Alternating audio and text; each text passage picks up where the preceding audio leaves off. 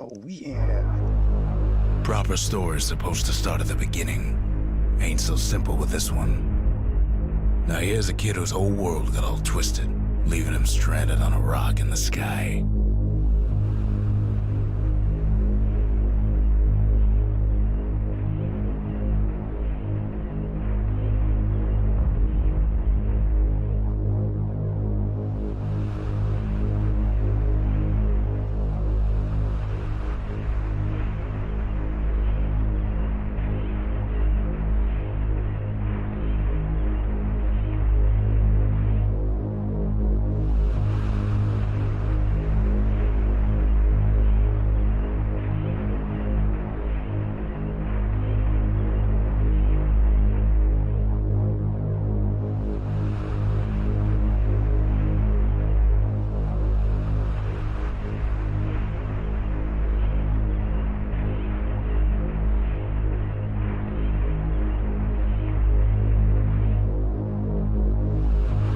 He gets up.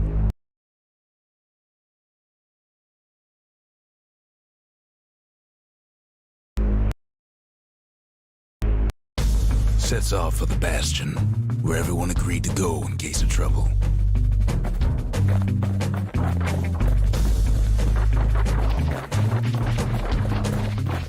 Ground forms up under his feet as it pointing the way. He don't stop to wonder why. Finds his lifelong friend just lying in the road. Well, it's a touching reunion.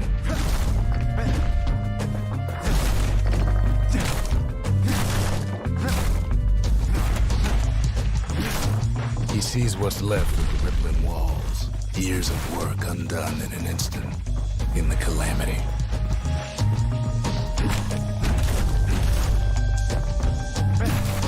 That a survivor? No, ma'am. It's a gas fella, forced out from underground. Kid pops him good. Fella got a piece of him, though.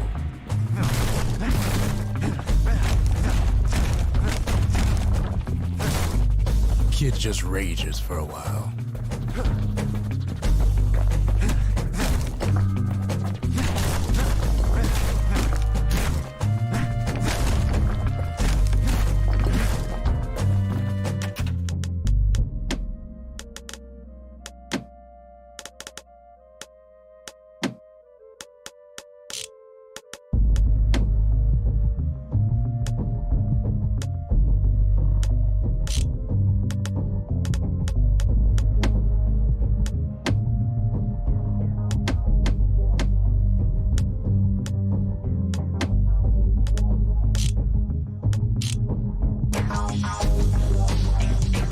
An old repeater falls out of the sky.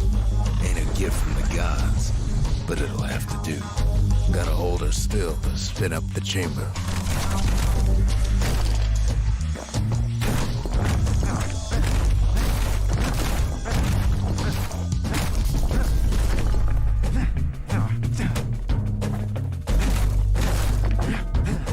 And then he falls to his death.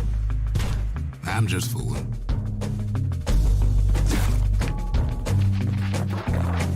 Kid's worked up quite a thirst by now, so that fountain looks real inviting. Sometimes you just need a drink.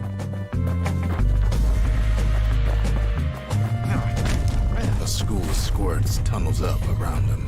Must have fled here from the mines.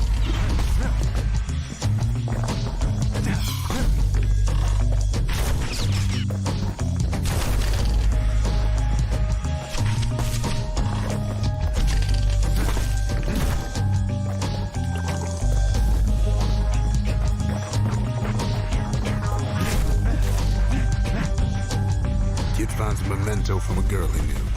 Always used to fancy her.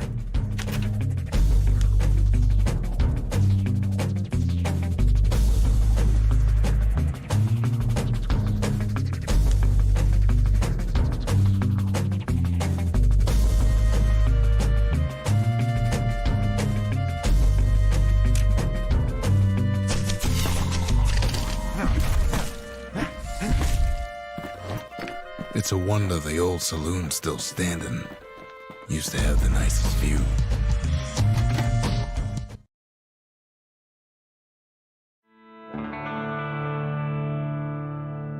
He sets foot inside one of Zealandia's famous watering holes. Inside's old Rondi, the bartender. The calamity got him before his drinking did.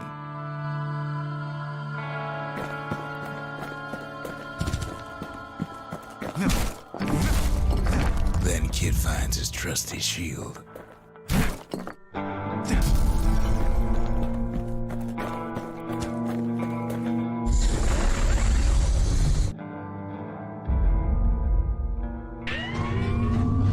The security takes him for a petty thief.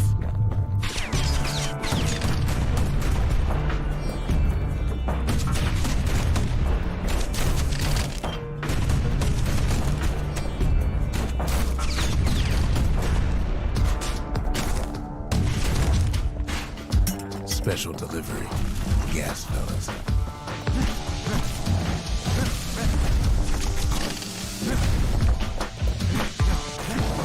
Windbags start turning up for last call.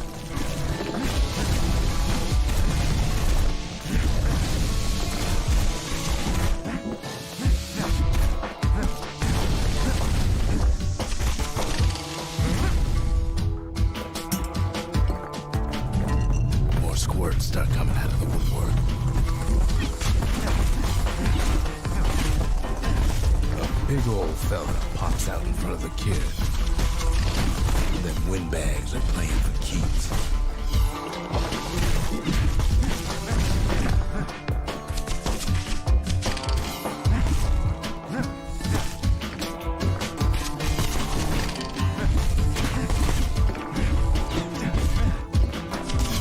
Kid sees the way to the Bastion out the window. It's a bit of a drop.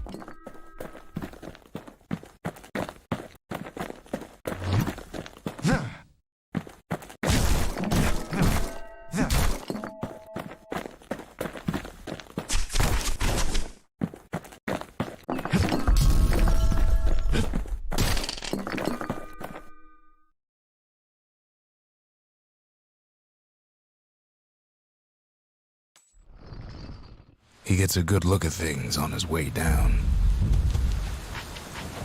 He lands on top of a breaker's bow, and it ain't broke.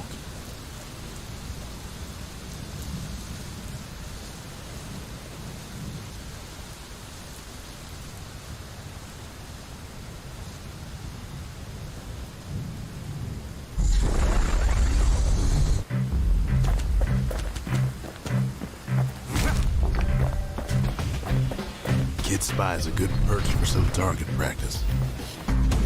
He knows he should draw the string all the way back.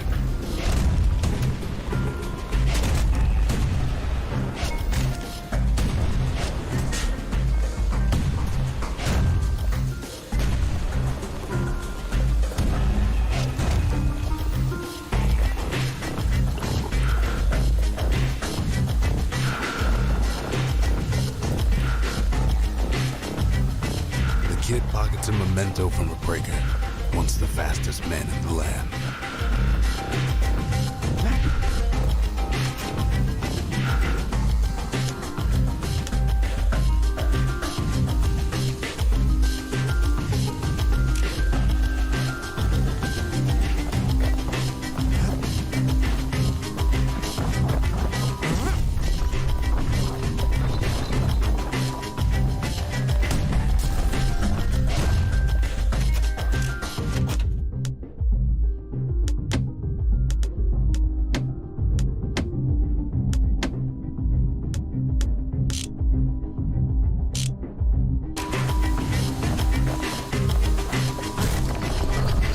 Good news is the emergency defenses still work.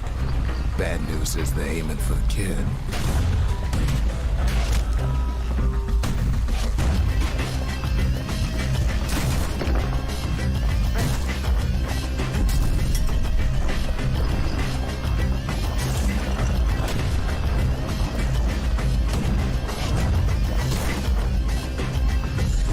Picks up a few pointers from a dusty old tome.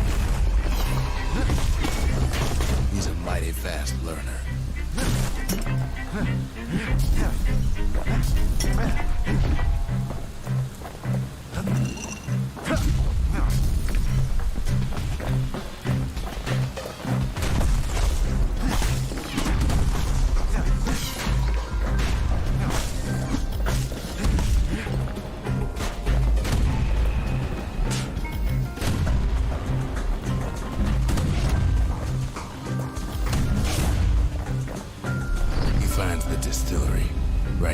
the arsenal. Tough part of town.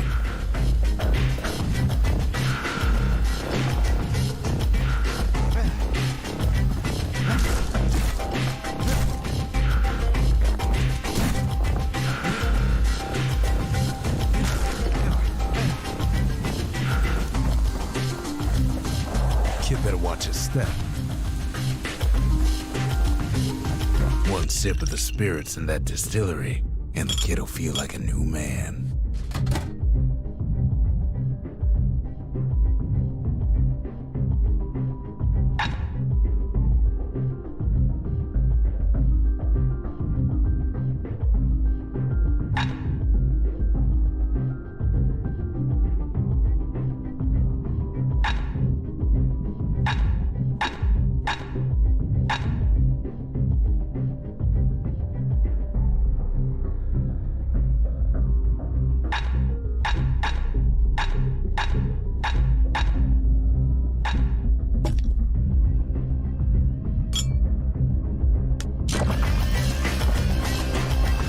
Arsenal's where the kid can pick the best tools for the job.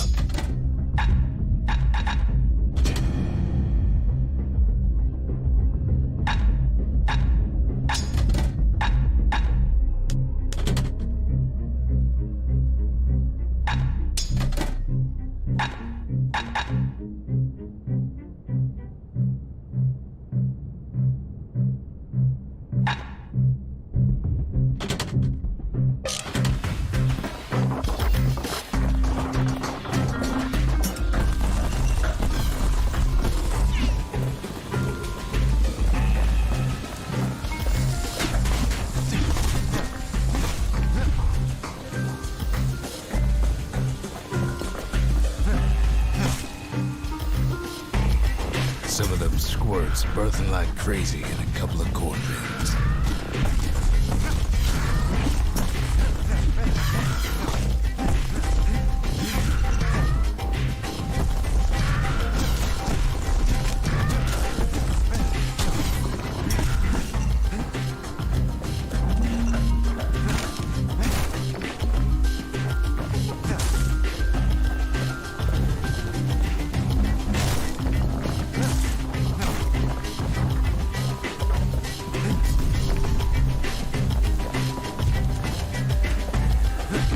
Was Maud, the tutor, once taught the kid good manners.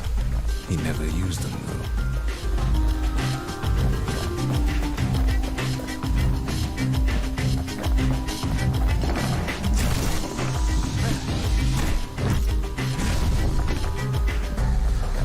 An old ferry barge sends the kid on his way. The Bastion's real close now.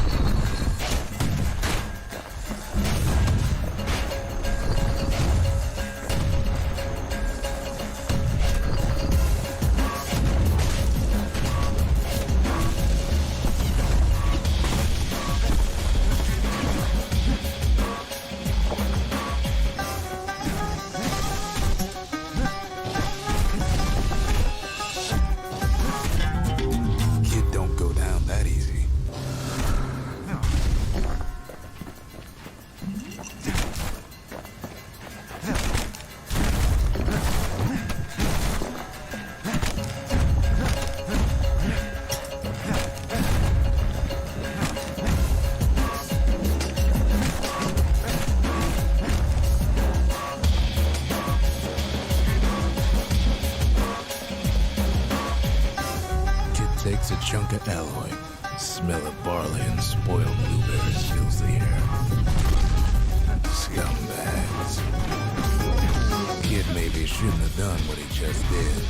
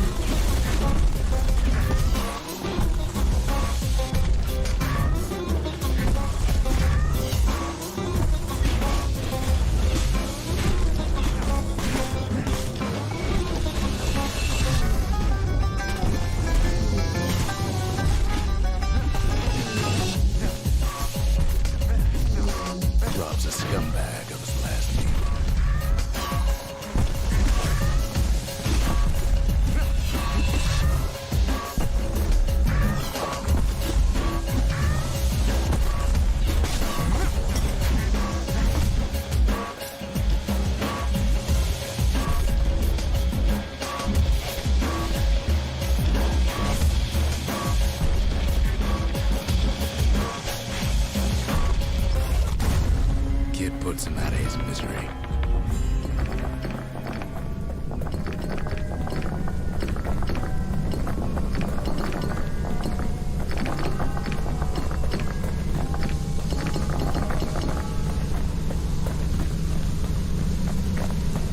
He finds the core to the Wharf District. He steals the city's heart. Might as well.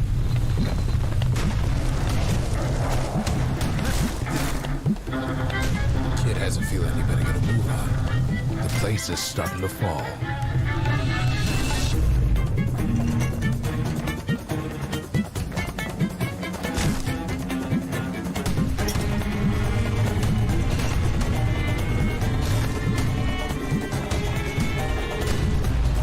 See, that core kid took was the only thing making this particular rock stay afloat. Kid just keeps running.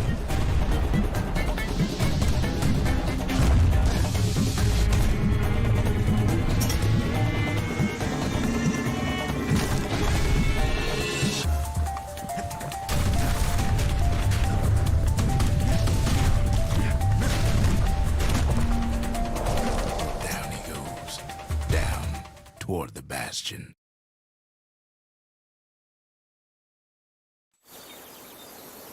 Now the kid sees something stranger still. His mind races. Did anybody else survive? Sure enough, he finds another. He finds me. We talk for a spell. There's a bit of the Bastion's power in that crest, enough to point the way to the cores.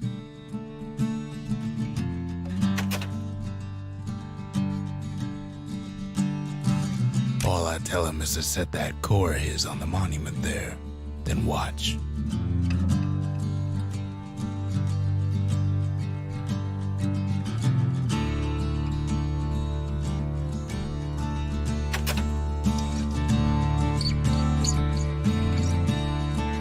I tried to let the kid down gently. This is the Bastion, all right, except no one else showed up.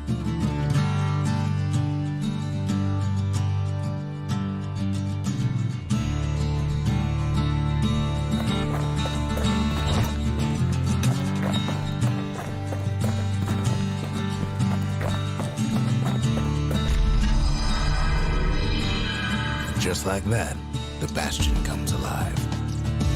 Starts growing again, growing stronger. Kid's gotta put its power to good use. Now the Bastion can send him even farther into the wild unknown.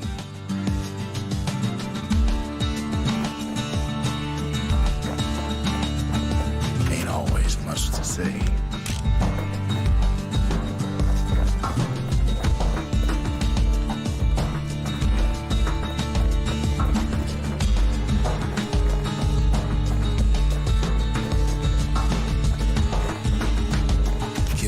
What to build.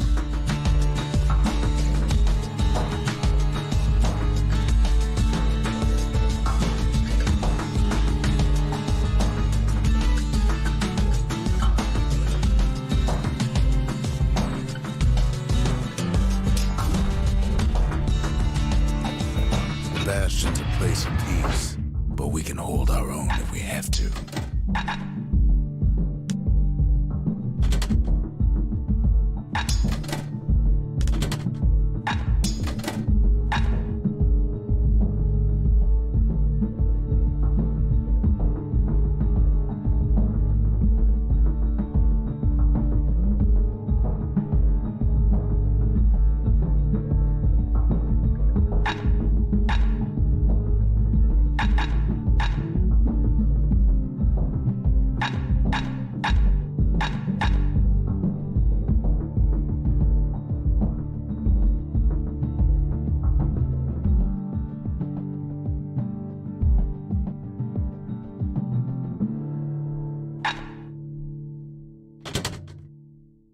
Ain't much kid can't handle with hammer and bow in hand.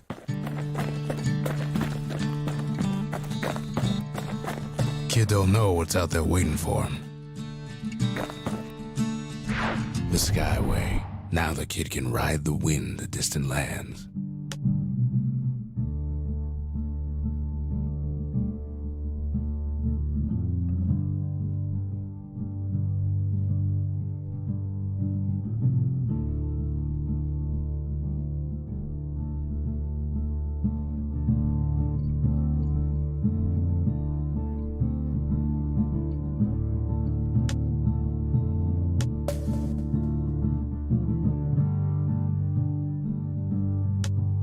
The Wharf District. Folks sail deep into the boundless sea from here. The Bastion, Caelandia's safe haven, once the highest point in the city. Too bad it wasn't finished before the calamity struck. The Breaker Barracks. Many straight shooters learn their way here.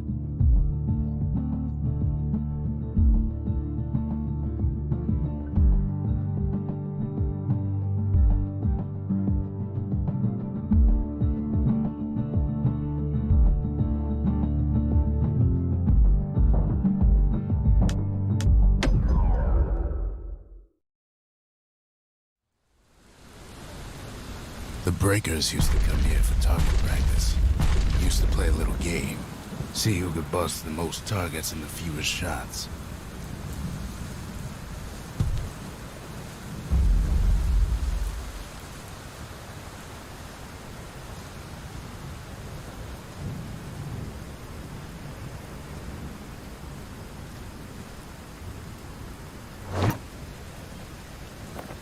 He's focused. He's armed. And he's off.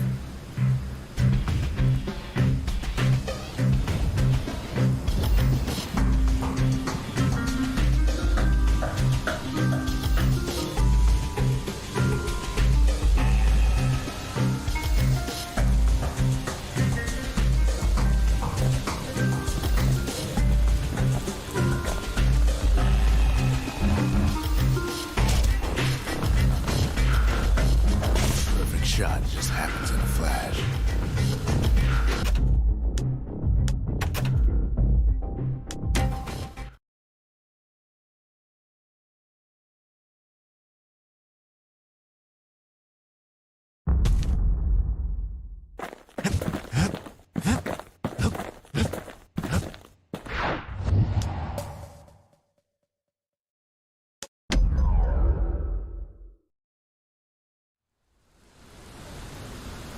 Kid ain't had enough in the Breaker's barracks.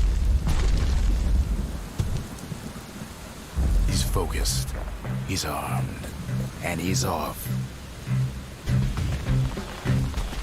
Takes practice, and a mighty strong bow helps too.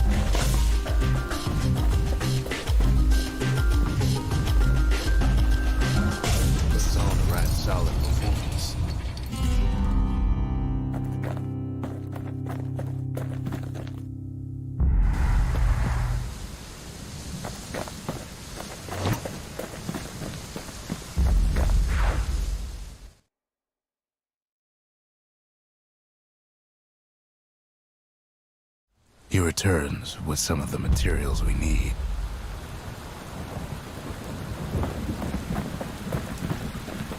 Sometimes a single look says it all.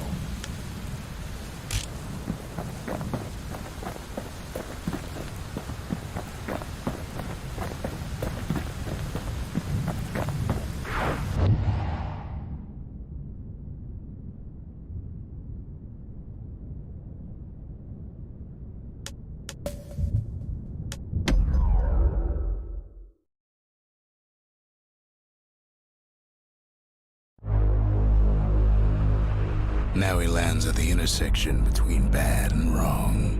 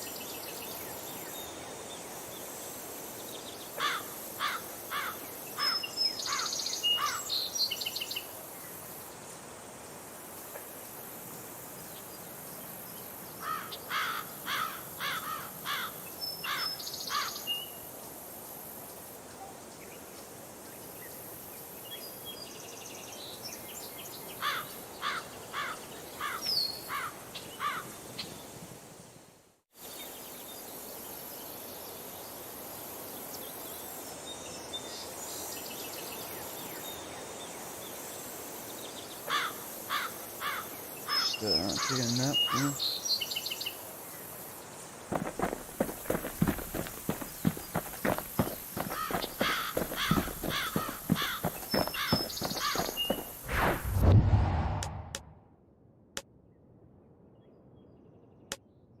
The workman ward. Them windbags used to keep the city humming along here.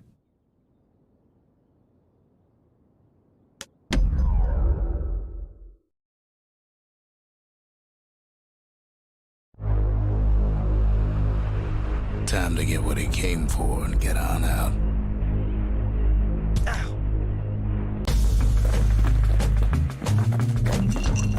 He heads for the squirt steps. Won't be no field trip this time. Up north is where the gas fella foreman used to live, tending to his flock.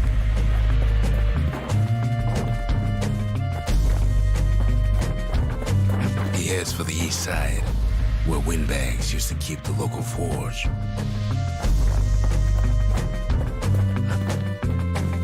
He heads for the biggest dump in town, Scumbag Alley.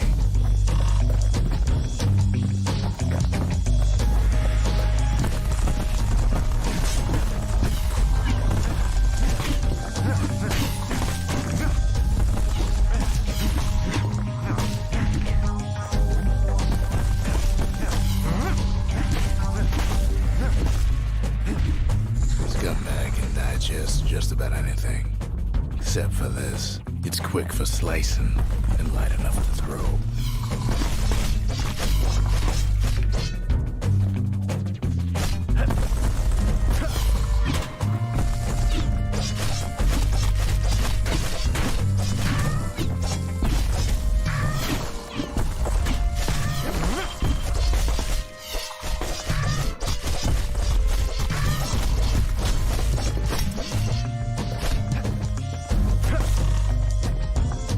They say even the most rambunctious squirts can be tamed. No sign of the core here. At least the kid got something for his trouble.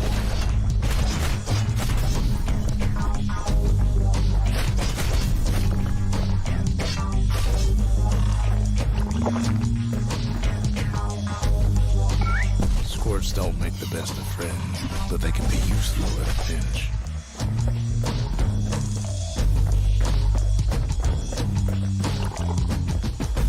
Them squirts just don't know when to quit.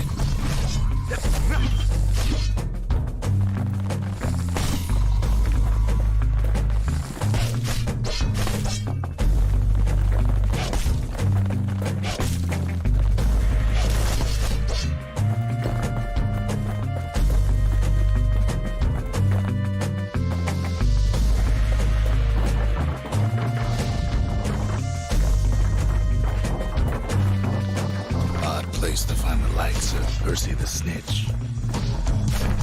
Never much cared for that big wide grin of his.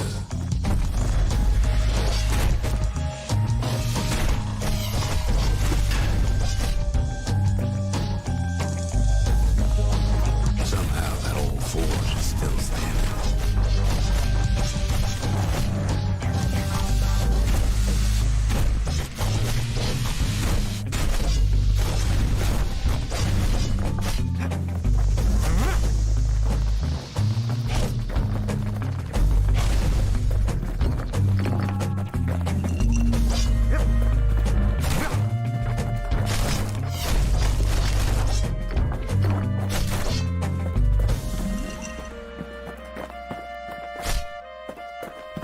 Inside the forge, Key can fine-tune those instruments of his.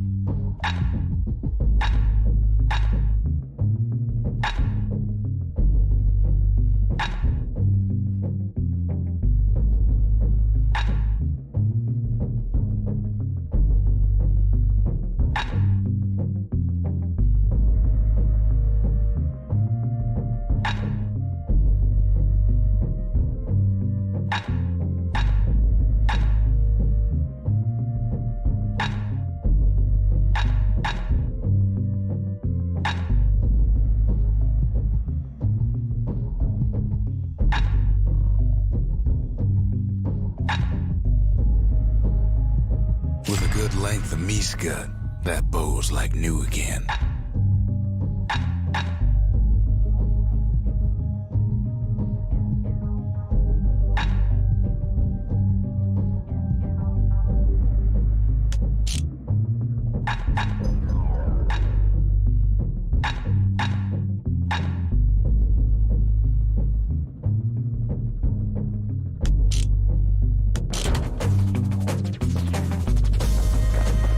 Core ain't here neither, so he's gotta guess again.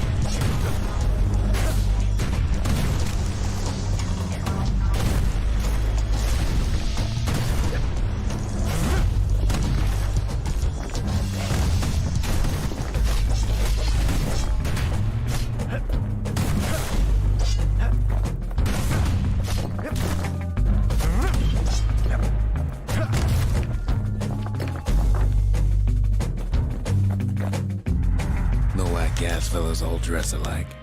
Kids wondering the same thing.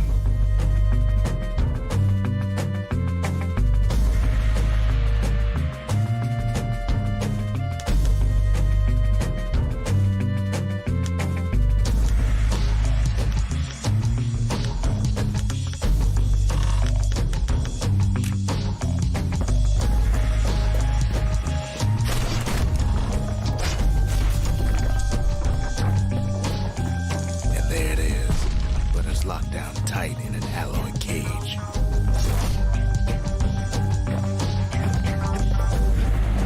A blustery old foreman's keeping his fellas in check, almost like he's showboating for the crowd.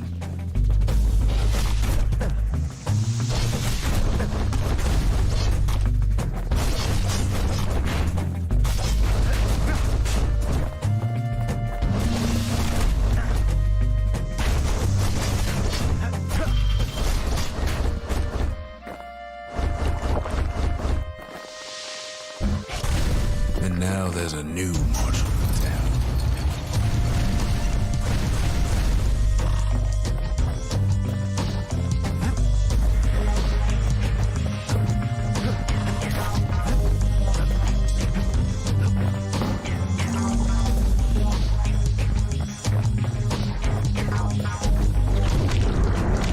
Some scumbag still feeding off the city's own trash.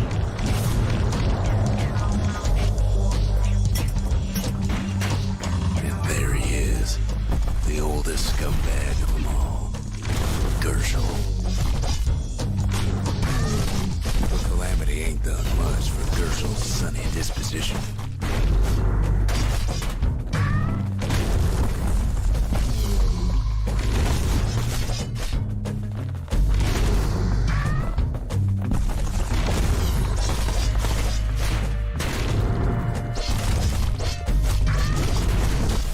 Cuts up Gershel like a pineapple. Old scumbag didn't feel a thing.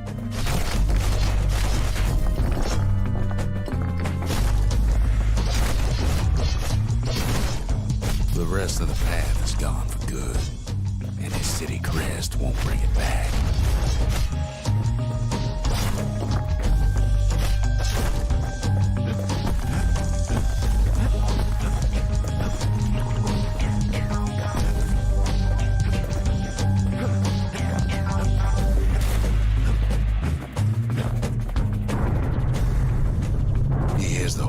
Grown, but it's too tough to fall. Kid's ready to go, and his ticket out's right where he started.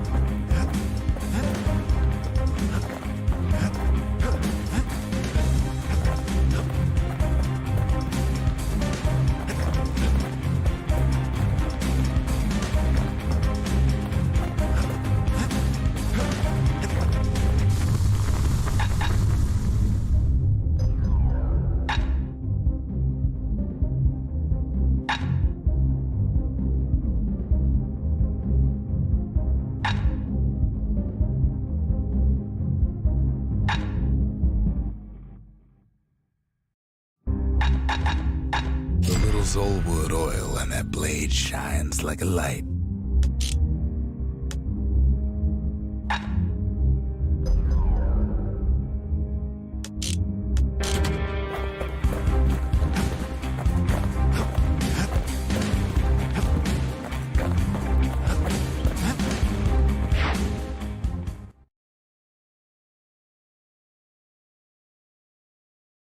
He comes back, just like I knew he would. The core hums in his pack. The monument's calling for it.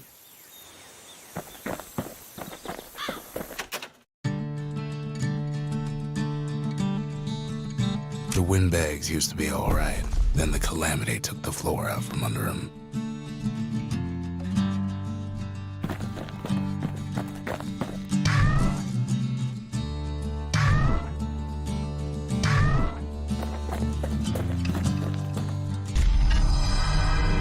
does it again. Only fair he decides what we build next.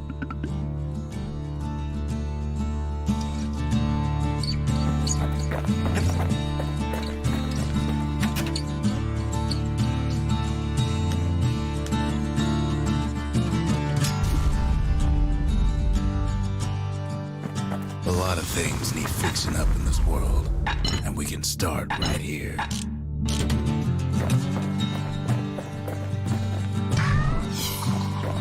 Come on, give the little tyke a break.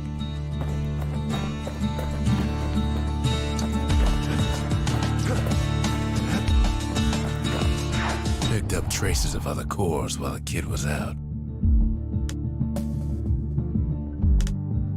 The melting pot. Place hoarded all sorts of fineries from beyond the boundless sea. The sundown path. Lovely place for a stroll. Before the calamity, that is.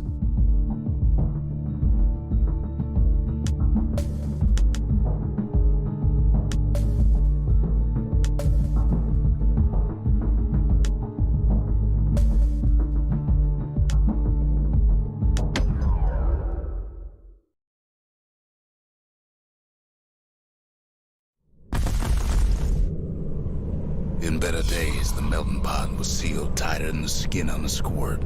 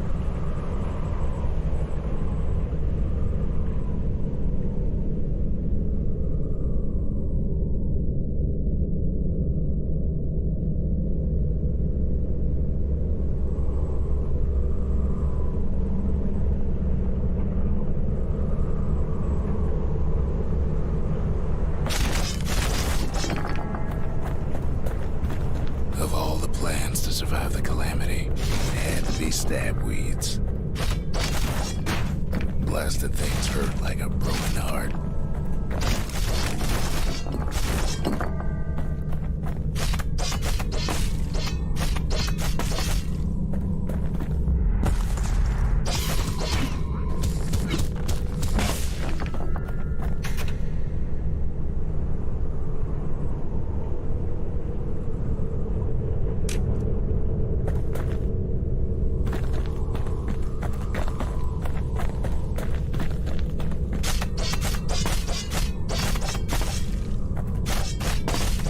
If there's a core, he figures it ought to be deeper down.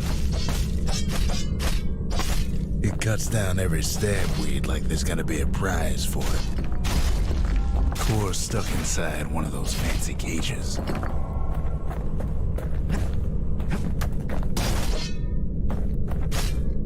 No breaking a cage like that, but the kid tries anyway. Gotta find a way to spring it open.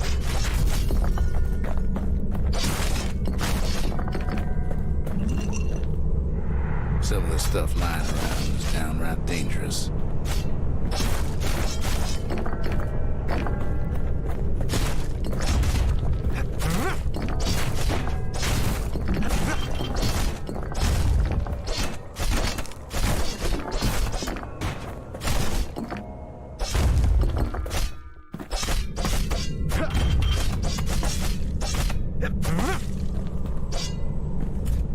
He throws a switch.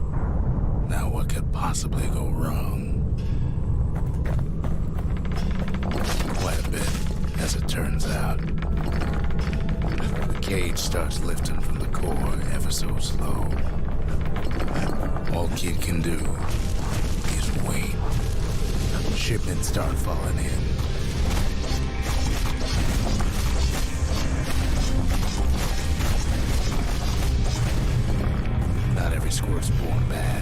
Some spring to the kid's defense.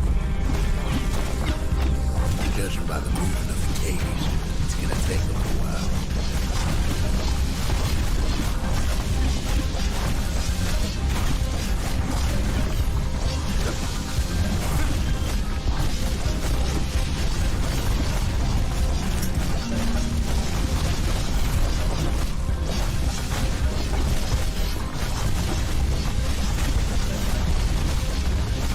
Scumbags don't take kindly to each of the words.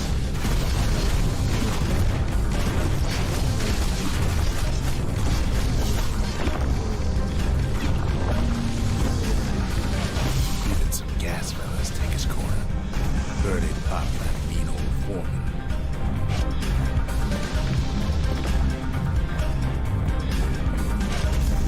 At this rate, maybe 5 more minutes, maybe 30, hard to tell.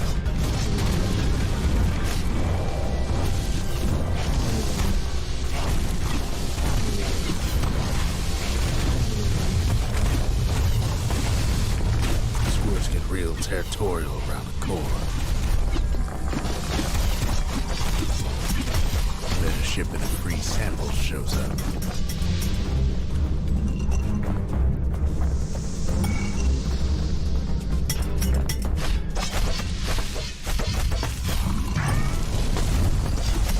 One thing's for sure, that cage is awful heavy.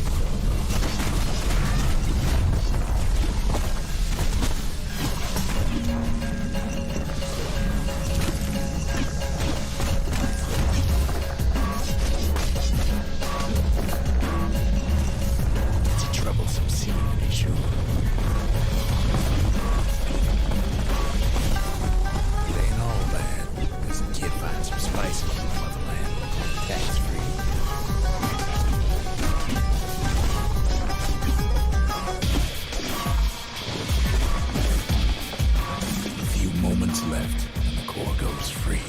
10, 9, 8, 7. Give or take a few seconds. Finally, the core's within reach. And done.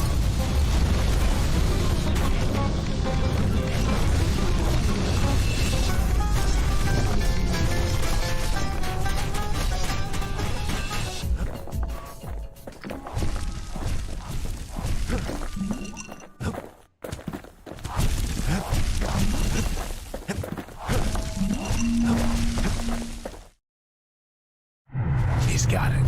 Just gotta get to the nearest barge.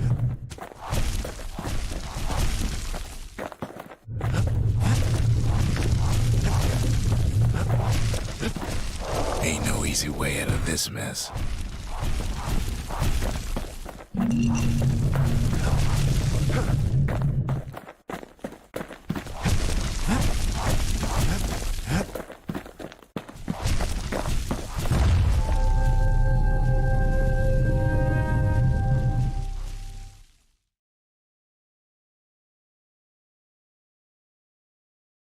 I still remember the look on his face after that one.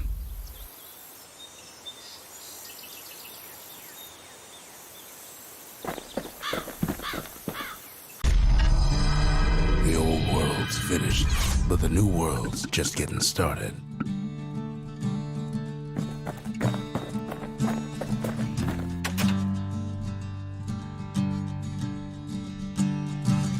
Folks voyaged across the boundless sea to found Caelondia. It was good living here for a while. What else is there to say?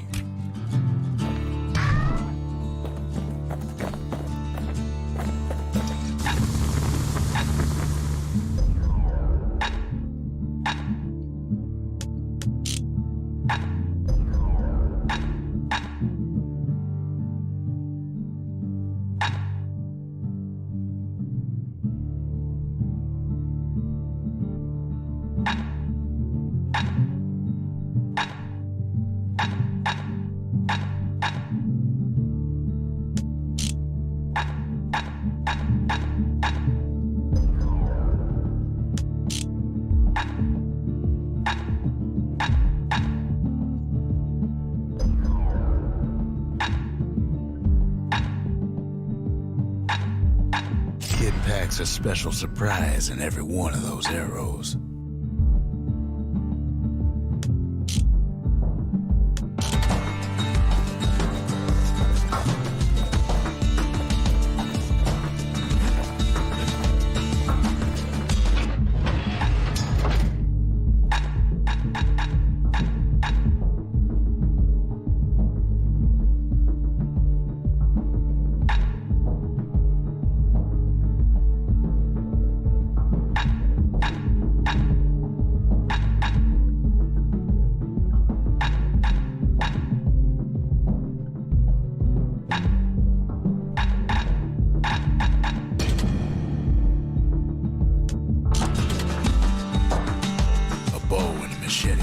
Every bit as effective as the fancier stuff.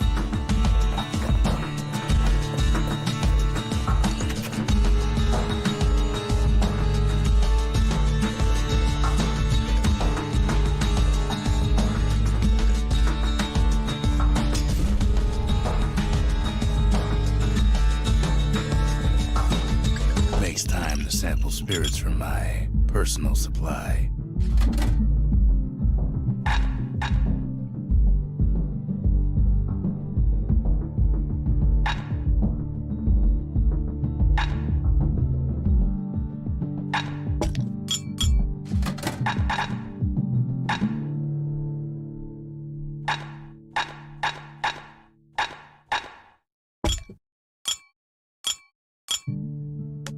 Where whiskey has no scent, but tastes like a peppered boot heel, it's not for everyone.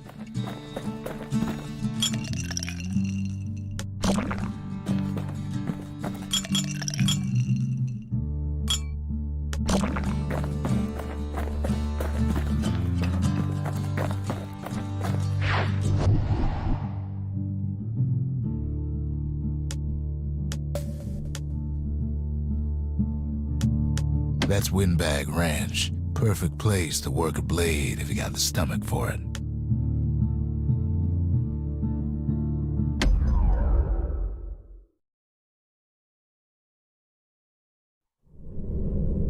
Windbag Ranch was built for gathering squirt extract in copious supply. Ain't nothing more healthful.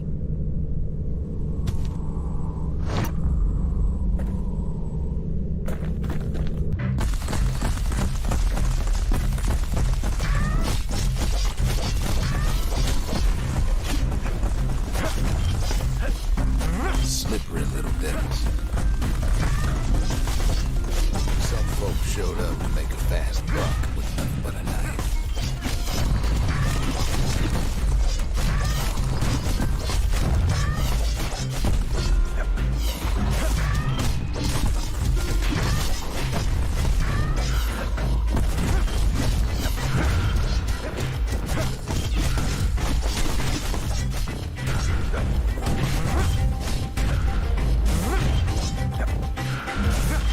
Other folks came to train their throwing arms.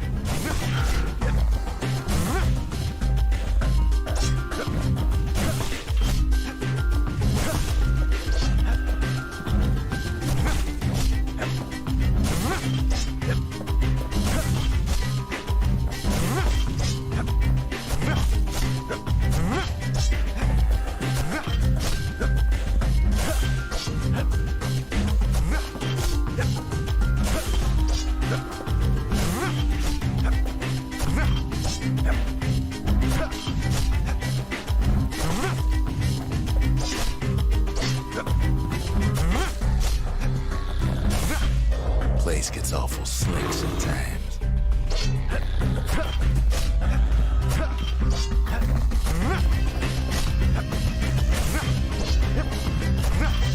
Still others use the place to test their finest blades.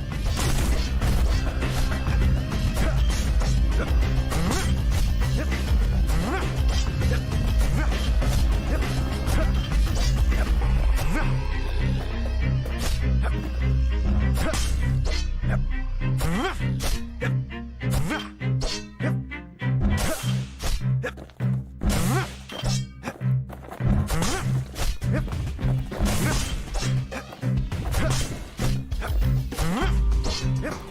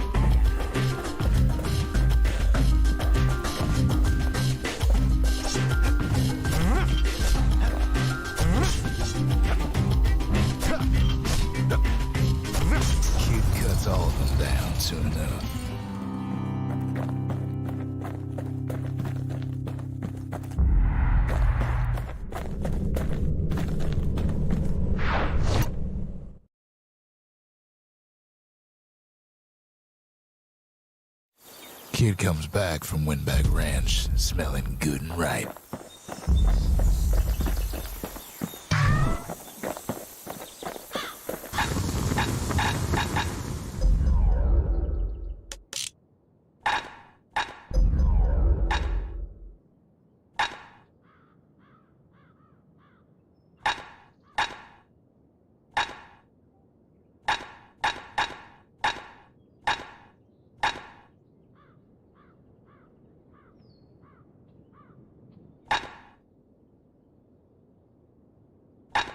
War machetes are so quick, you gotta keep a good grip on them. We ain't much for pleasantries.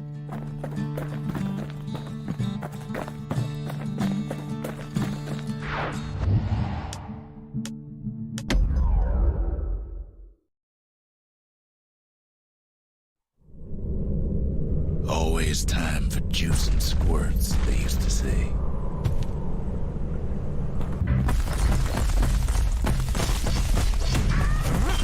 At least the little fellas can't feel a thing. Some squirts try to feed that instinct.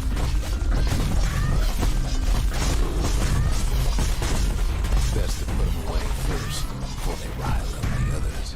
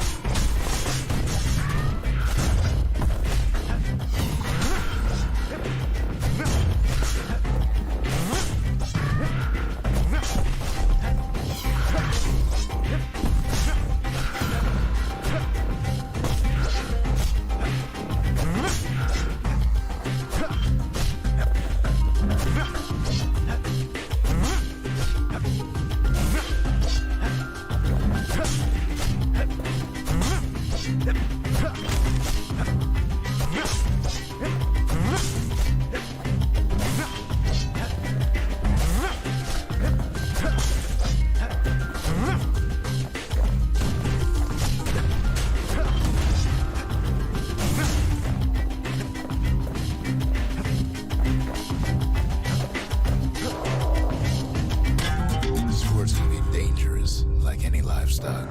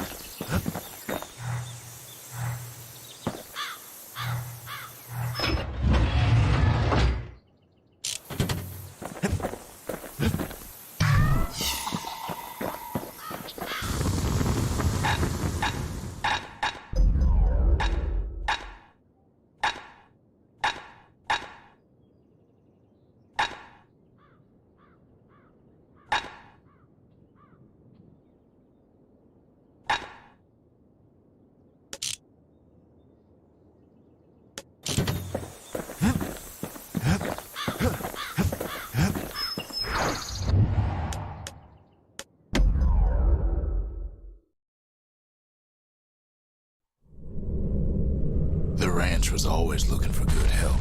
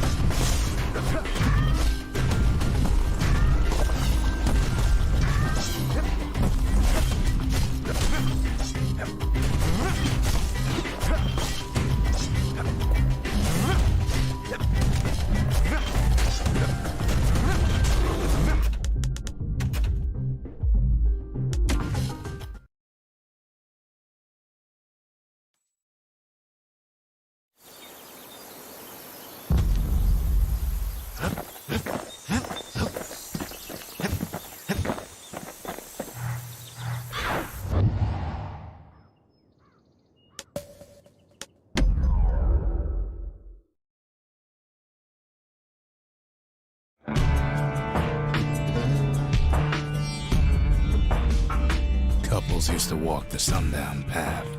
Kid ain't here for pleasure, though.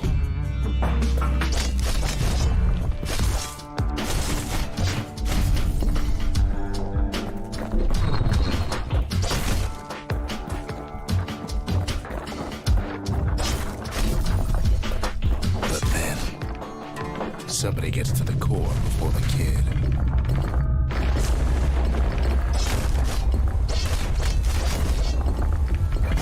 The floor starts giving way under the lightest step. A single panic squirt could bring the whole place down. So could a reckless kid, for that matter.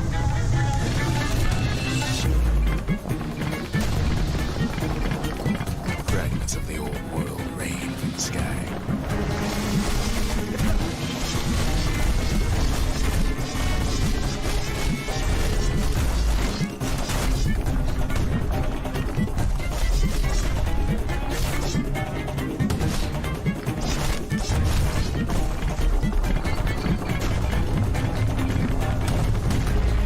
Valuables are lying everywhere.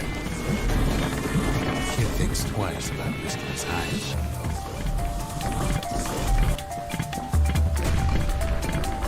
well, the path ain't exactly open to visitors no more. Security's all fired up.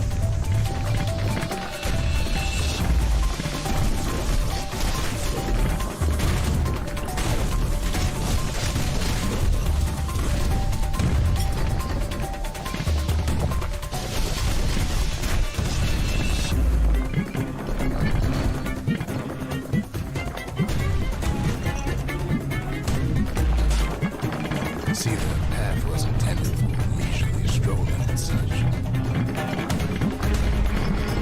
Not so much for noise and tomfoolery.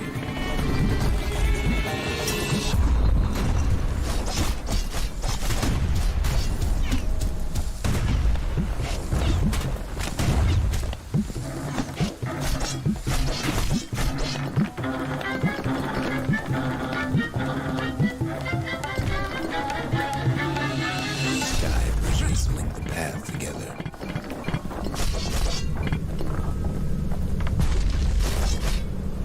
One of them bridges whips the kid along.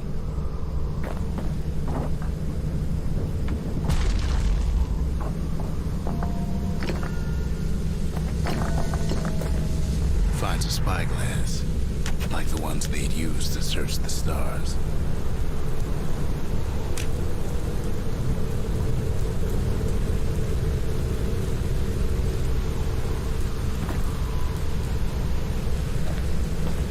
Air travel always was an iffy proposition.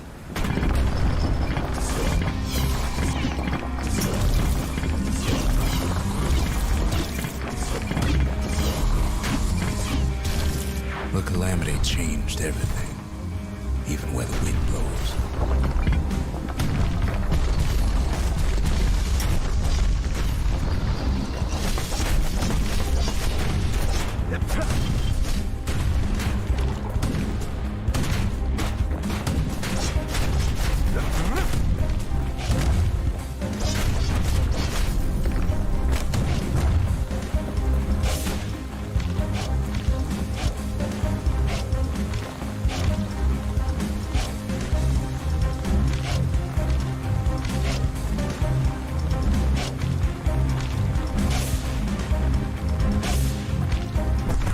Mastered the winds in the old days, we can do it again. But the question is, who else could have taken the core?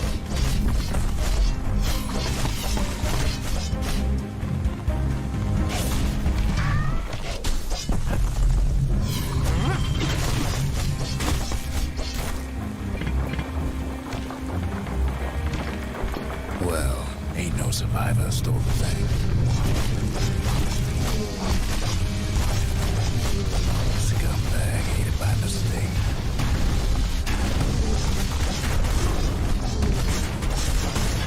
He gets the wind knocked right out of him.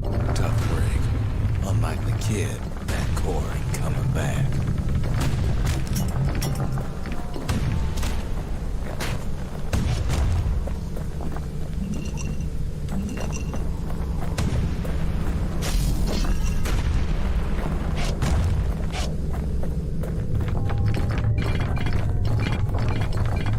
To ship live munitions down the path.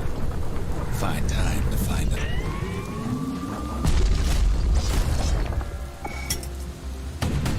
He's wise to toss those things plenty far away.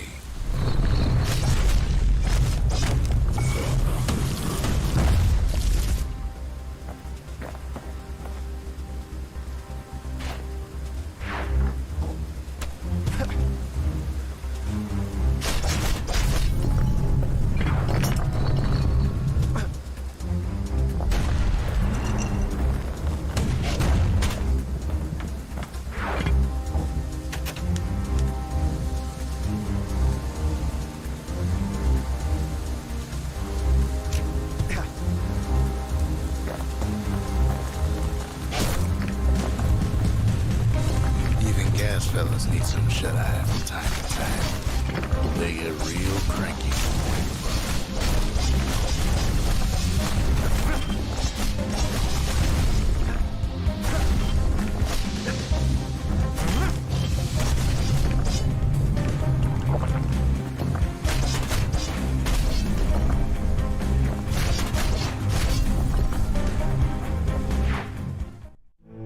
In all this toil, Kid keeps coming back to an overwhelming question.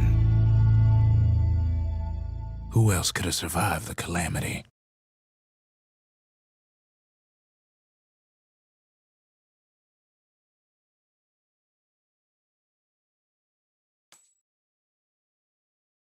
So he didn't find the core that time, but that ain't about to stop us.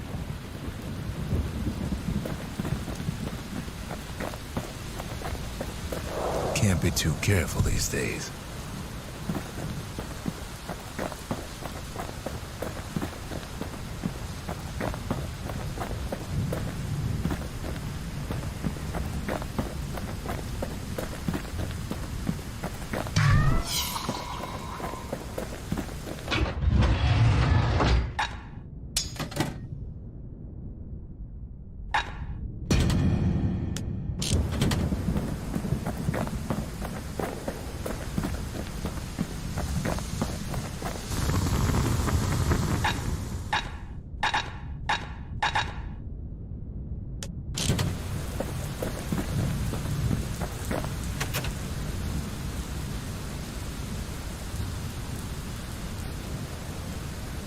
We could always see the stars.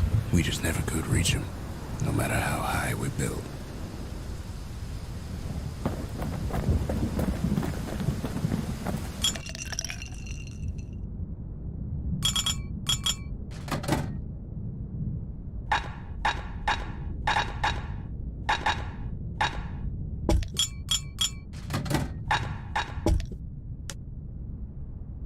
hearty punch is so zesty, it'll let you carry on through the worst of times.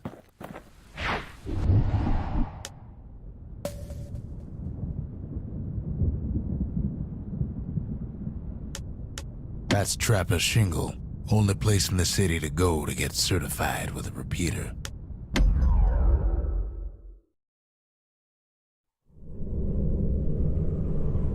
No place better than Trapper's Shingle for learning to tread light and shoot straight. Trappers had to tread real careful here, else take a nasty fall. They train themselves by clearing out the targets, while not clearing out the floor.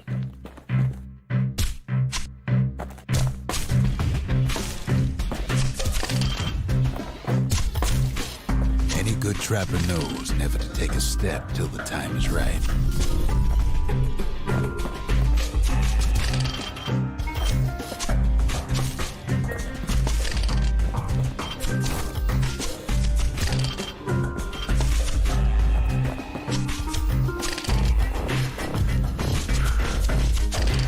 Most trappers couldn't get through without a few scrapes.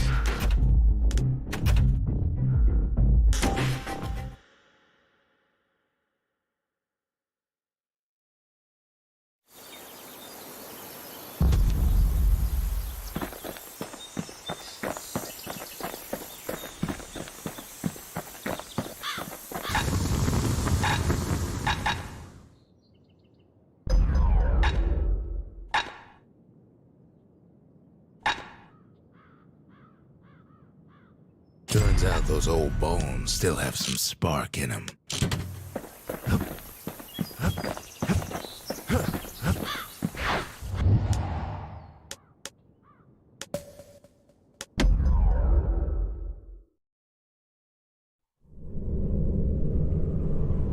Kid decides to keep working his aim and footwork on the shingle.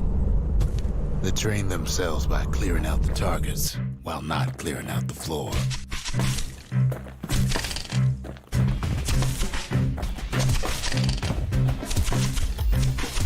Best time to pick a new spot was when swapping magazines.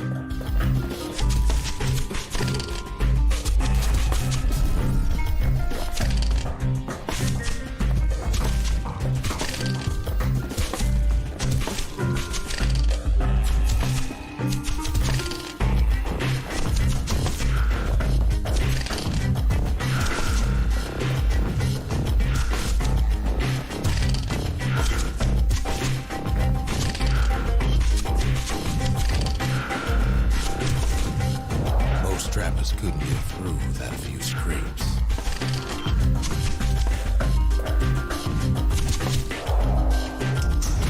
A decent trapper wouldn't walk away empty-handed.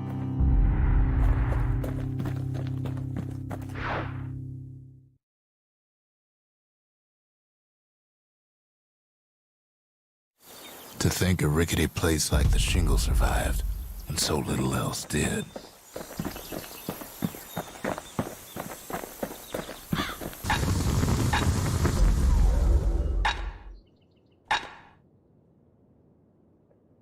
That ought to make those fangs sink in nice and deep.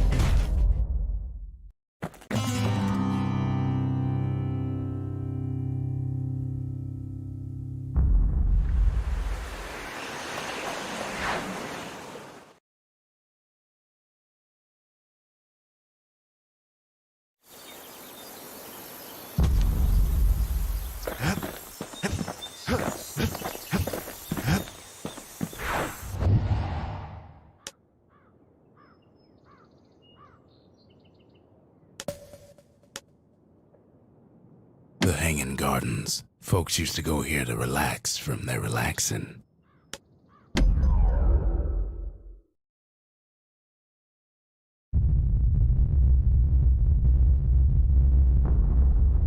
The dead welcome him with open arms.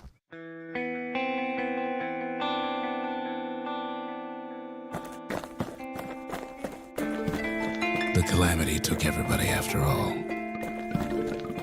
Kid sees it plain, frozen faces all around. You don't much care to see him, not like this.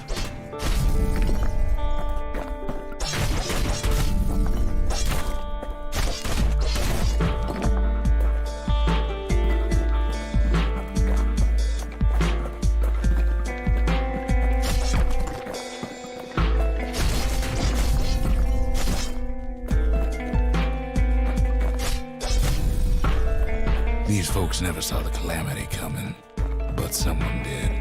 Someone close.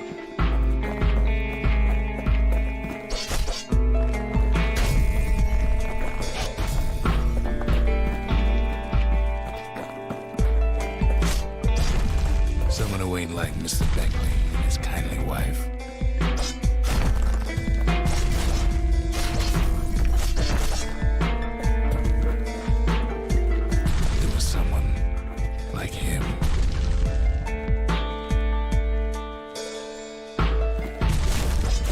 Sees him there agape, in the flesh.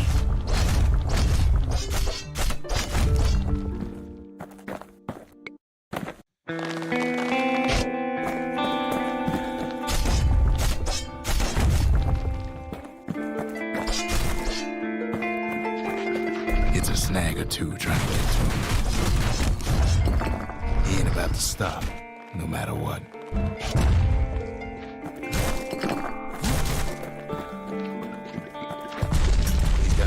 Questions after all.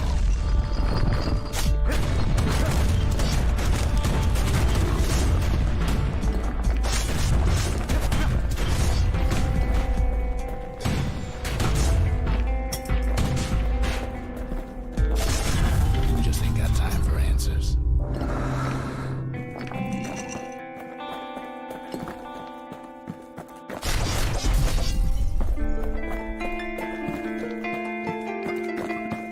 The Thunder brothers didn't make it.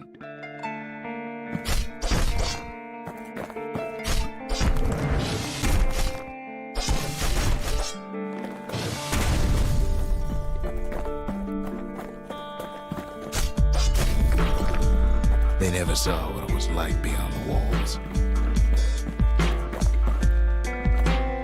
Nor did the bird boy. Didn't make it.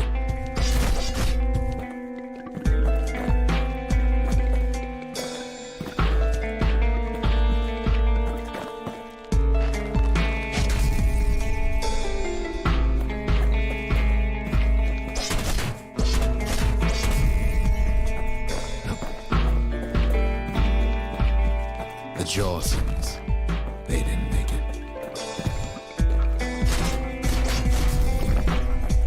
Grady Sr., Grady Jr., they didn't make it. But him, he survived.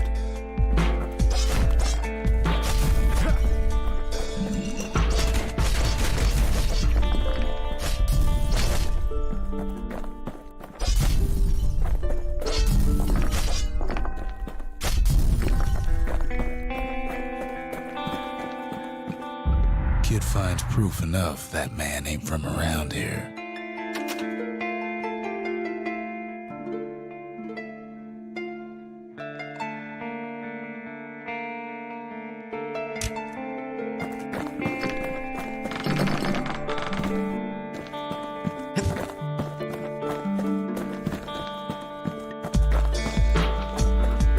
Just think, without that man, we wouldn't be here right now.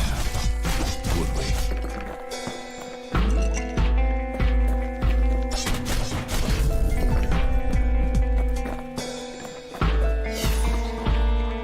core survived as well.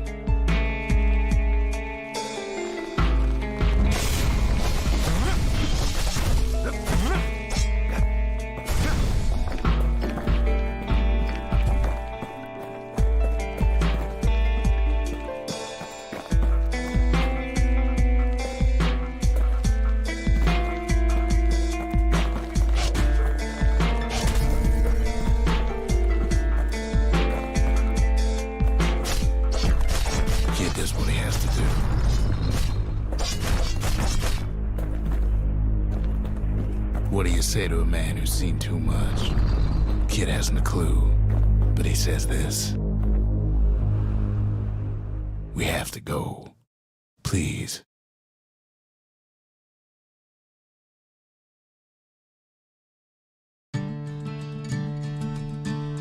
He's a proper gentleman, that man.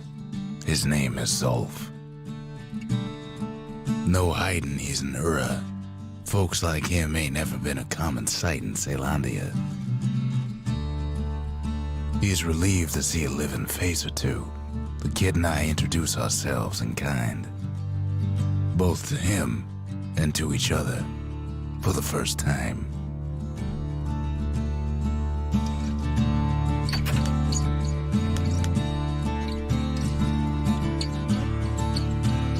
He was born in the Tazzle terminals.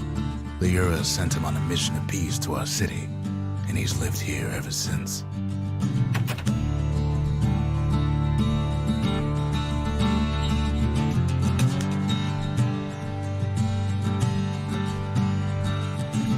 We all lost loved ones in the calamity, he says.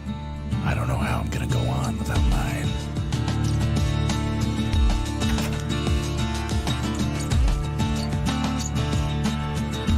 For Zulf, Caelondia was like a second home. He's real worried about his first home, too. Far to the east. Zulf offers to help me plot the skyways for the kid. At least the calamity hasn't touched the stars, he says. Kid says hello, and Zulf's lost in thought.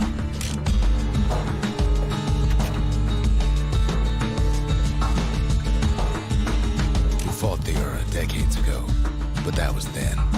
Things are different between us now. We talk a little here and there.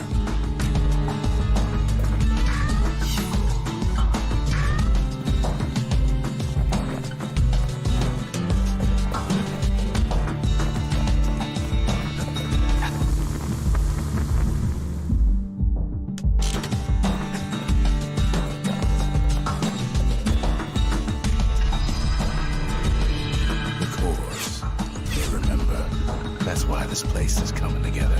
That's why things are gonna be all right. Well, look what we have here.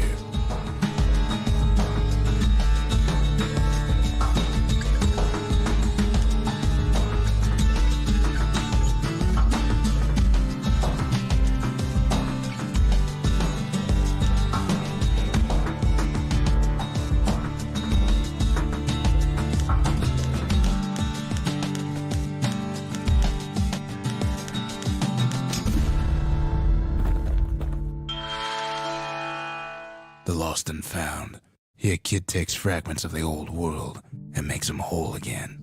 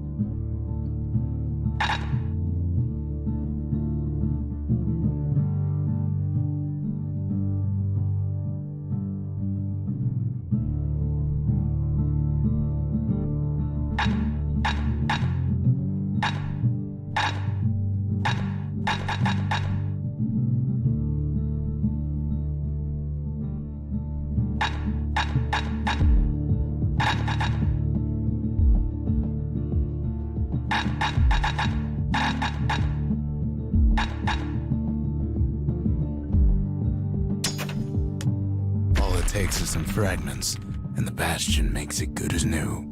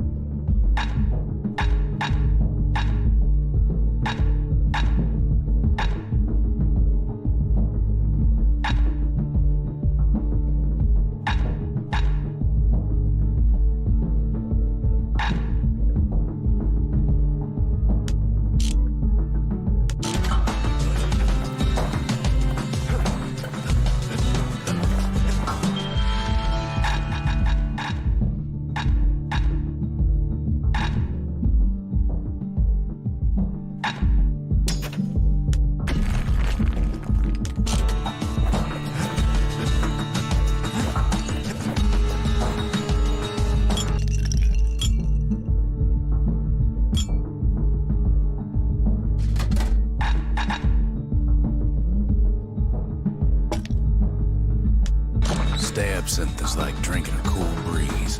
Just don't go spitting needles everywhere. We tracked down a couple more cores near the edge of the city.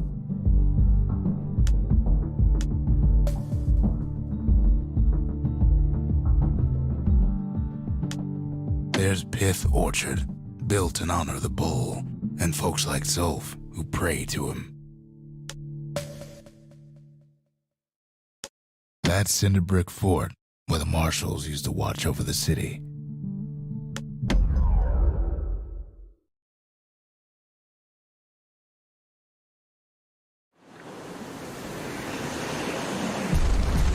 There's only one way to Cinder Brick Fort. The hard way.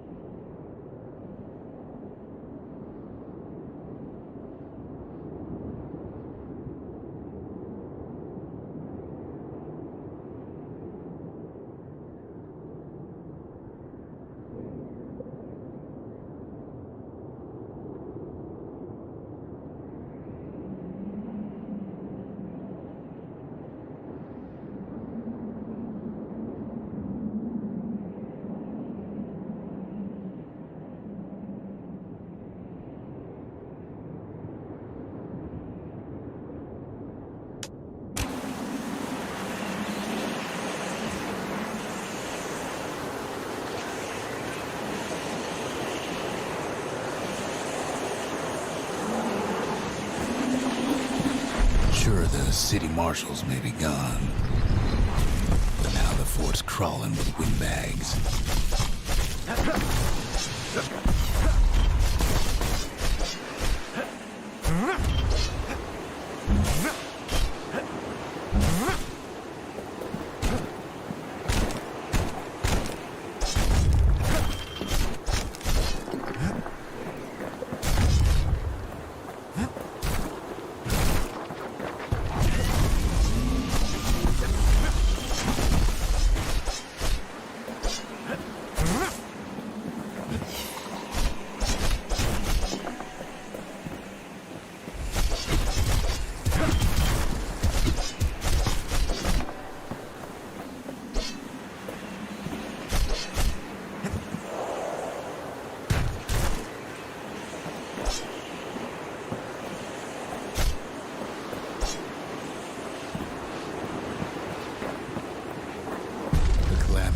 Mercy.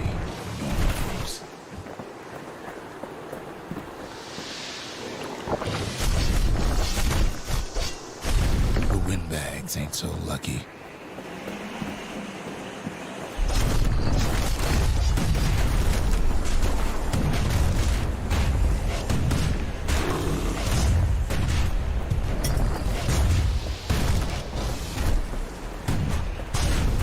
to freeze or starve or face the kid.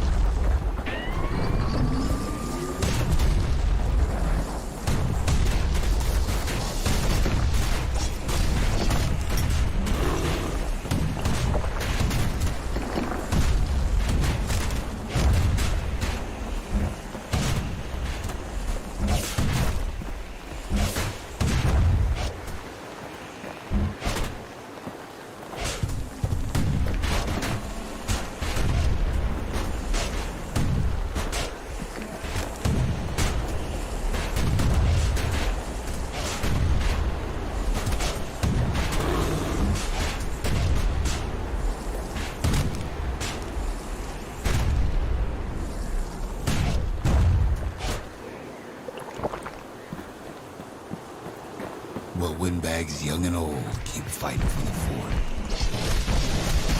Wham! Kid's ready for the windbags this time. He can't hardly tell up from down after a while.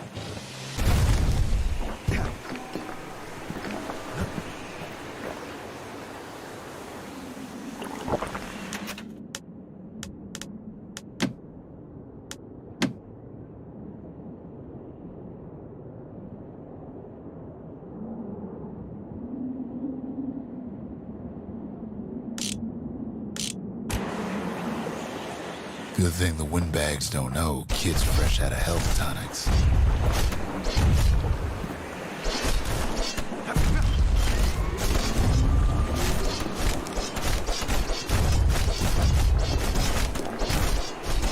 Windbags ain't much different from normal folks. All they want's a warm place to stay and a decent meal.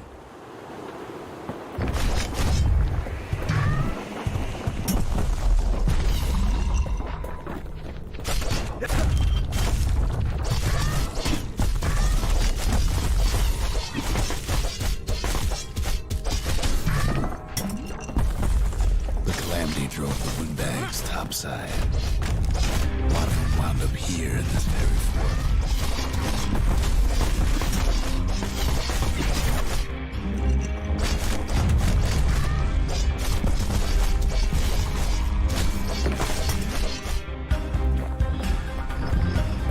Could have been minding the business underground like in the old days.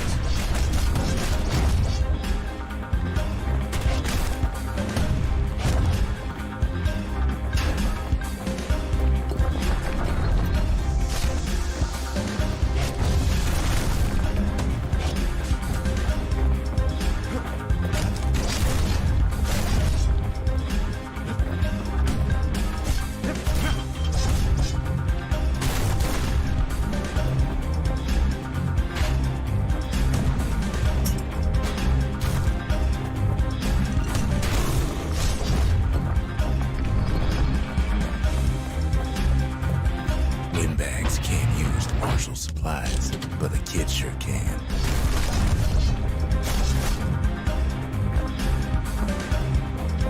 As for the windbags, Cinder Brick gave them enough heat and metal to munch on for a while.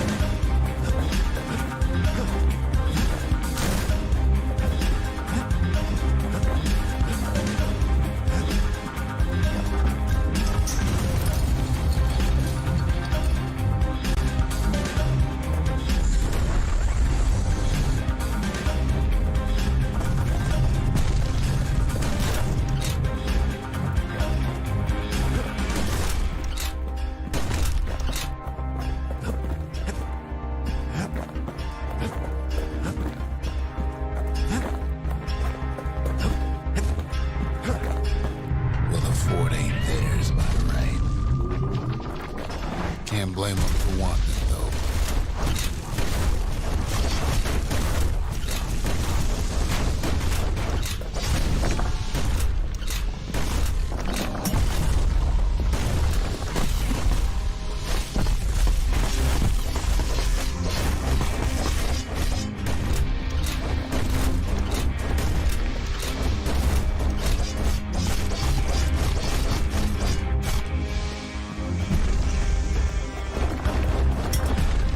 So many of those sorry things hold up inside that old fort.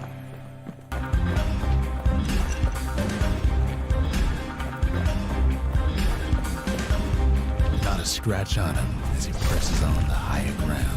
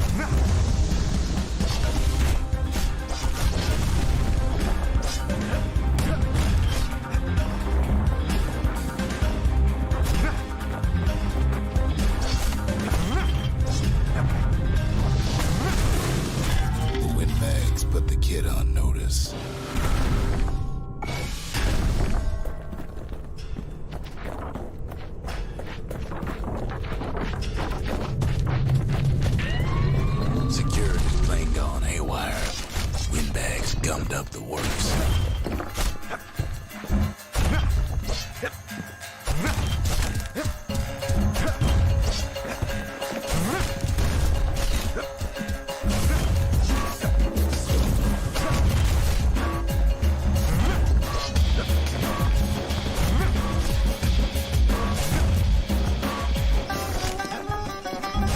It ain't afraid of getting burned.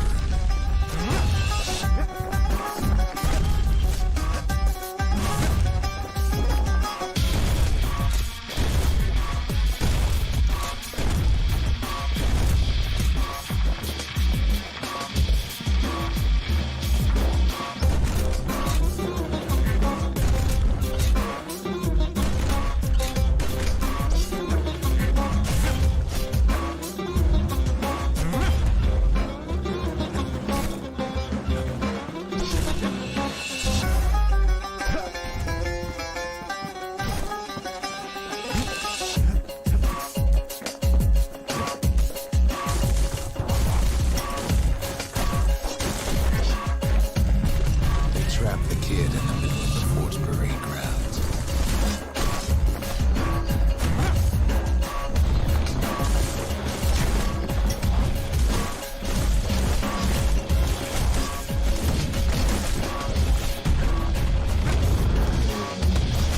Then they bring out Brutus and Landon and all his scumbag uncles.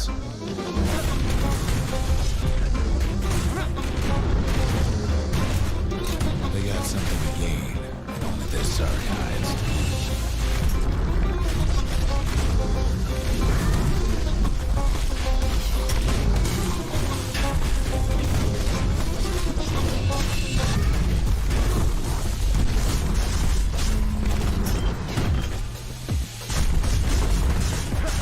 takes down Glutus. Maybe it was Glandon.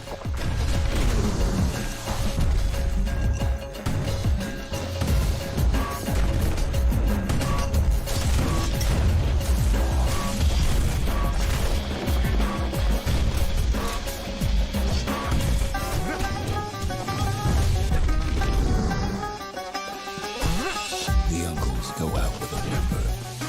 The windbags finally get the message.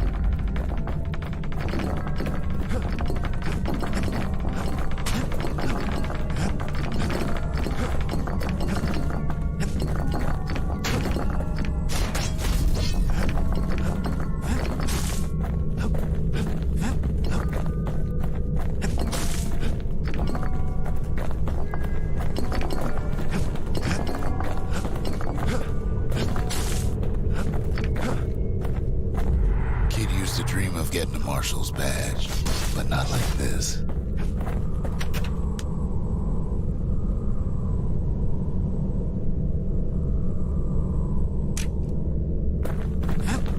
The Skyway's a welcome sight after all that. And now ain't nothing left for nobody down at Cinderbrick Fort.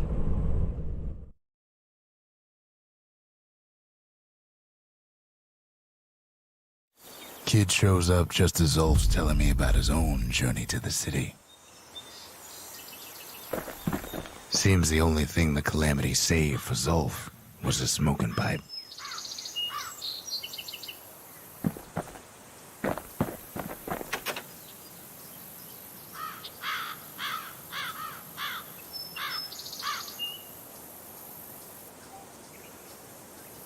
The marshals seem like good men, he says. They treated him with dignity.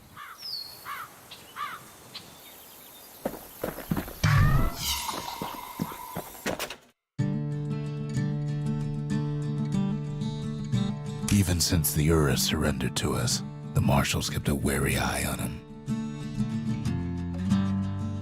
Keep your chin up, kid, I tell him. Zulf brought his antique smoking pipe all the way from the terminals. Zulf's the talkative sort, at least he used to be.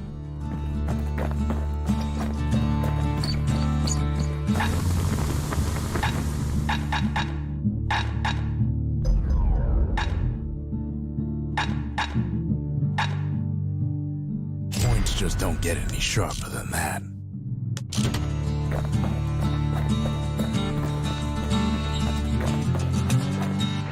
Poor kid collapses after just one drag.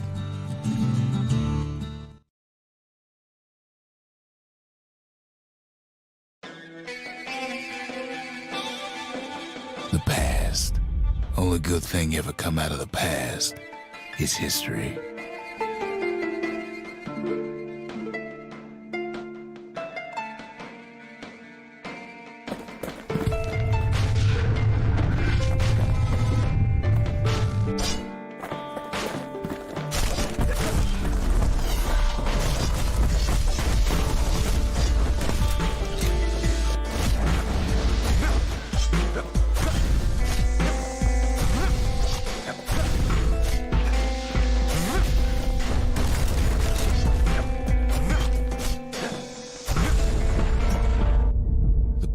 Catches up with the kid. Hardly had a moment's rest since all this started.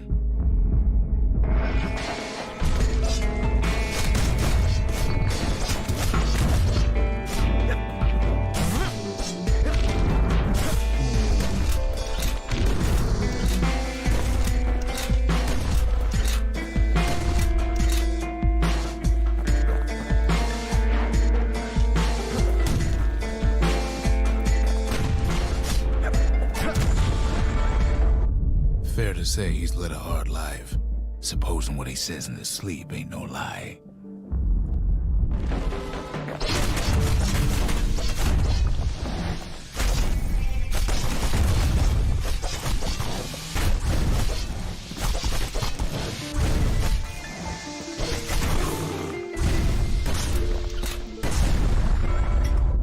He never knew his old man, but he had his mama to take care of.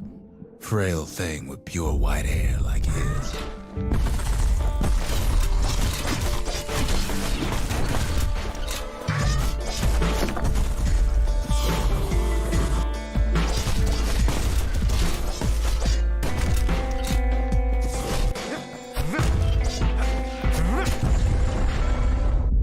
Having his mama's hair did the kid no favors while he was growing up, but he learned to hold his own out there.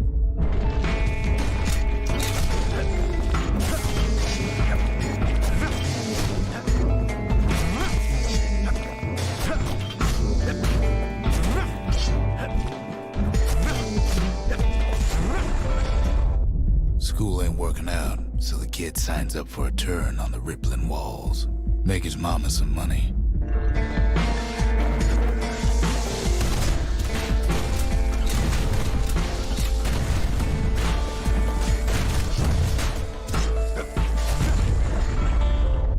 Thanks to folks like the kid, the walls kept Caelondia safe from whatever's out there.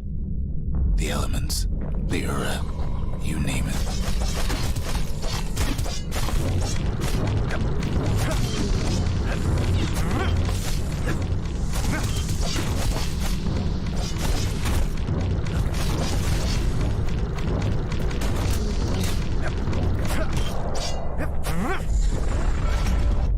Once the kid done his time, he hurried on home. Turns out his mama's time was done too.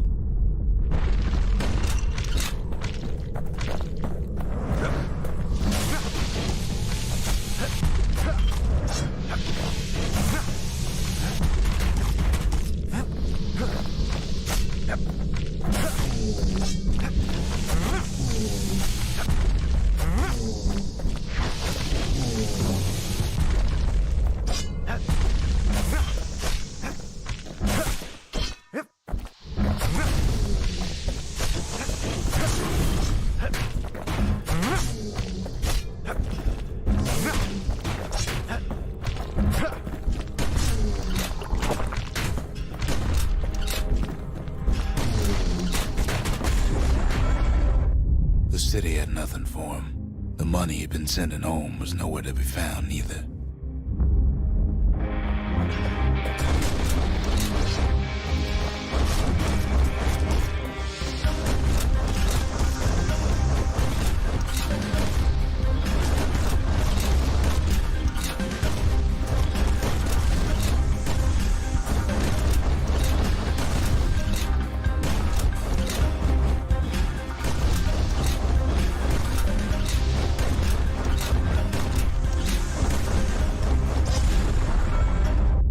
So what'd the kid do? Why, he went right on back to the walls for another 5 years.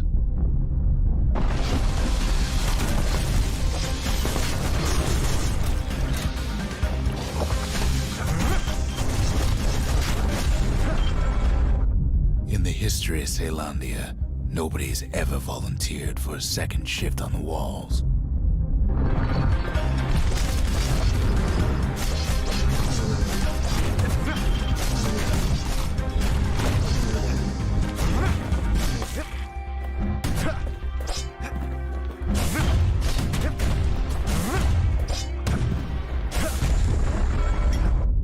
Out there, kid learned to fend for himself. Learn to build. Learn to break.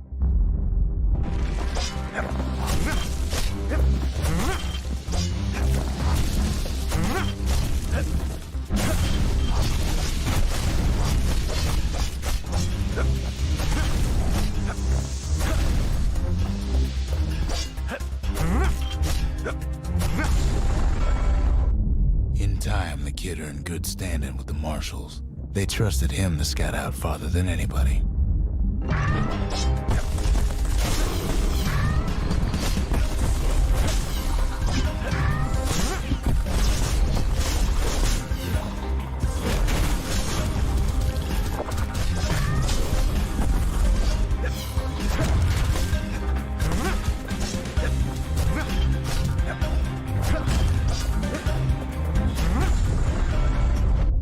One night, on one of his expeditions, the ground beneath him shuddered, cracked,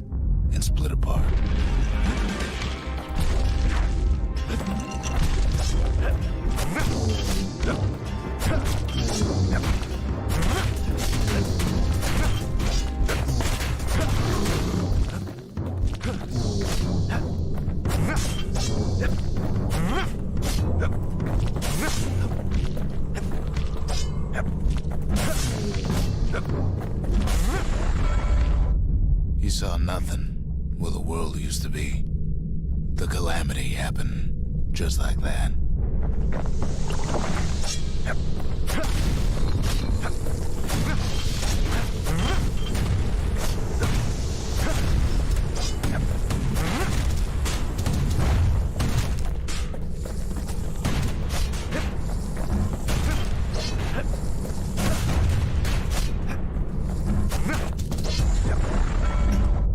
All the kid had to work with was his hammer and the clothes on his back.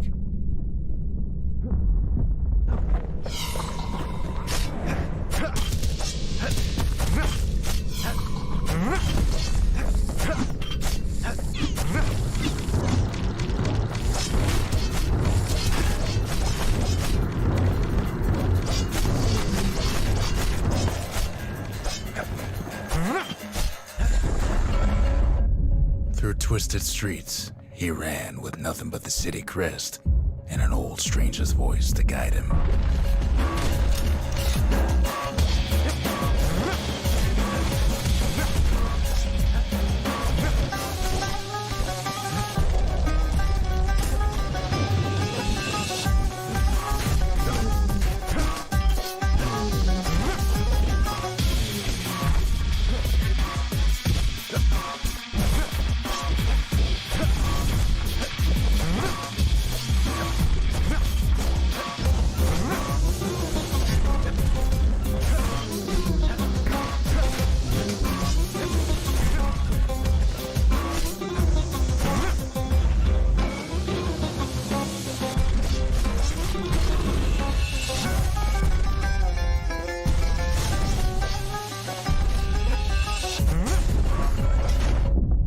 Finally arrived at Caelondia's vaunted safe haven. He and no one else.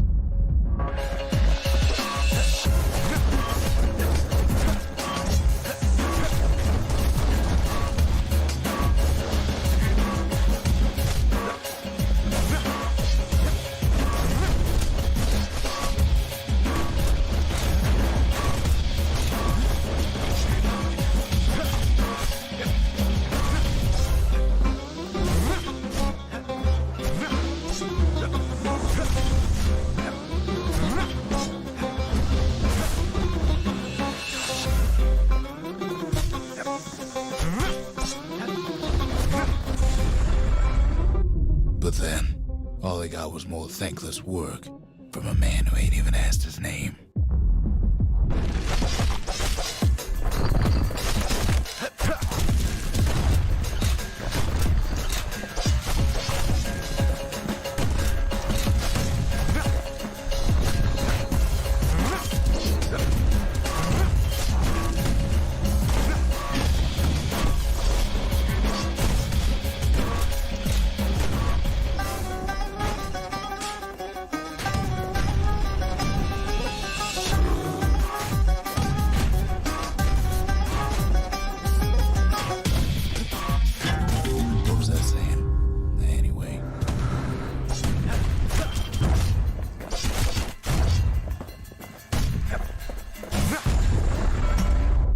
Sure, I may be the one who dreamt up the walls and the Bastion, but the kid made them real, not me.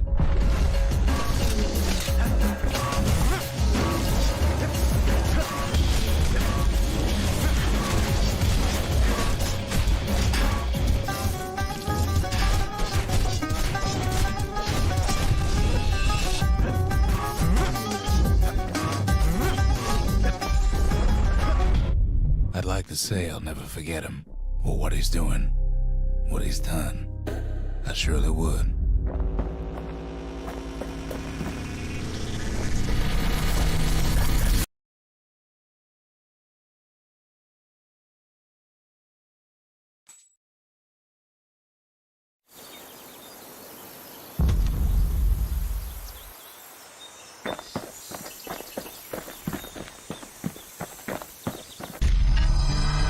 Zolf's travels ain't much compared to what the kids had to go through for all this.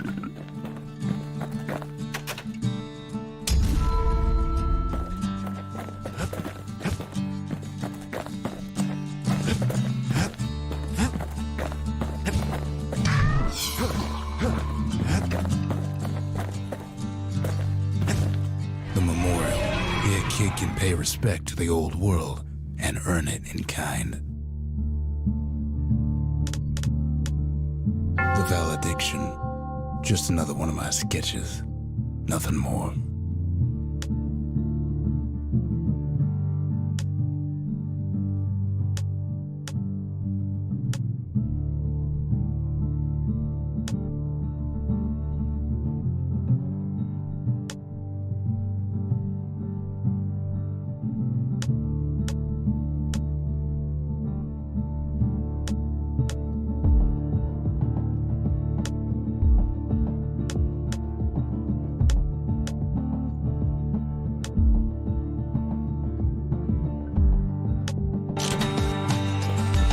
Words can't express what happened, but they're all I got.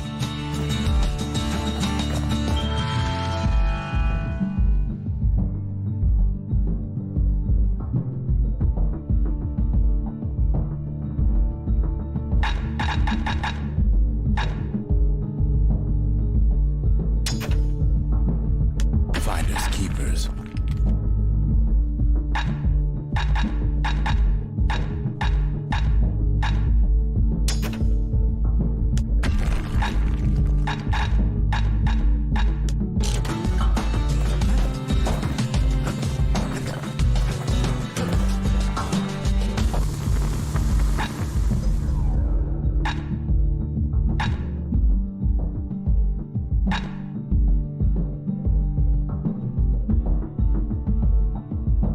Tune a scrap musket, you start with the barrel.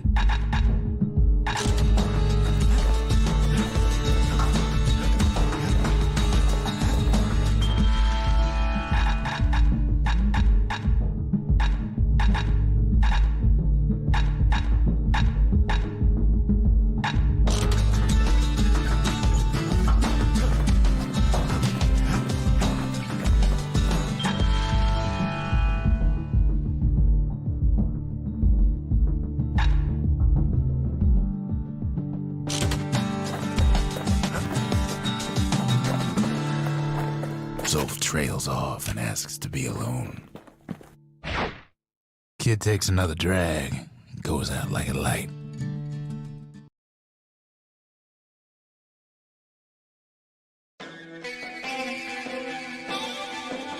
There's something you should know about the kid, but let me take it from the top.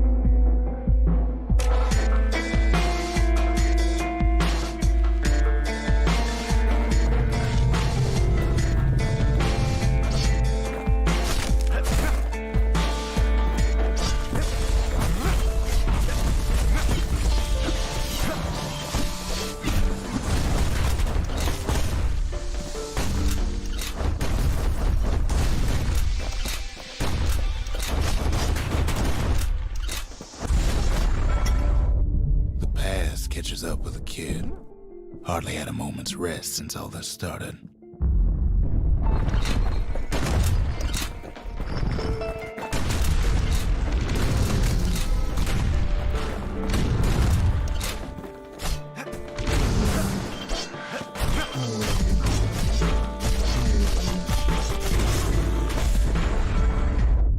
Fair to say he's led a hard life, supposing what he says in his sleep ain't no lie.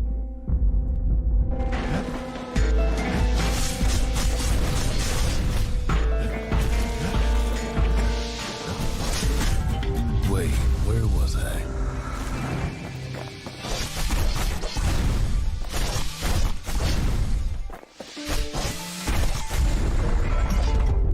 He never knew his old man, but he had his mama to take care of.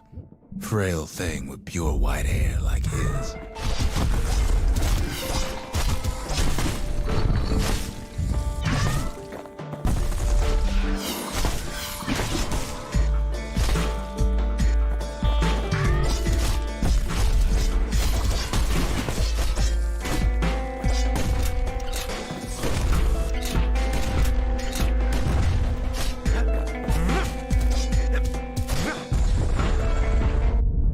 His mama's hair did the kid no favors while he was growing up, but he learned to hold his own out there.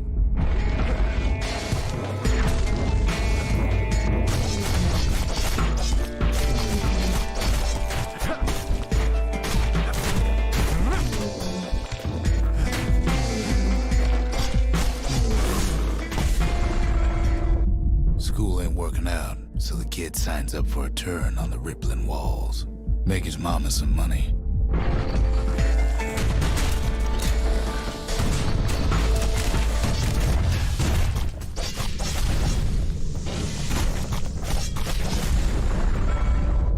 Thanks to folks like the kid, the walls kept Caelondia safe from whatever's out there.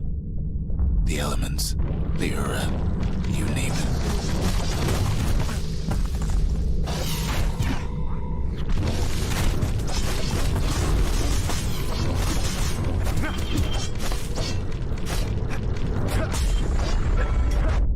Once the kid done his time, he hurried on home. Turns out his mama's time was done too.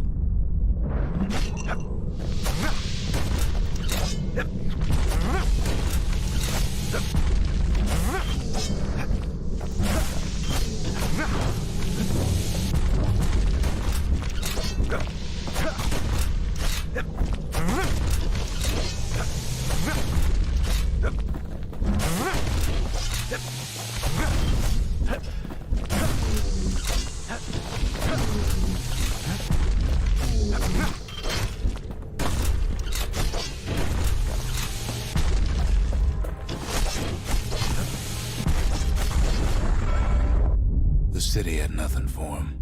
The money he'd been sending home was nowhere to be found either.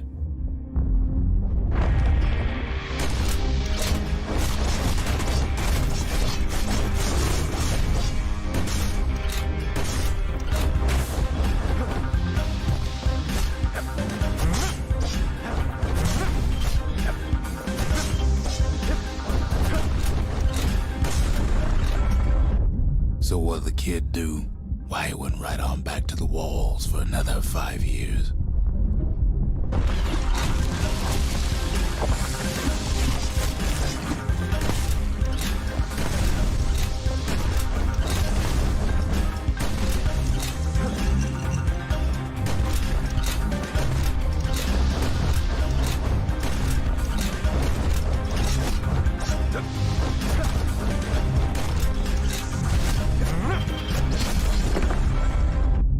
In the history of Caelondia, nobody's ever volunteered for a second shift on the walls.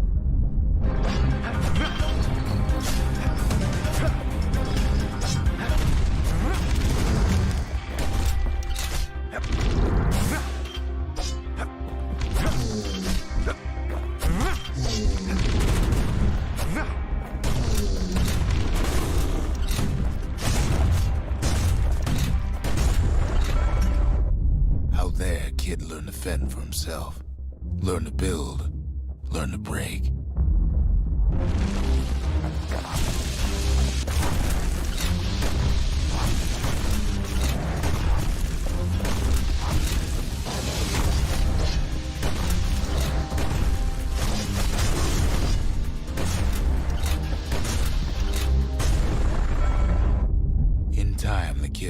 good standing with the marshals. They trusted him to scout out farther than anybody.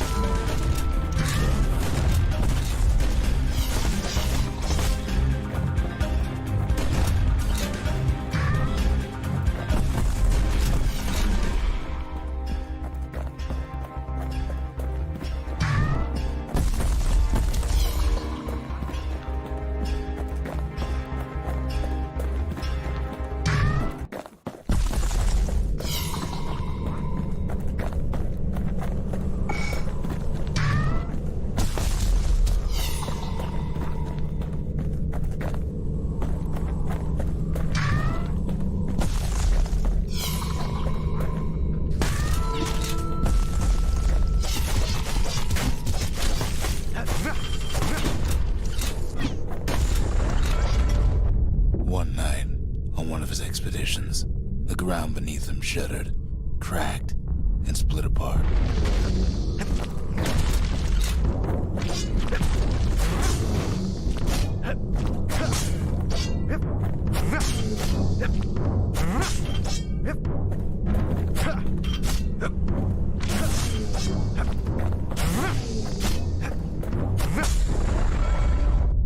He saw nothing where the world used to be. The calamity happened just like that.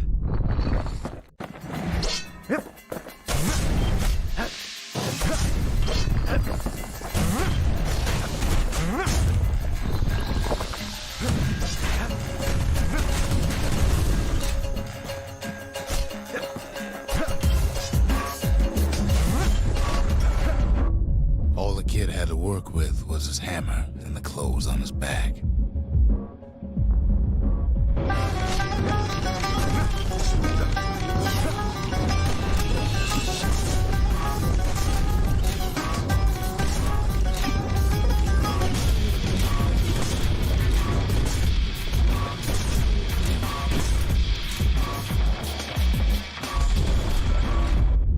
Through twisted streets, he ran with nothing but the city crest and an old stranger's voice to guide him.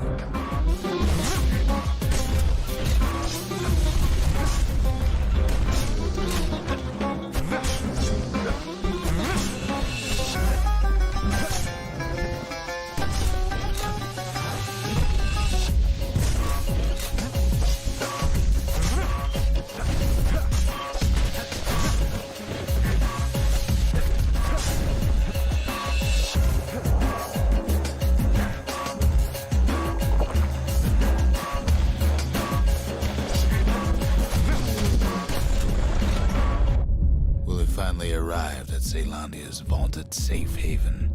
He and no one else.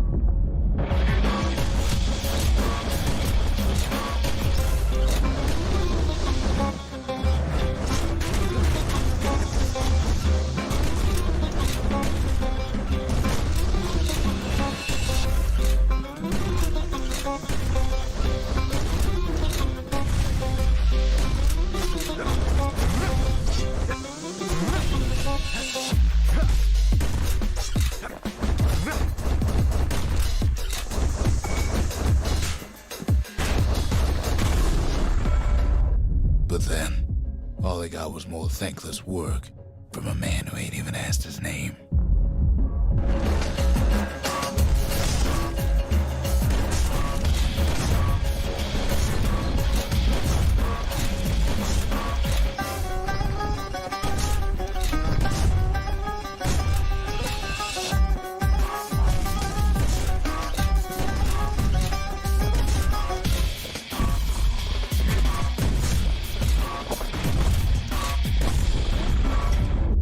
Sure, I may be the one who dreamt up the walls and the Bastion, but the kid made them real, not me.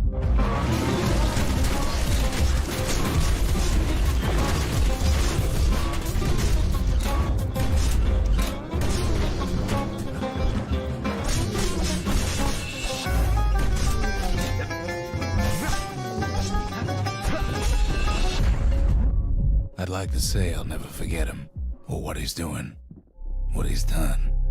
I surely would.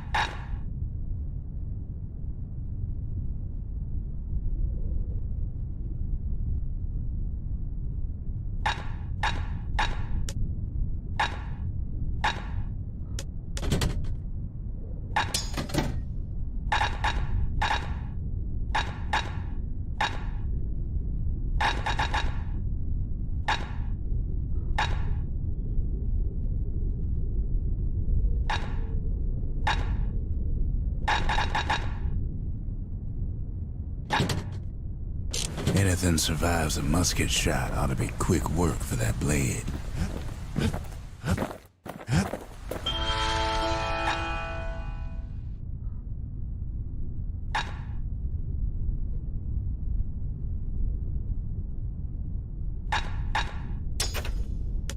It wasn't fixed, it was unbroken.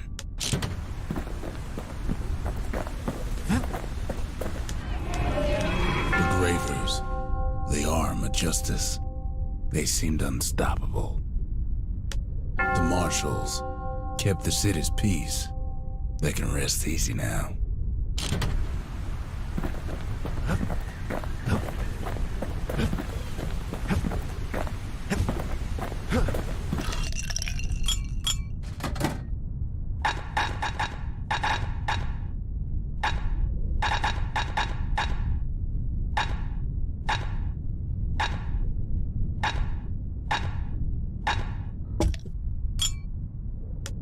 If you're feeling low, count on the buttery flavor of our own Bastion bourbon.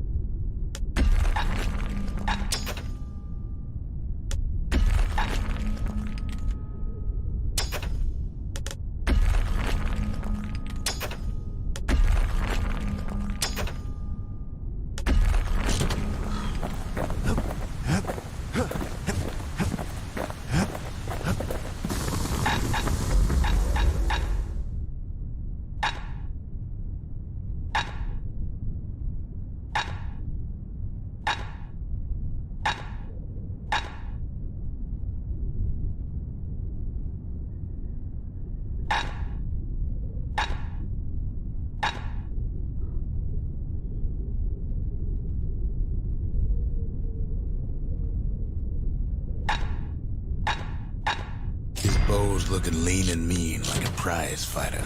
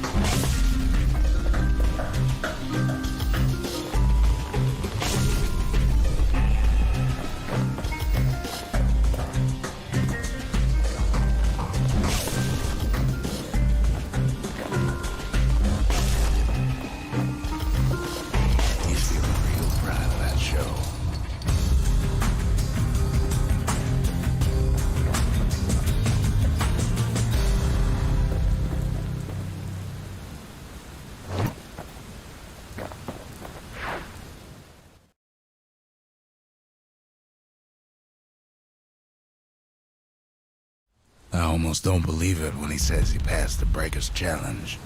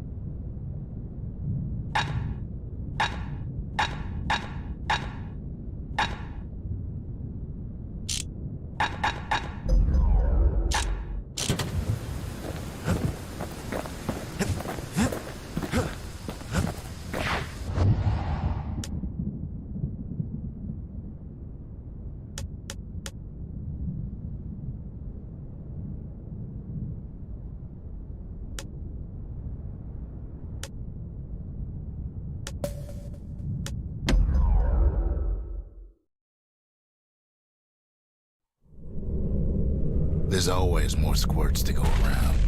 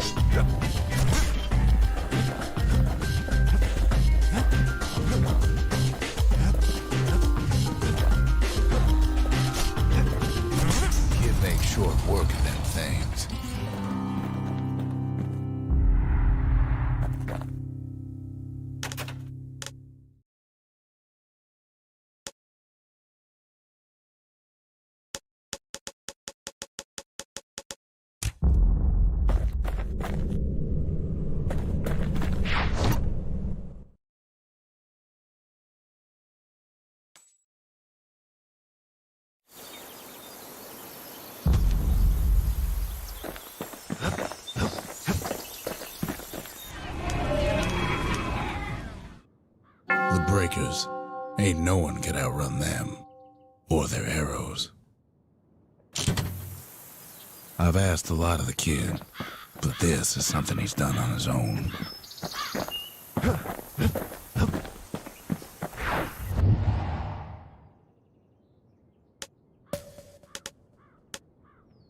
That's Zolwood Grove, a nice quiet place to show a musket a good time.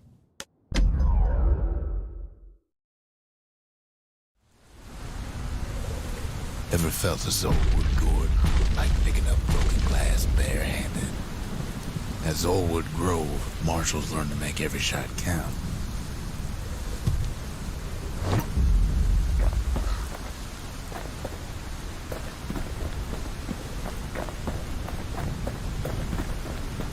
The trick was to pop all those nasty gourds without wasting ammo.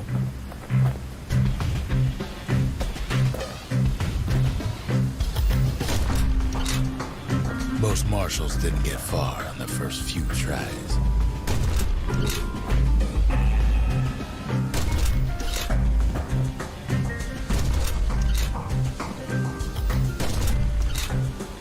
The man who fell on his hindquarters in the grove wouldn't soon hear the end of it.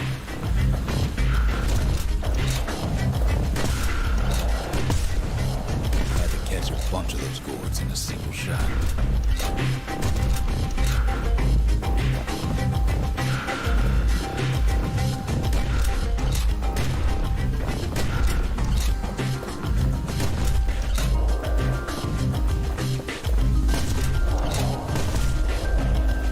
Funny thing about muskets is they work best up close.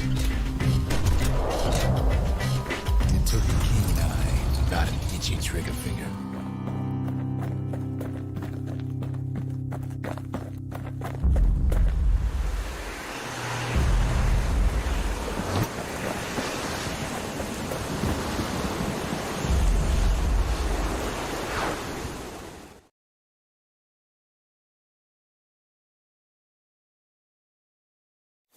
Marshals did more than just stand around shooting, of course.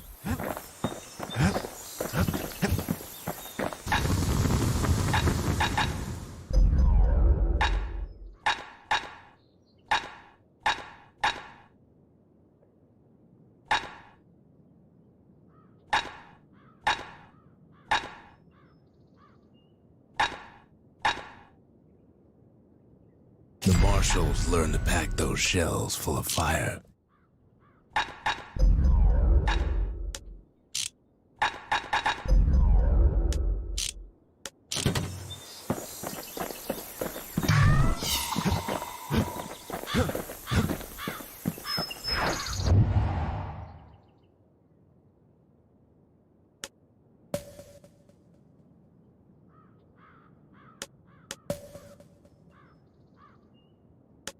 That's the Bullhead Court. Folks defended themselves there with shields, not words.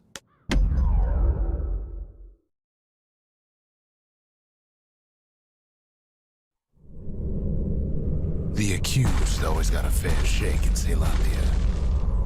Some used to take the Bullhead trial.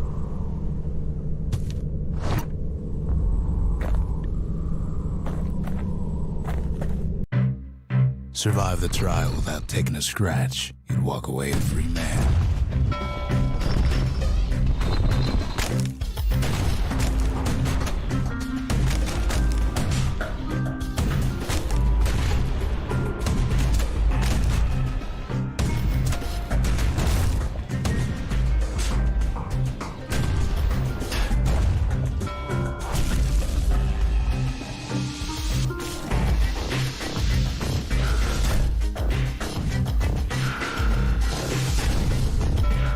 Trial taught folks three things. First, a good defense is a good offense. Second, you gotta always watch your back. Third, ain't no godlike bull up there gonna save you.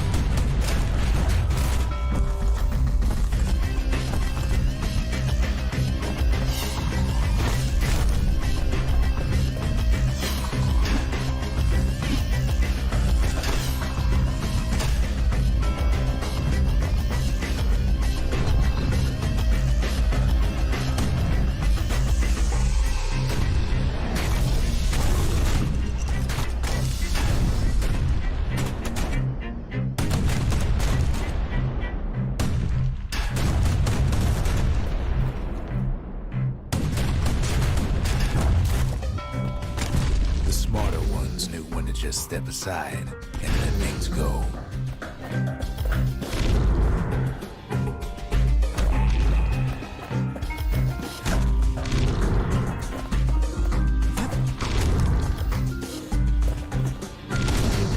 Some folks wound up taking the coward's way out.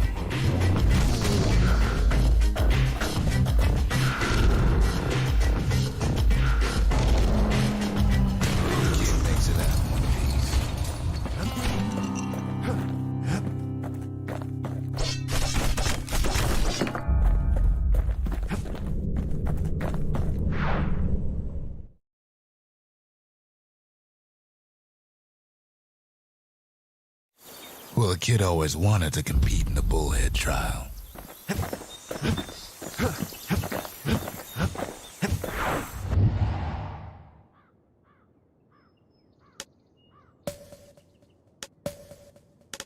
That's the scrapyard, where folks got to smash things and call it community service.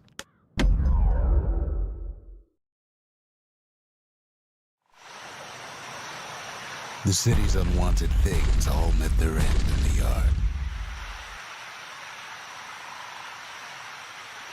Folks who fouled up would do their time here, smashing things to bits. The quicker they worked, the sooner they could go.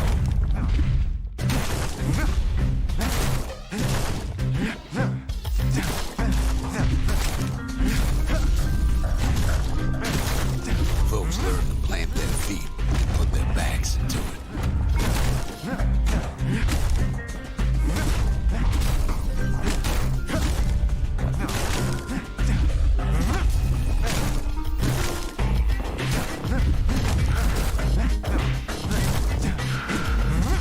The yard rewarded only those who put in an effort. Others would plot a course to navigate that sea of junk.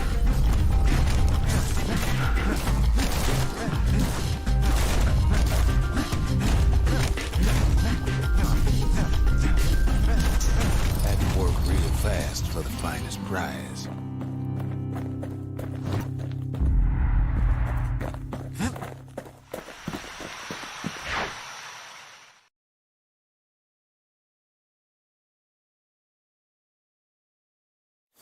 Ever want to just smash things for a while? You know where to go.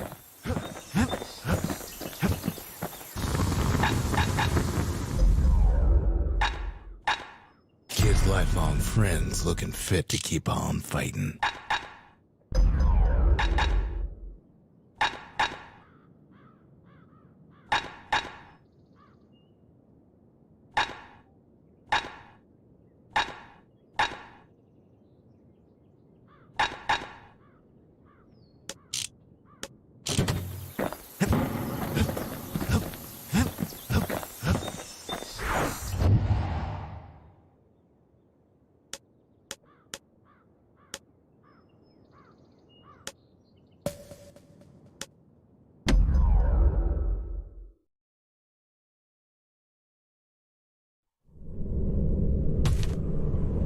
No use praying to the gods these days. No time for it either.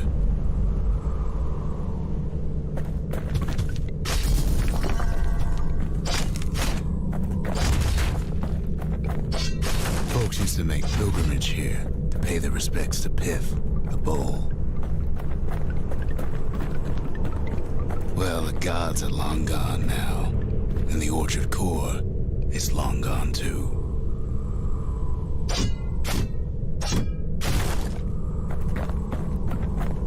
Seems Piff ain't much of a watchdog.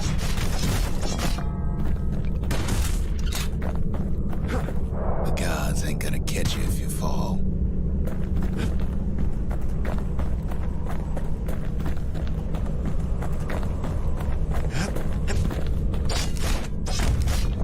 Piff Orchard. Place is a dead end in more ways than one.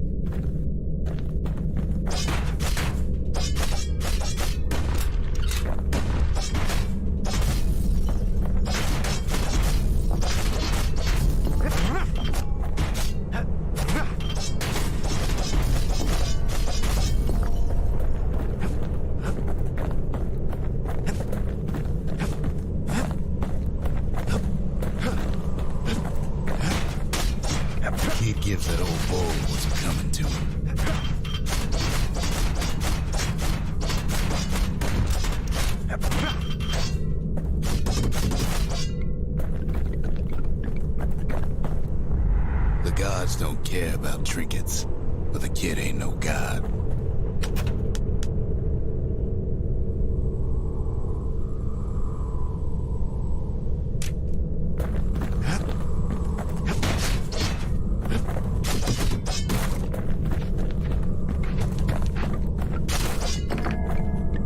Pith stood for something once.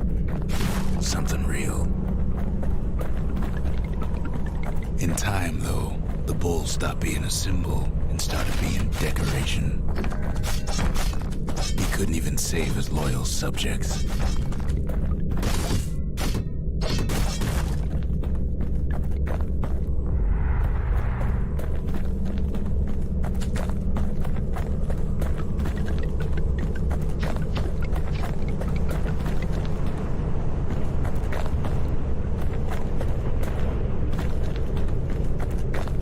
Makes a decent scarecrow, at least. That Pith lights up like a rodeo. Kid breaks him to bits. Must have been guarding that shrine.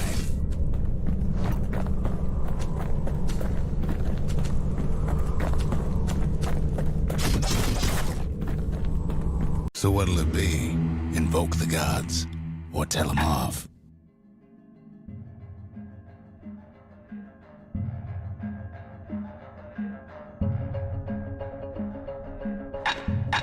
Piv.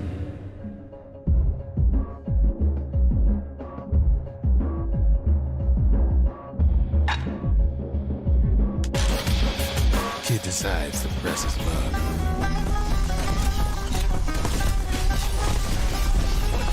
Well, if the gods are alive, they must be plenty sore.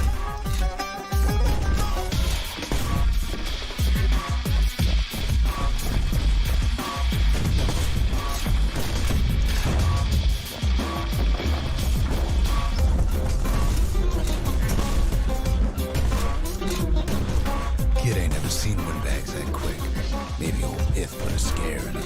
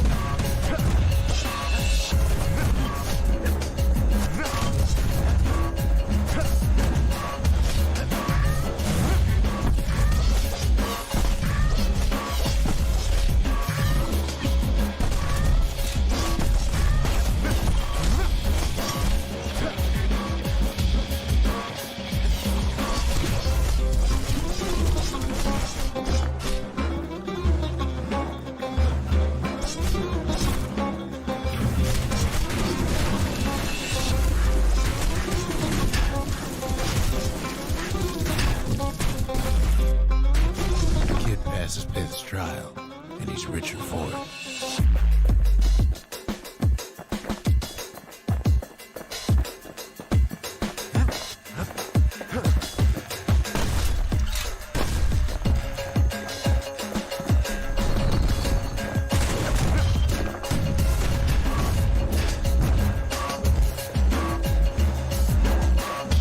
Kid ain't found the core, but at least he found Zolf's precious shrine.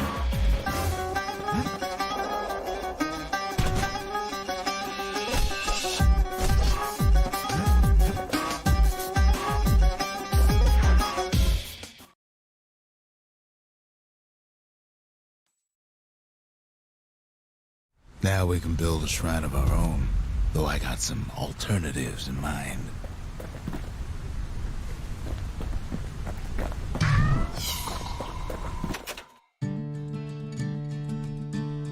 Liura feared the gods. We turned them into toys, put their faces on our walls.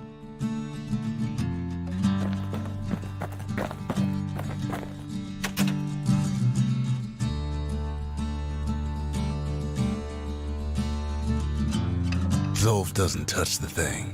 Says the god of commotion is no children's toy.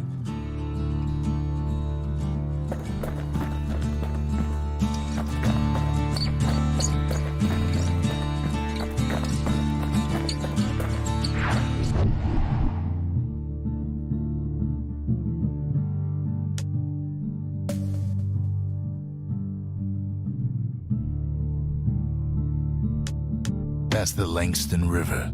Used to cut all the way to the wild. Think it was bad then.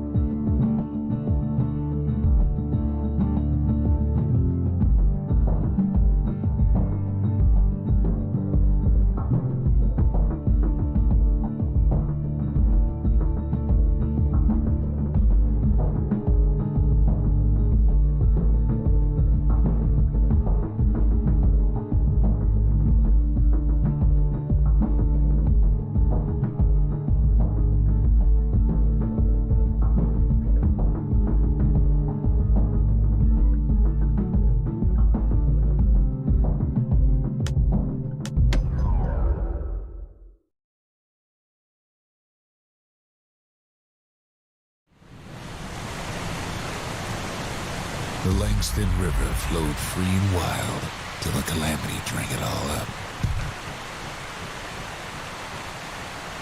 Maybe all that water just grew wings and flew off.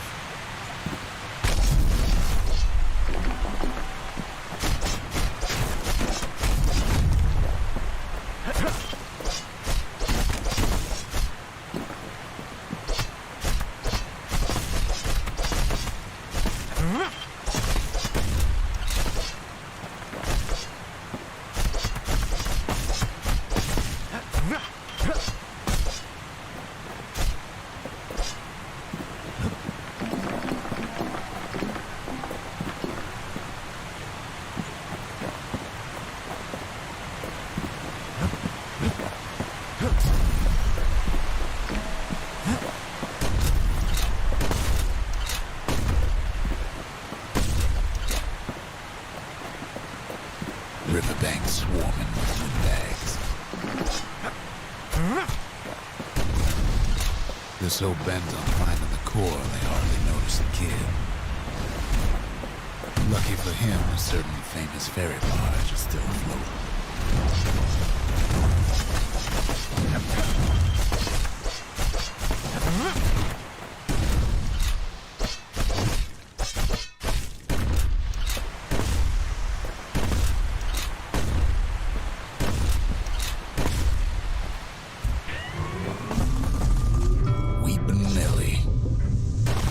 Send some squirts crying home as she leaves port.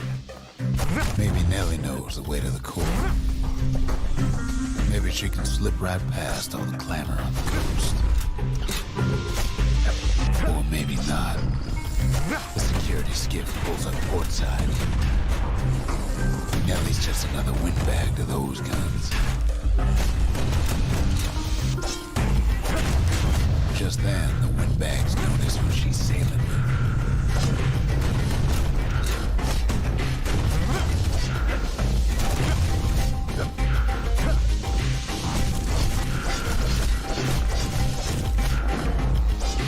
They try to cut her off.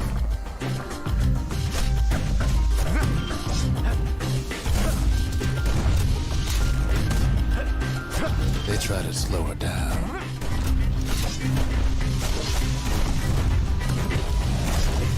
They try to knock her out.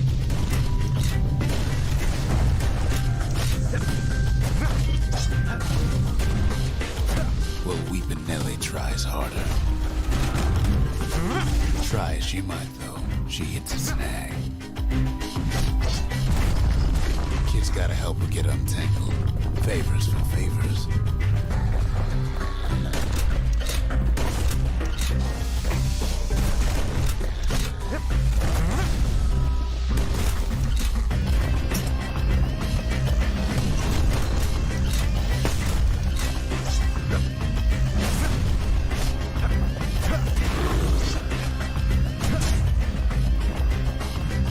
She picked a good spot for a break, because the core's right there.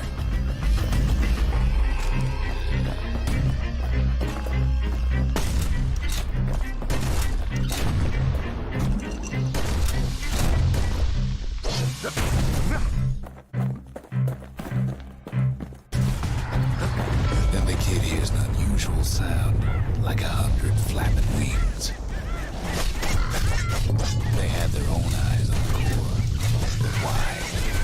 Well, kid ain't got time to think it over just yet.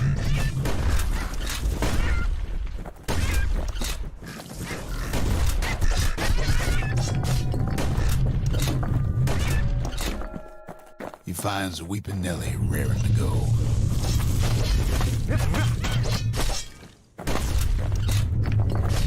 Turns out she's got a special surprise for when the waters get rough.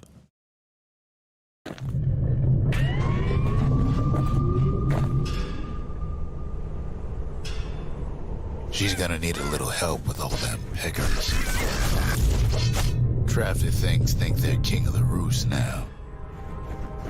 The rest of us only wish we could fly in times like these.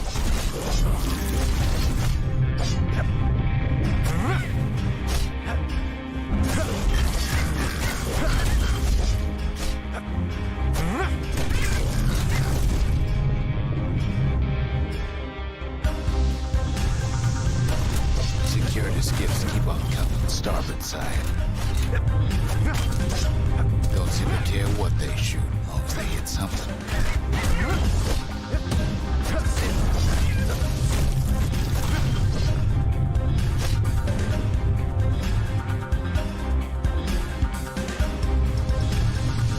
The windbags getting even better out here.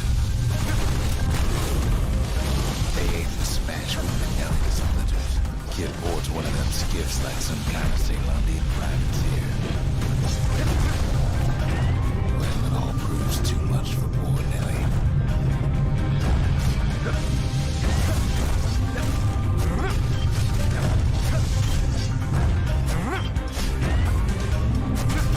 She's just gotta make one last stop. With her last breath,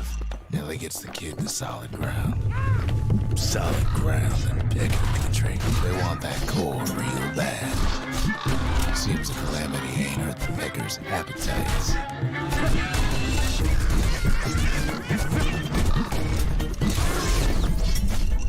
Kid shoos him off, knowing that they'll be back. Know how many times Kid nearly fell off the barge back there? A good couple of times.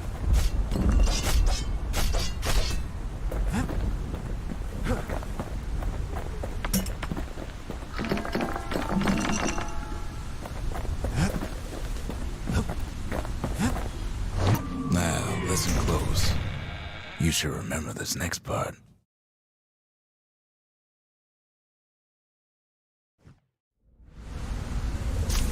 Why go to Prosper Bluff?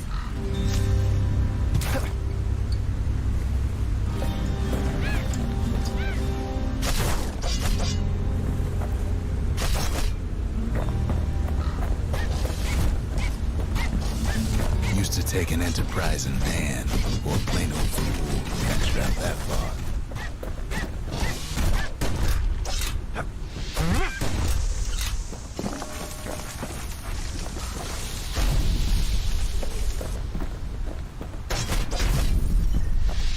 The city was the most beautiful place in the world. We all knew that.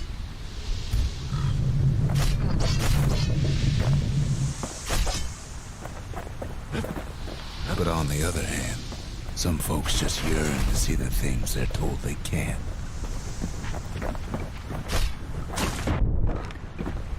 And that's why you go to Prosper Bluff, ain't it?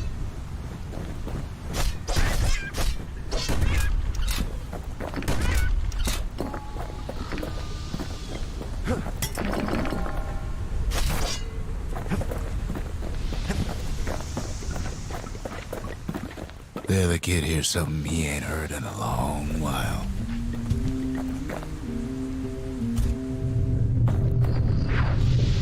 How's it go again?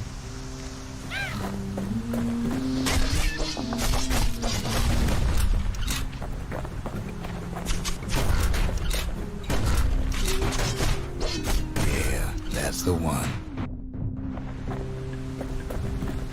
I dig my hole, build a wall. I dig my hole, build a wall.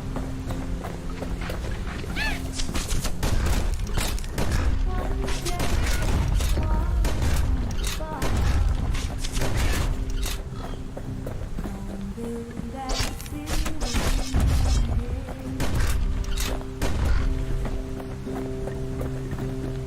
Gonna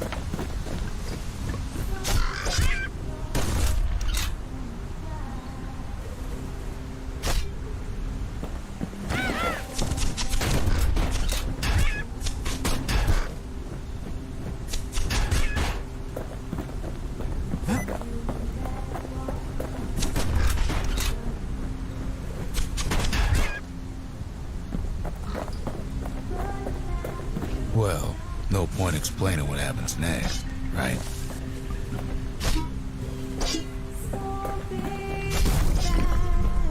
Suffice it to say, kid ain't coming home empty-handed.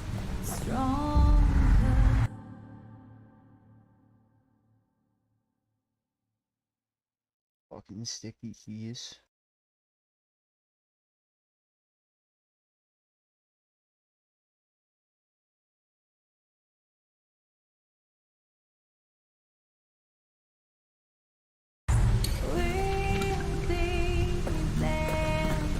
And besides, it's like the song goes.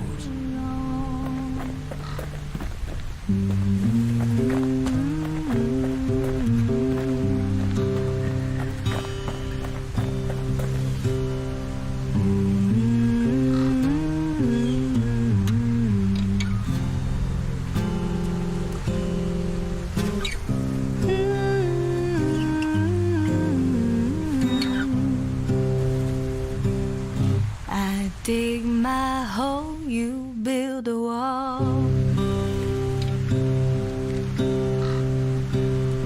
I dig my hole, you build a wall. One day that wall is gonna fall. Gonna build that city on a hill.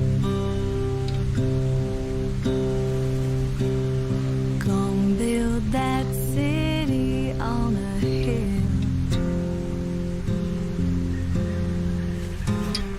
Someday those tears are gonna spill. So build that wall and build it strong, 'cause we'll be there before too long. They'll be here before too long.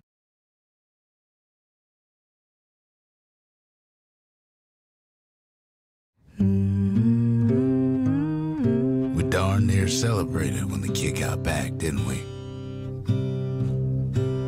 Zolf never thought he'd see a fellow her again.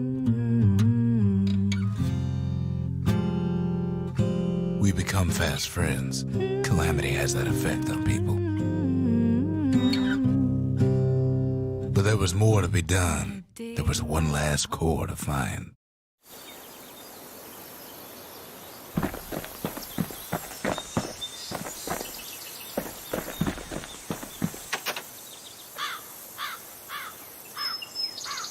If only I'd known half the secrets of the Calamity were tucked away in that book, I'd have worked to translate it right away.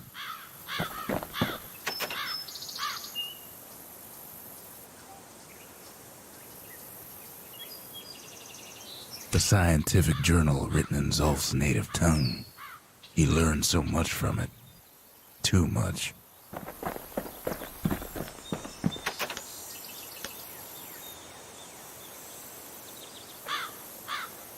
Most of the Ura never got a taste of Caelondia's fine goods, unless they were born and raised in the city like Zia here.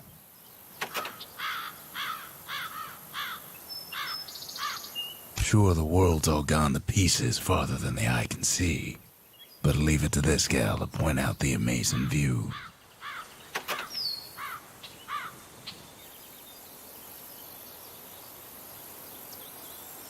Girl tried to run away from home one time, but the marshals stopped that, didn't they?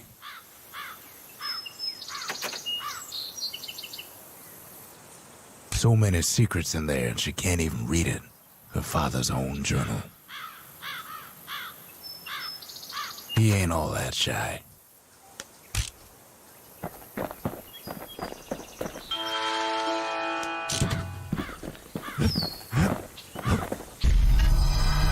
Kid's surprised when I tell him there's only one core left. I shouldn't have believed it either.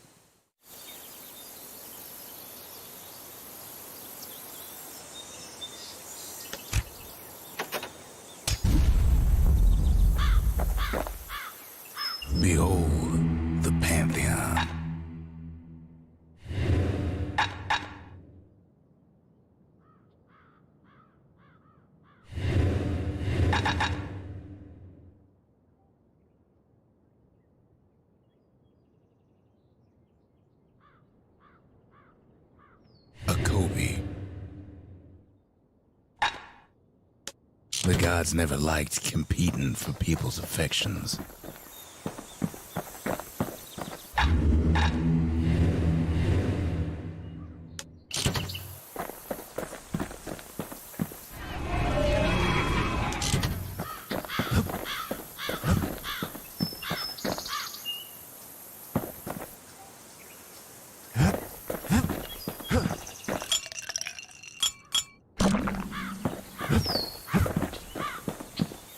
We tracked the final core beyond the city to the wilds.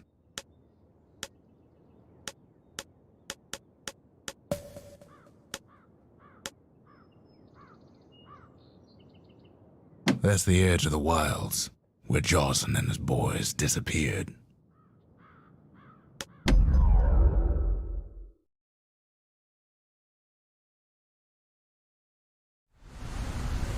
The wild unknown. Place can eat a man alive. Place is so raw, even the Calamity couldn't cook it. Not all of it.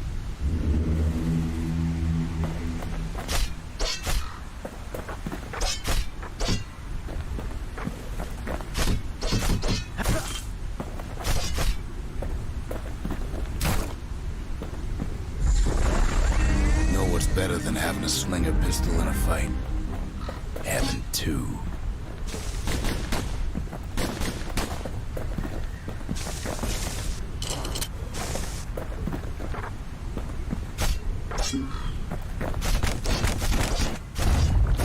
Savage things lurking at every turn.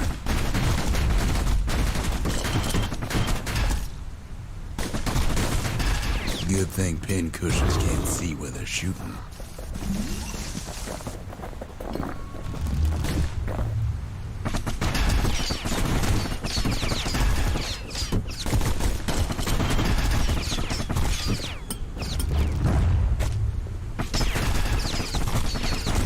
Got the core, like they're building a bastion of their own.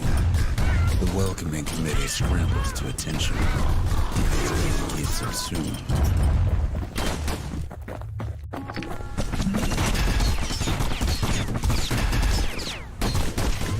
They shouldn't have let their guard down.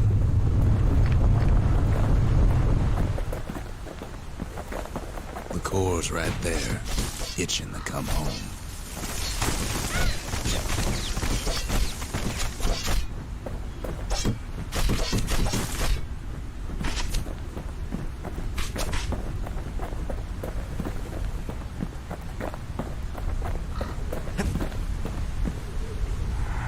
Getting that core was one thing. Getting out's gonna be another. He digs his way out of the clearing, but the wilds won't let him go without a fight.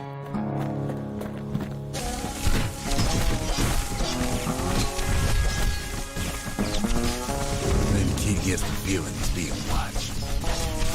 Not by me, by a lunkhead. And lunkheads ain't fond of two-legged animals.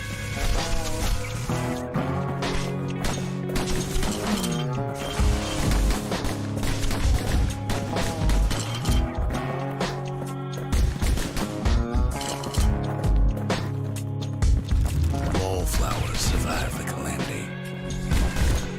It toughened them up. Same goes for the kid.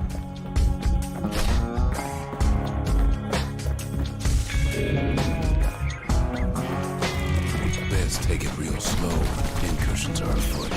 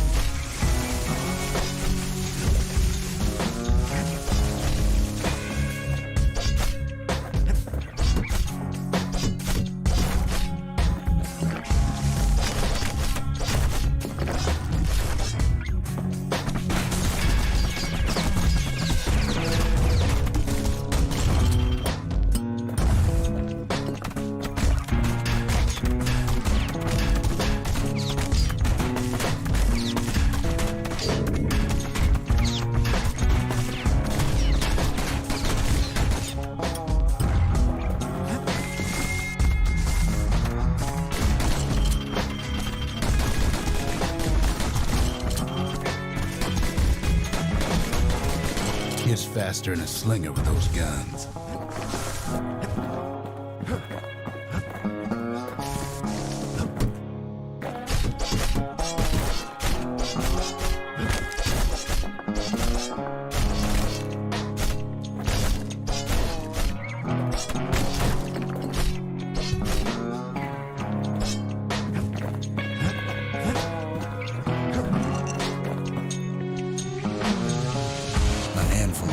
Shipments made it out this far.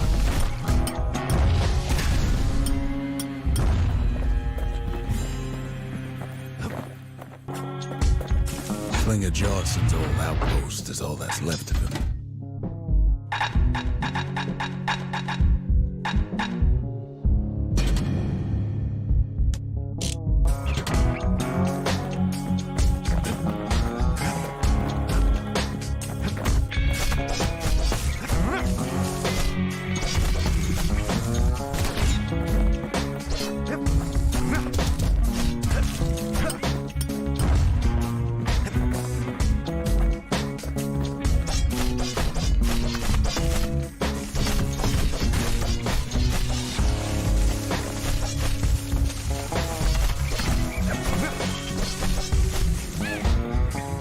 Johnson's boys left all kinds of stuff out here.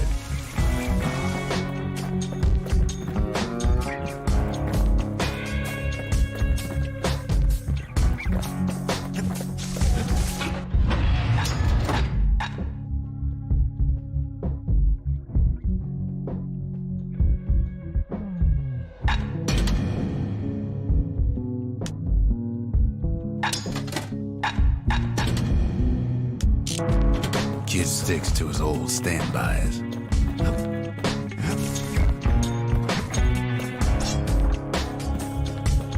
Kid's roused up half the wilds by now.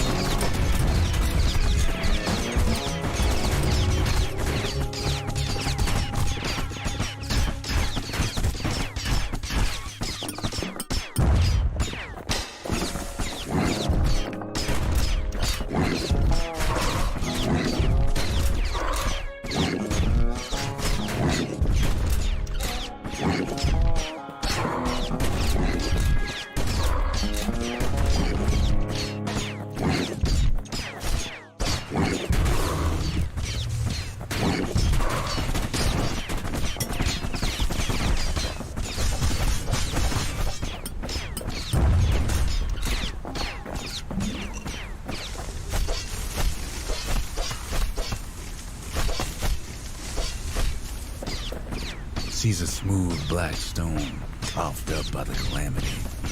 Be seeing plenty more.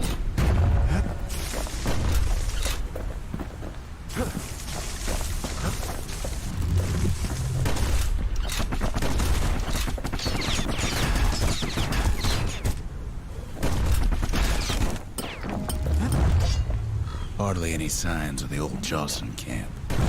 Wild green vine apples about the only good thing out here.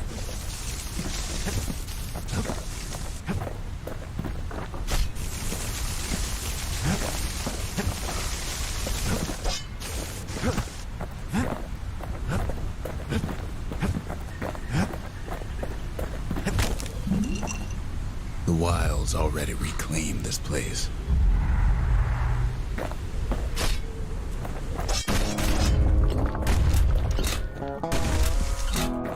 Leave it to the kid to make time for stomping swamp weeds.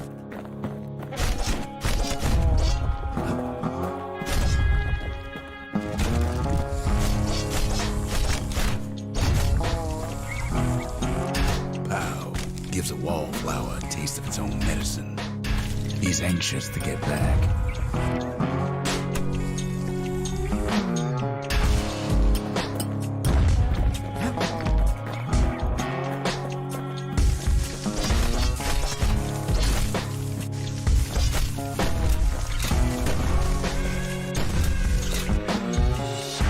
After all, he's got the final core. His journey's over, right? Well, no, it ain't. Not by a long shot.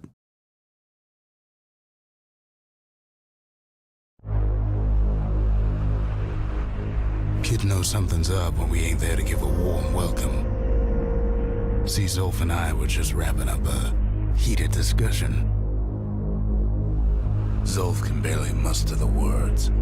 The calamity failed, he says, but I will not. And with that, Zolf leaves us here, alone.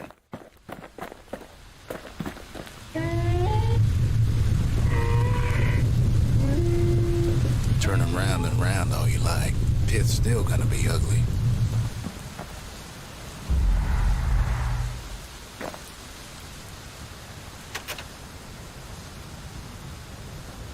When Zolf got through reading that journal, he just snapped. Started smashing up the monument till I tried to stop him. Zolf cursed the city, cursed the Bastion, cursed me, said he was going home.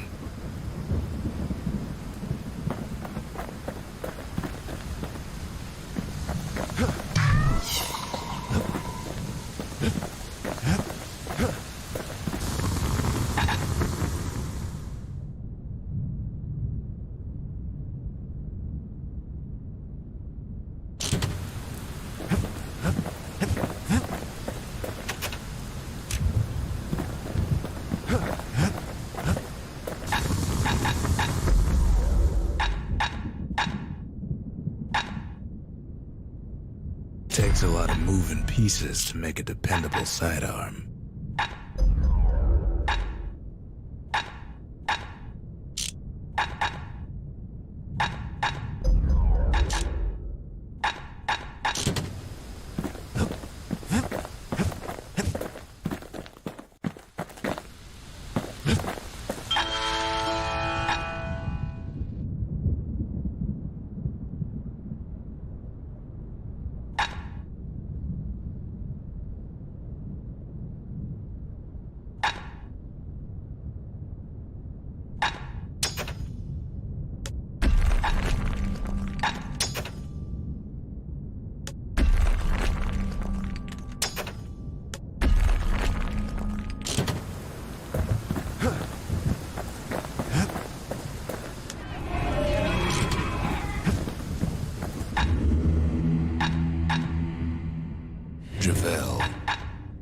Henson.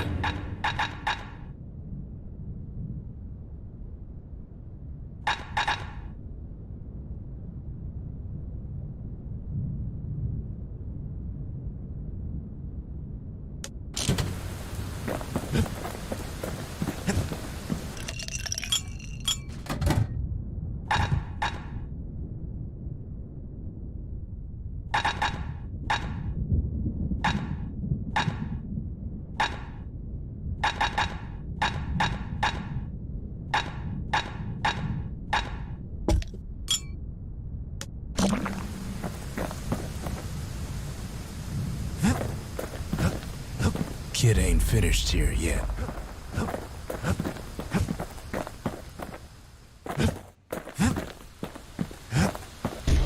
Zolf banged up the monument pretty bad.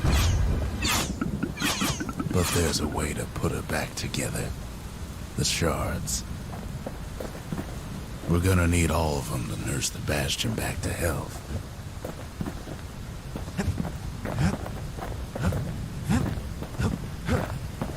The city brought the shards to the wilds. Now the kid's gonna bring them back.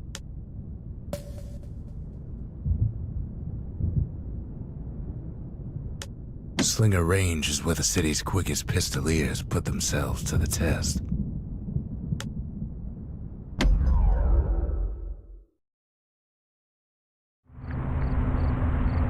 You have to think fast to survive the wilds, and none talk faster than the Slingers. They could shoot their pistols with the speed of a machine.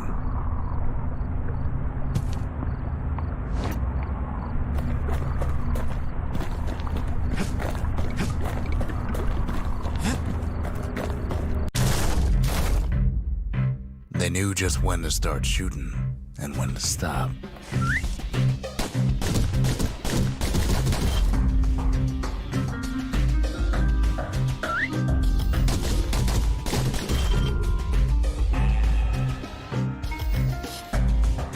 those pistols could spit out rounds just as quick as you could pull the trigger.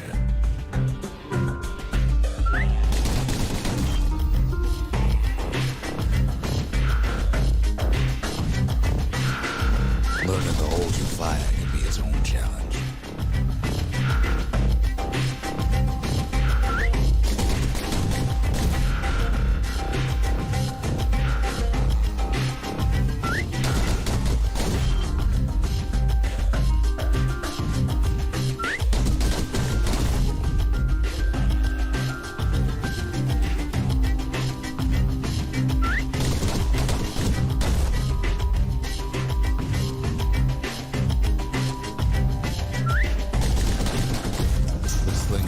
Quicker than the average pistolier.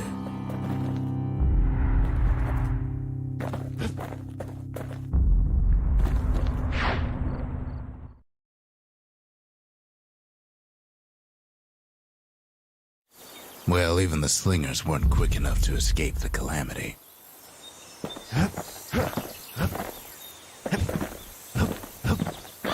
Never could ask for a song. I can barely believe he's come this far.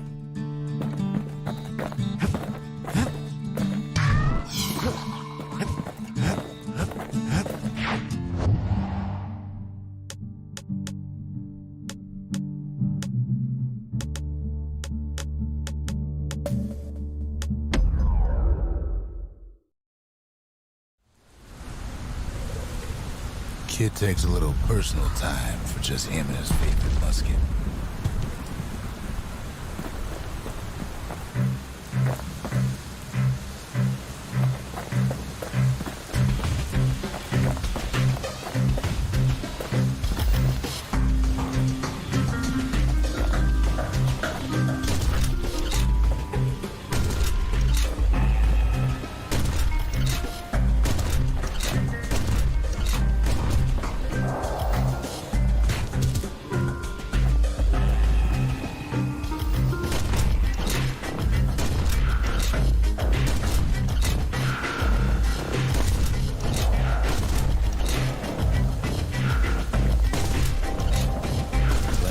To go around, even now. Marshals like to fine-tune their muskets to get better results.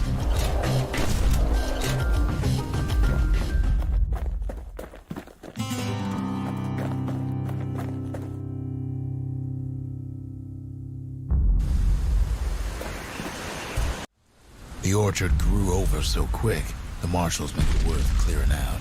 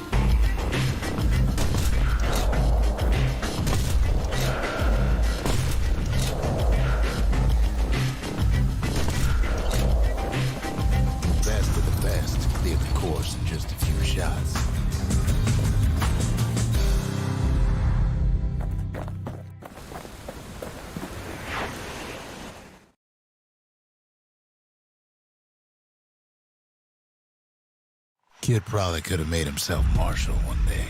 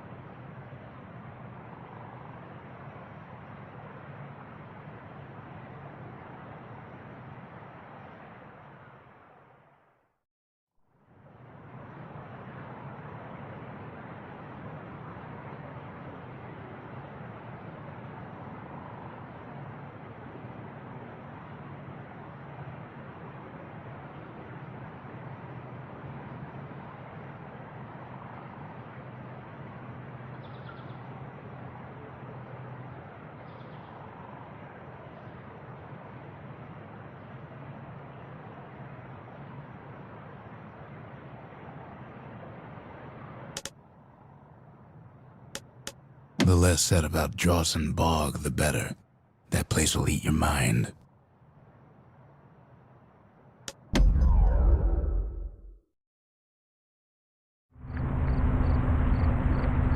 After Zolf's little episode, Kid sets off in search of shards.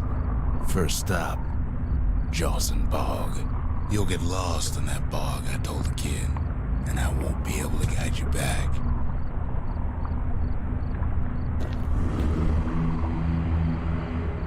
Well, I let him go. What else could I do? What could any of us do?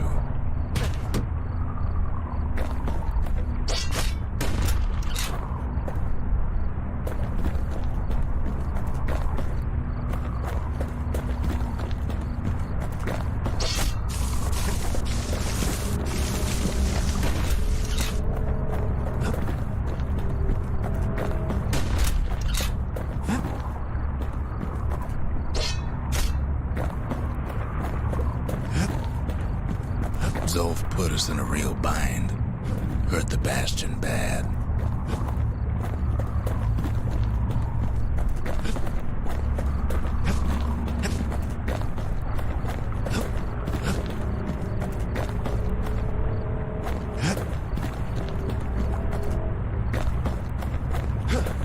But the shards can make it better. They're like smaller doses of the core's medicine.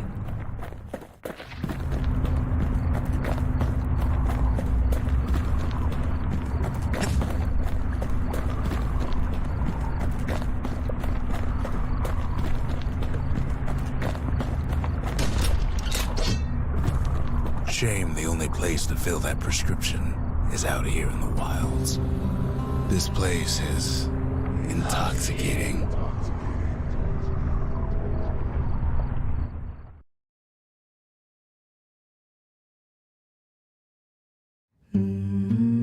Don't know where he's gone. Took too much, man. Might be gone for good for all I know.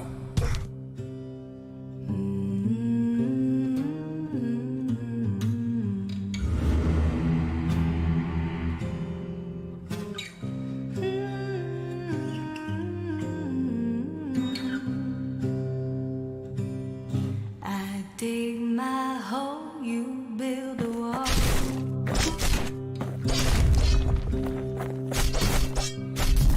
dig my hole, you build a wall.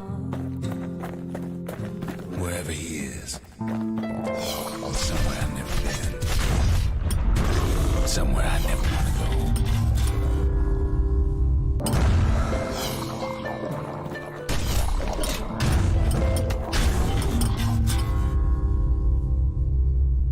Down on board all these motherfuckers.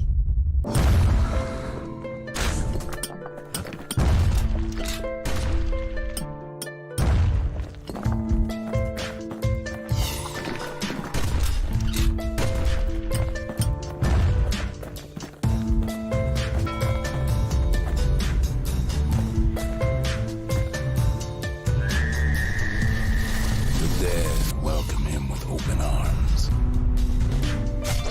Kid pops him good. There is no way out. Don't know where he's gone.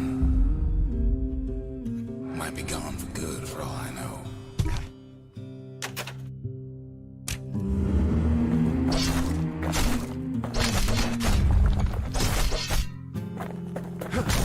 Wherever he is. Somewhere I know.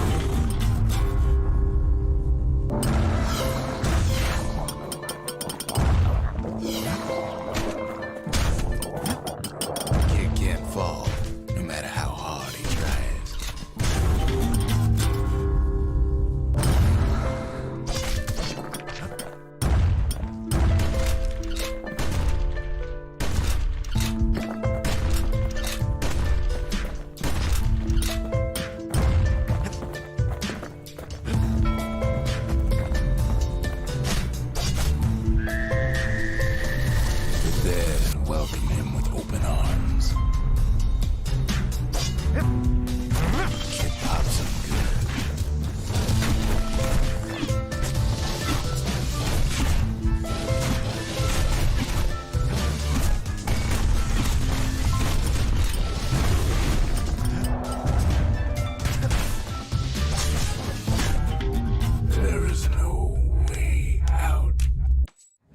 know where he's gone. Might be gone for good for all I know. Wherever he is, it's somewhere I've never been. Somewhere I never want to go.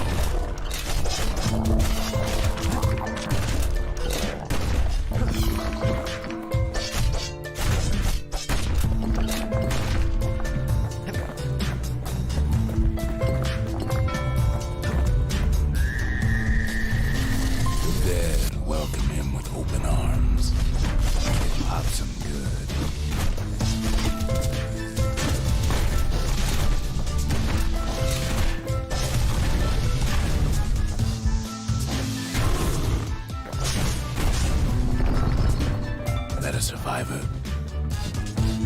No, ma'am. It's a lonesome ghost of a gas fella.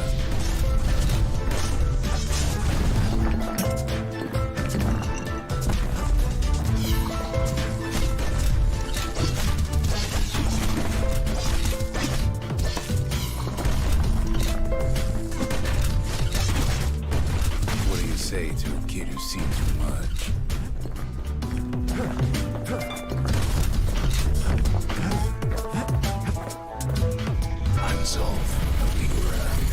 Pleased to make your acquaintance. Now the kids see something stranger still. Did anybody else survive? Sure enough, he finds peckers, lunkheads, wallflowers, pincushions, vine apples, swamp weeds, ankle gaiters.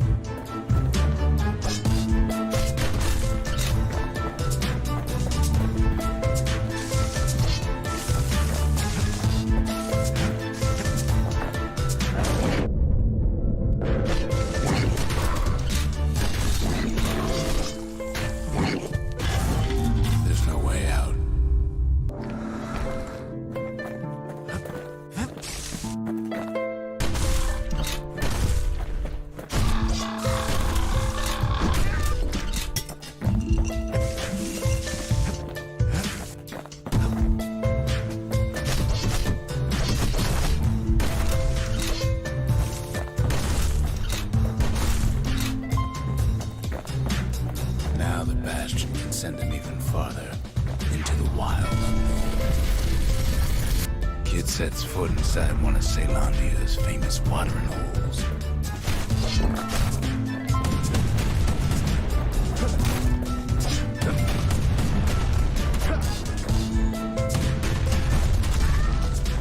Security's just the same now. He's a petty thief.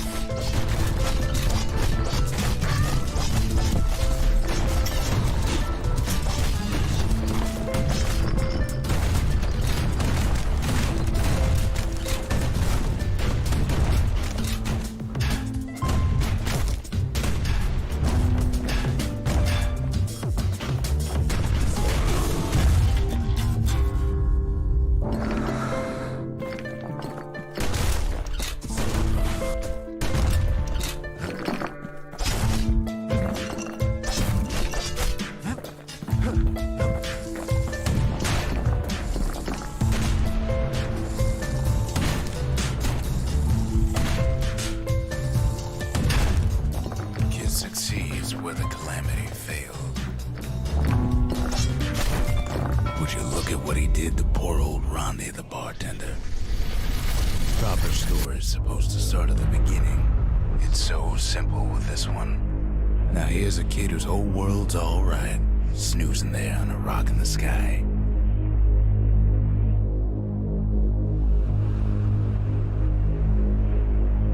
He wakes up. I'm just fooling. He sees what's left of the rippling walls. Years of work undone in an instant. He sees what's left of Piff, the bull. Gods, they're all undone. He sees what's left of his lifelong friend. His friend, he's come undone too.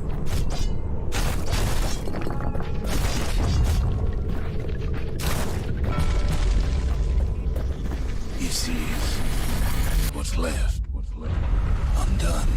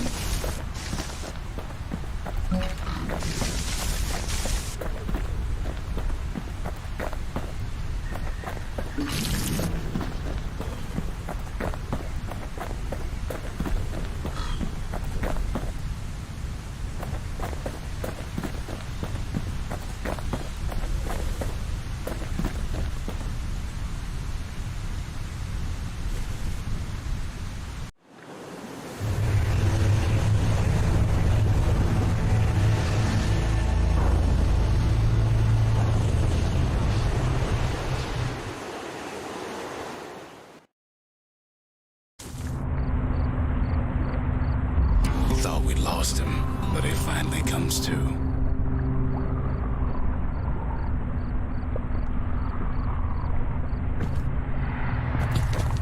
The shard ain't lost either. Not anymore. Now to find a ticket out of this hole.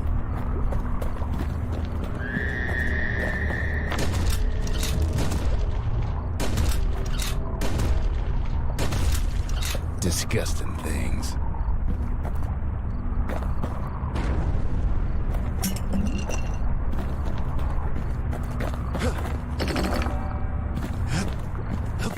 Ever heard of a lung blossom?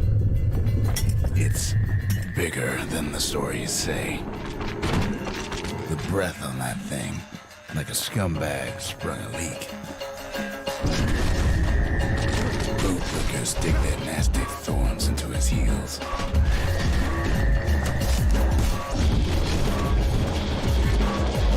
Hard to get a sure footing in the bog.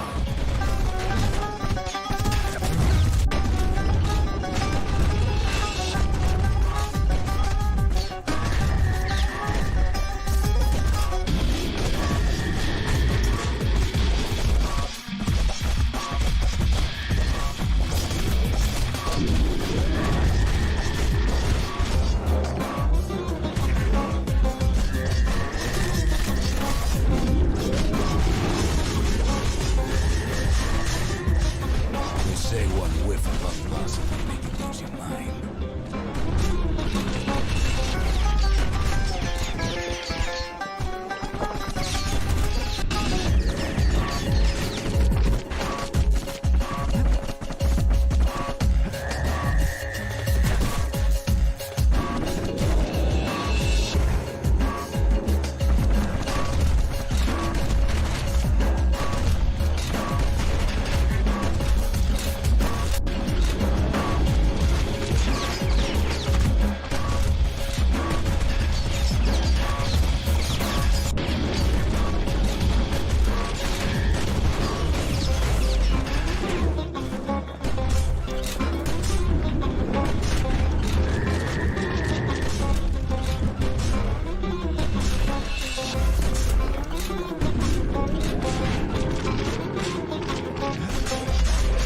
Well, a kid prunes it down the side somehow.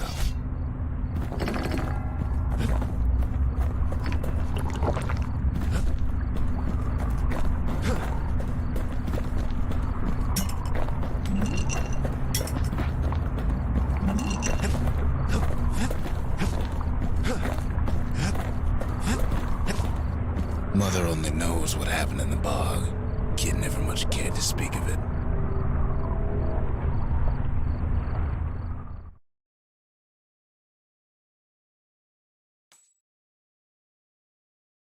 A shard is like a poor man's core, but beggars can't be choosers. That's it. A few more shards like that, and we'll be back in business. A single shard can breathe new life into this place.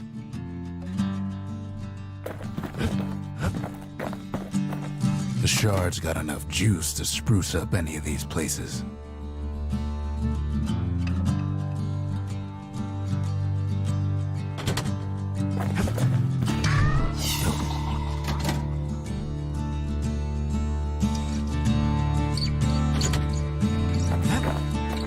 I worry for him, just don't care to show it.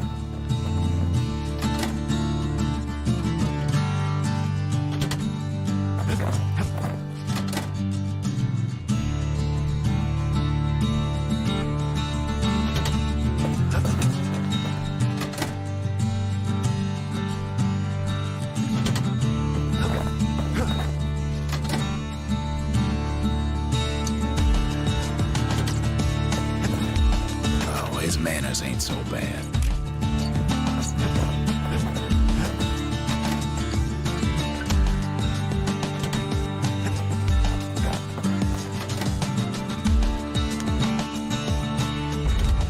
Ain't saying much, but that's the greatest forge in all the city.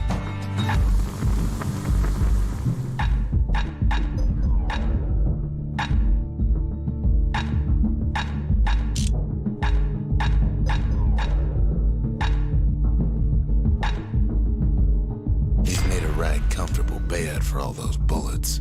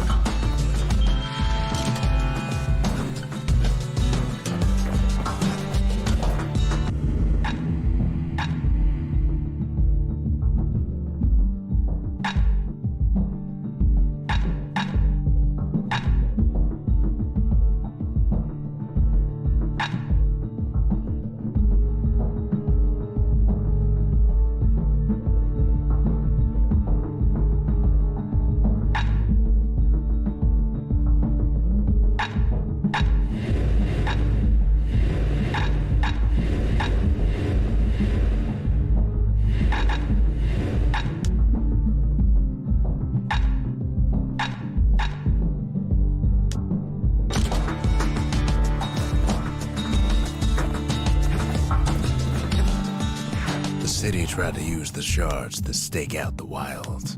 So much for that plan.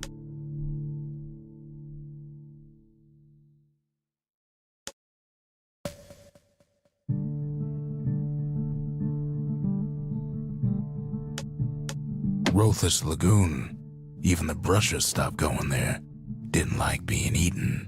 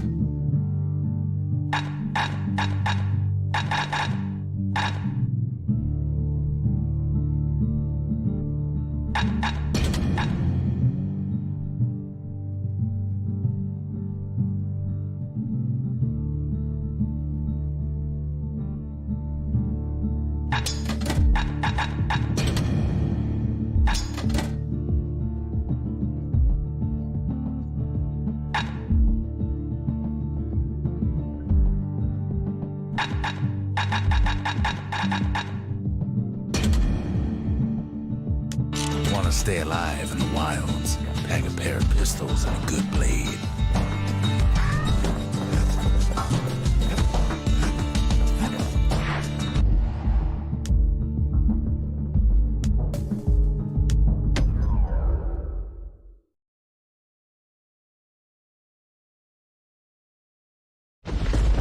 Ankle gators used to roam the wilds, and they nested at Rothus Lagoon. Many a tale folks used to scare their children straight originated here.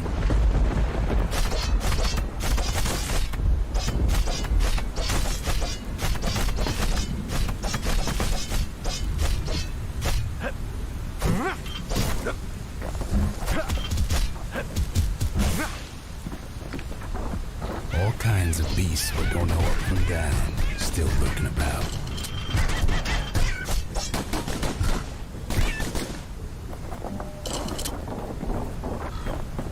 Only the city's brushers knew their way around the lagoon.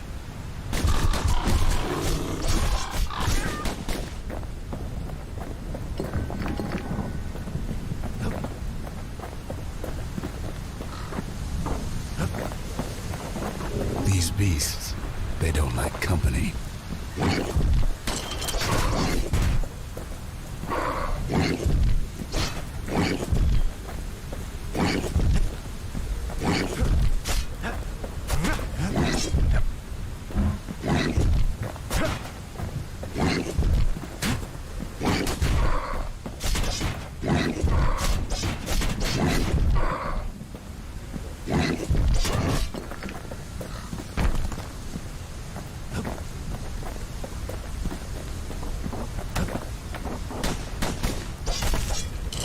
Even the brushers learned to fear this place.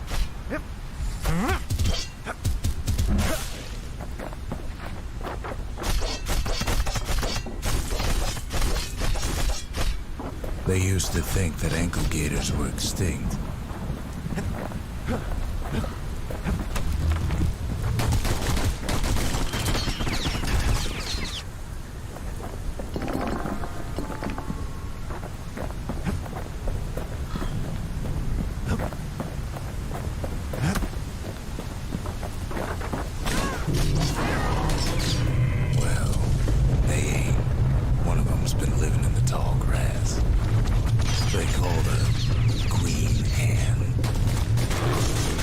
The lagoon's got plenty of other dangers, of course.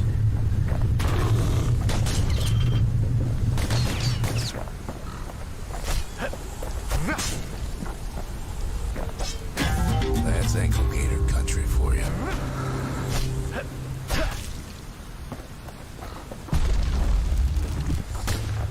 Turns out Queen Anne got a hold of a shard. Ankle gators love shiny things.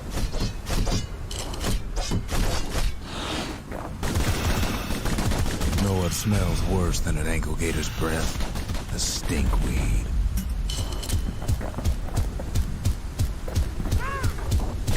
Ain't time for pecker hunting, but the kid can't resist.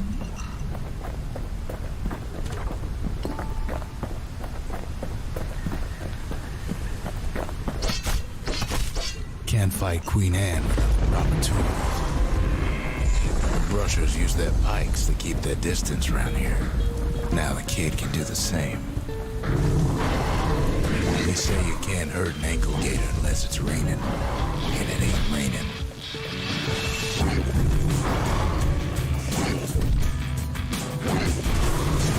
Bad idea to walk in gator grass.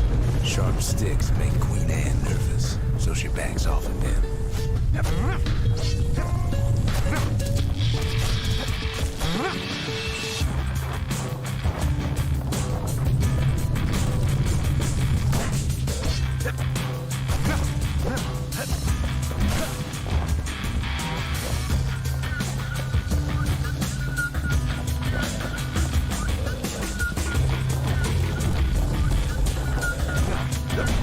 Those pincushions have been living off the ankle gator scraps. Kid's got a mean throwing arm. Queen Anne can't fit down some of these narrow paths.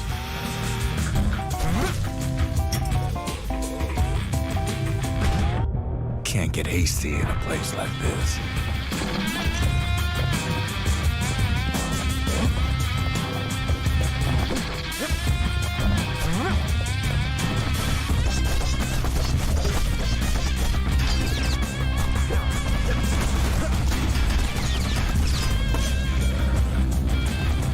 Queenie leads the kid into some kind of twisted trap.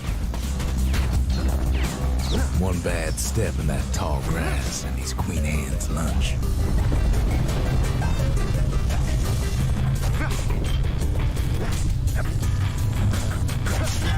Want to get eaten by an ankle gator? You know where to go.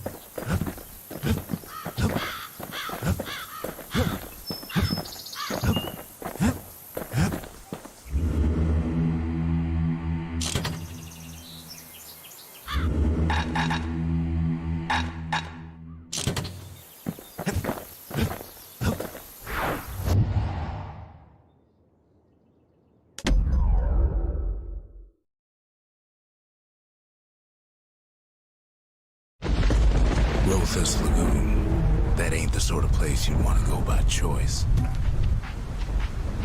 Many a tale folks use to scare their children straight originated here.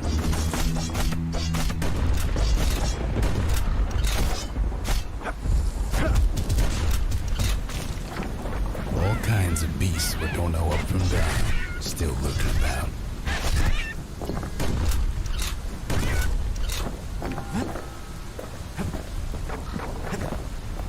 These beasts, they don't like company.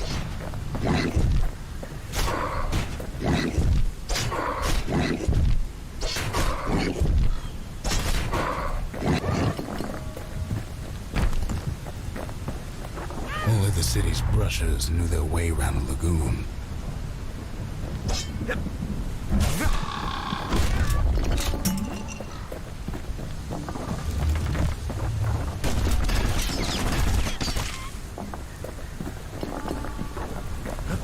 Can't get hasty in a place like this.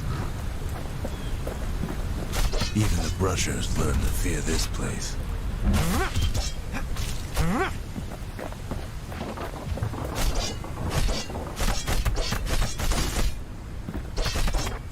They used to think that ankle gators were extinct. Well, they ain't. One of them's been living in the tall grass. They called her Queen Anne.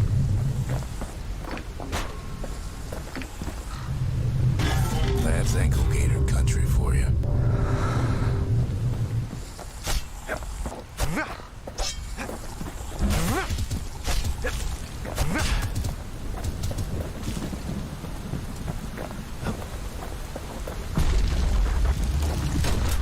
Turns out Queen Anne got a hold of a shard. Ankle gators love shiny things. Know what smells worse than an ankle gator's breath? The stinkweed. Ain't time for pecker hunting, but the kid can't resist. Can't fight Queen Anne without the proper tools. The brushers use their pikes to keep their distance around here.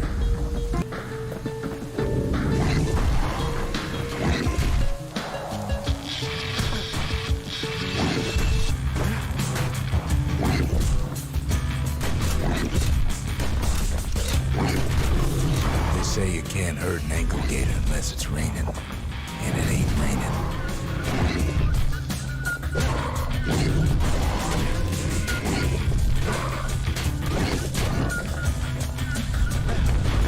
Sharp sticks make Queen Anne nervous, so she backs off a bit.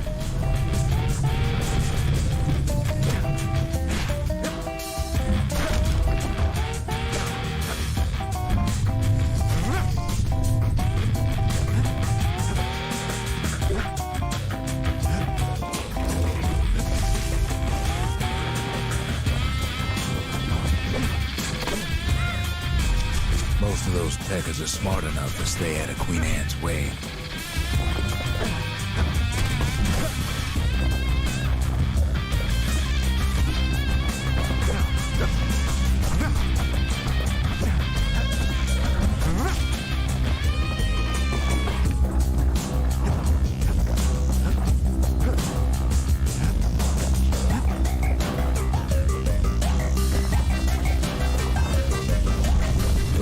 Cushion's been living off the ankle gator scraps.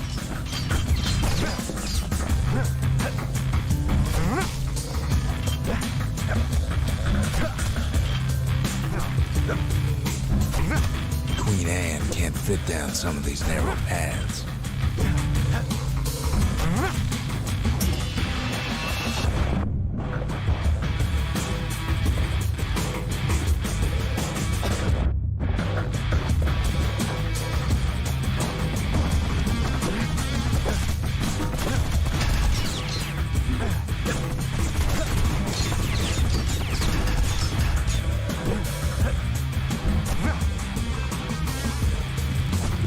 Queenie leads the kid into some kind of twisted trap. One bad step in that tall grass and it's Queen Anne's lunch.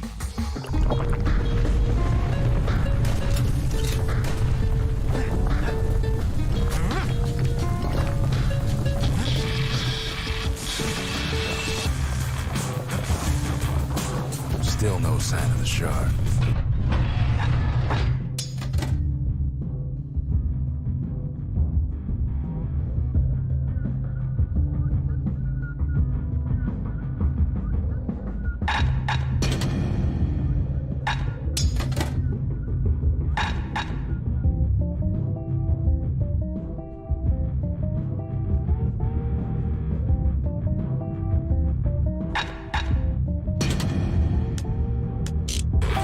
Well, the brusher's way ain't really his style.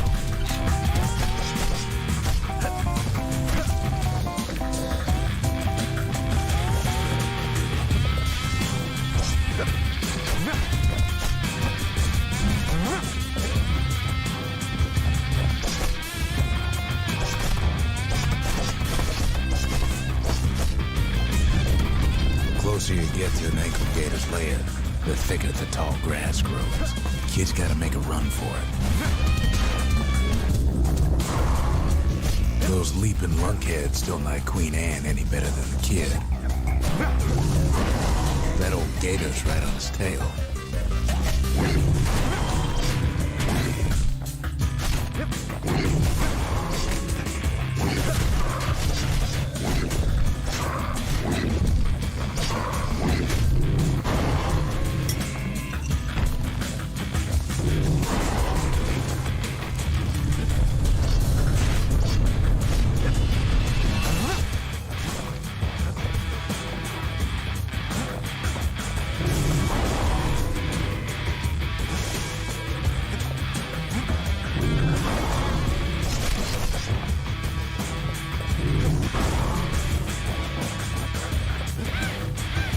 Must have scared a bunch of peckers out of hiding.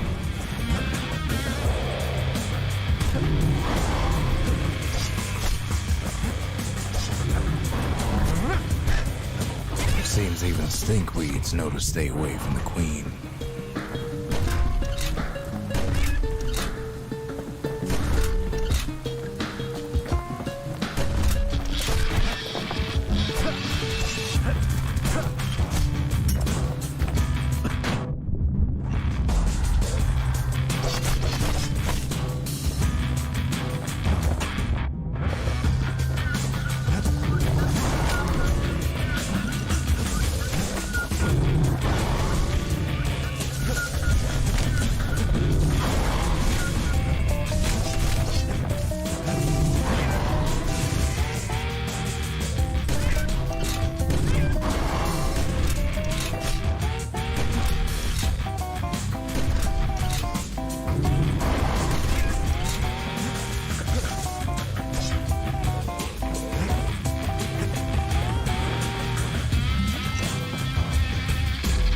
Gators don't much care for their young.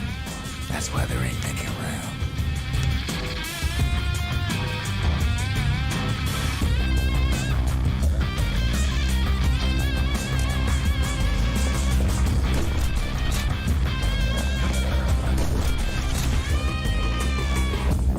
Wanna know how to find an ankle gator lair?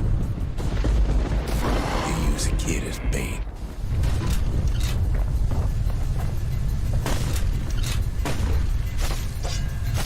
Now she's coming for him. She's got nowhere else to go.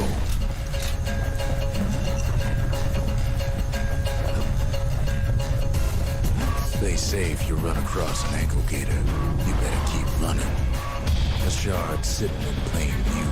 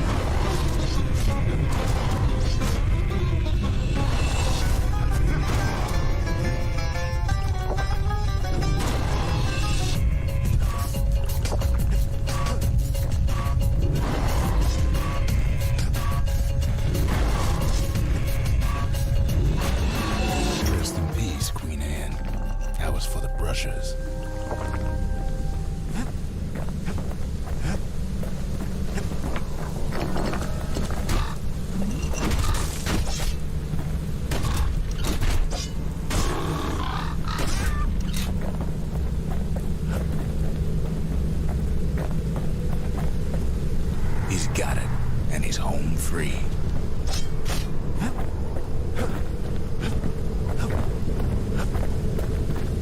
Kid's done what needed to be done.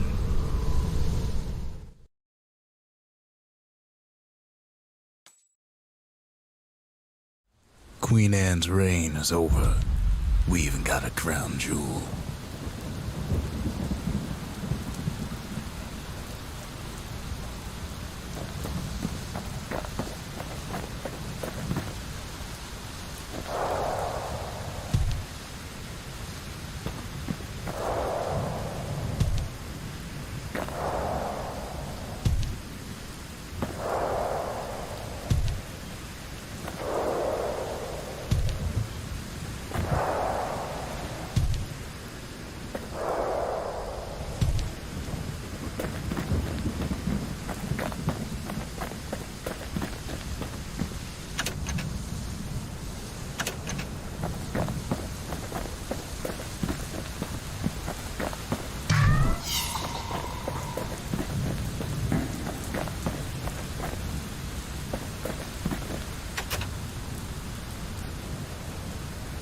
They said Queen Anne was just a folktale. Now there's living proof she ain't.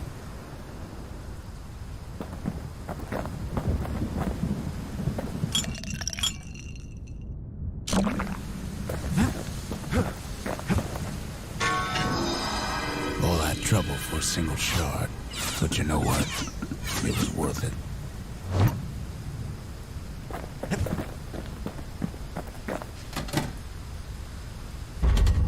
Just the occasion to crack open the distillery's private reserve.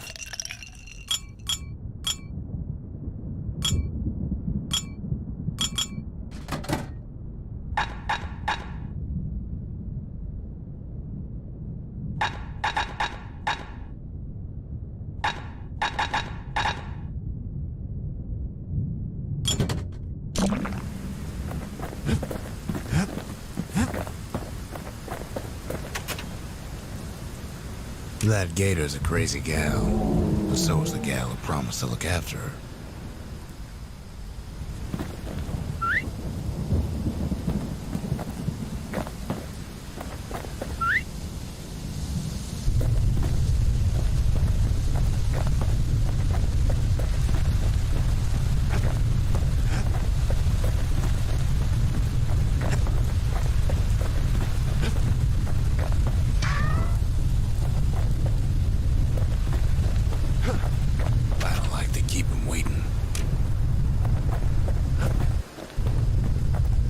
Big on small talk.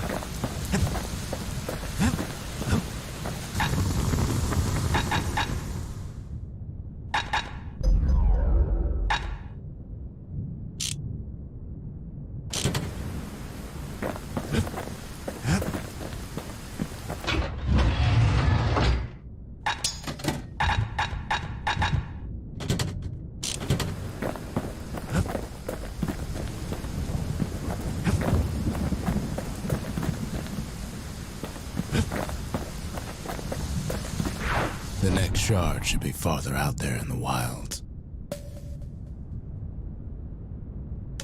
Over there's Camp Dauncey, where the brushers steel themselves for secret missions.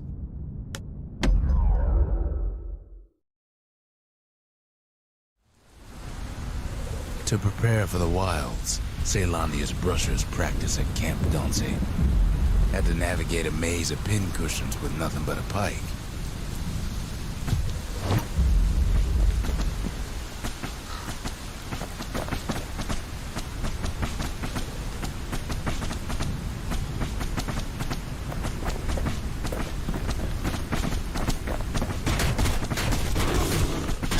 Sometimes the course was brutal.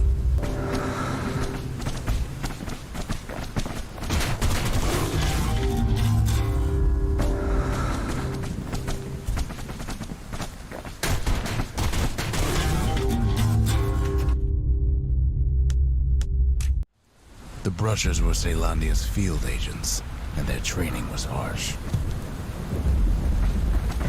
It's a dangerous test for a dangerous job.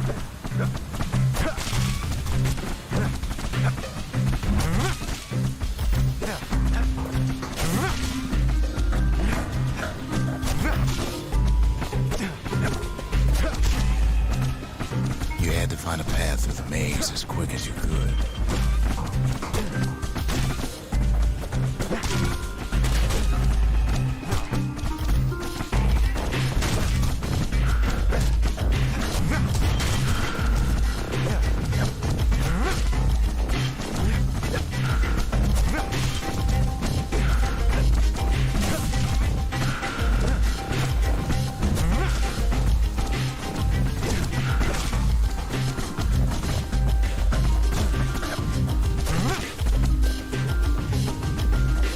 Well-placed throw could take out several of those ugly critters.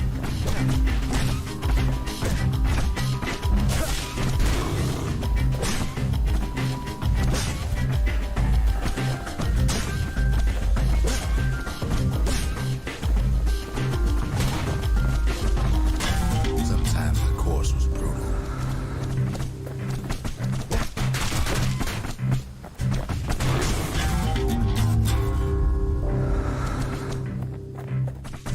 Did all right at Camp Bouncy. You got to go to the wilds.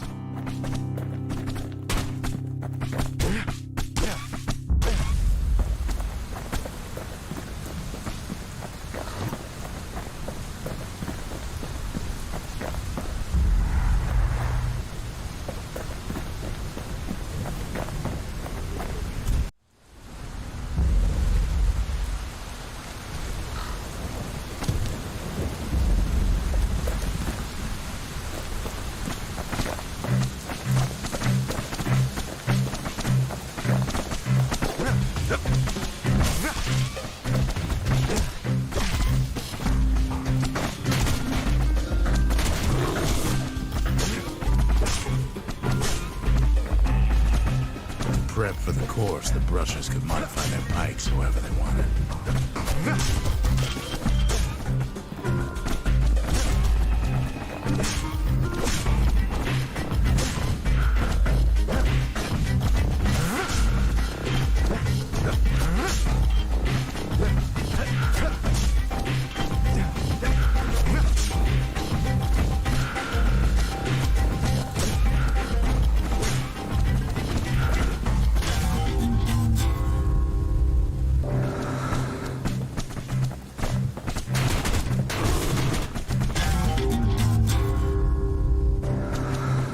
There wasn't time to squash every pincushion, just the ones in the way.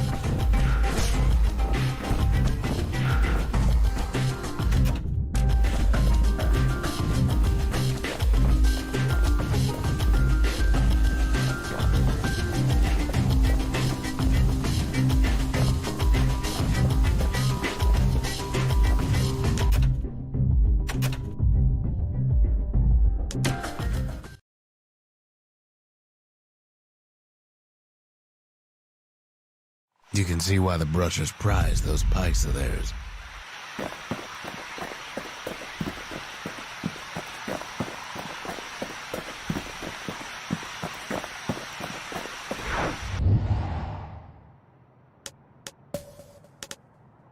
Point Lemaine's Grand Rail once brought the riches of the wild right to our doorstep.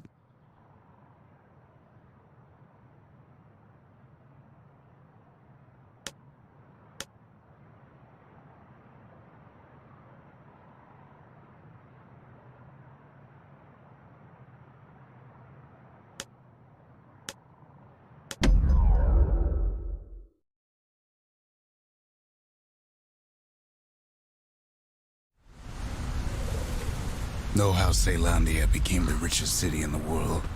2 words. Point Lemaine.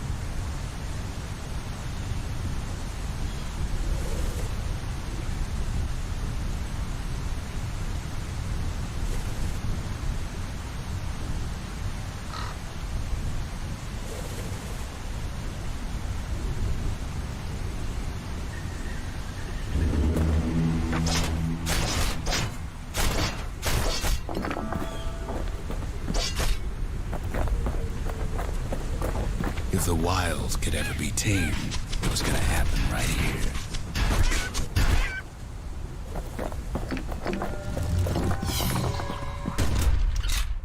But now, the greatest outpost past the city line is nothing but a freak show.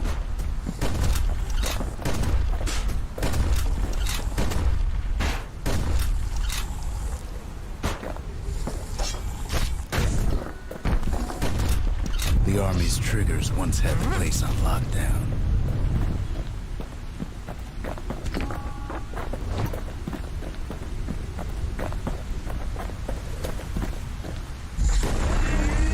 Kid might as well pick up where they left off.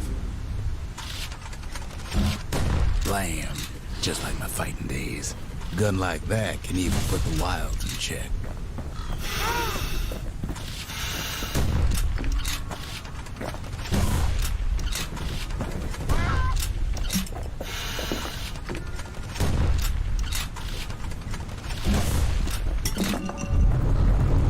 Point Lemaine seen better days for sure, but it ain't done.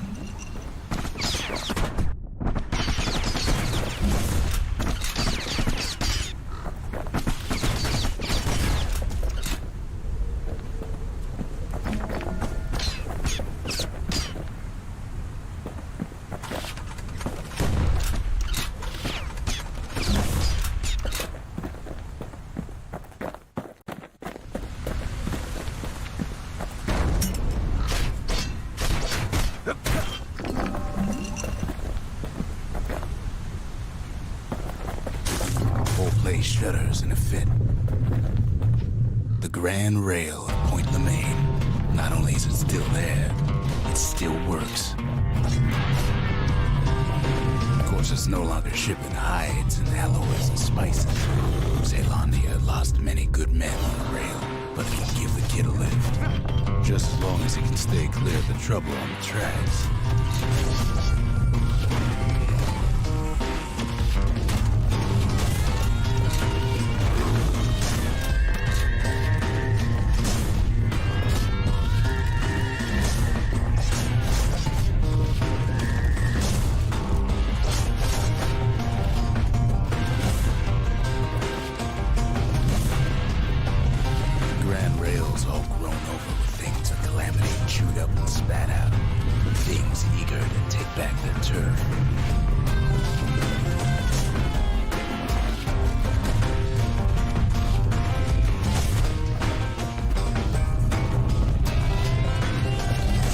So much as one of those things slip by.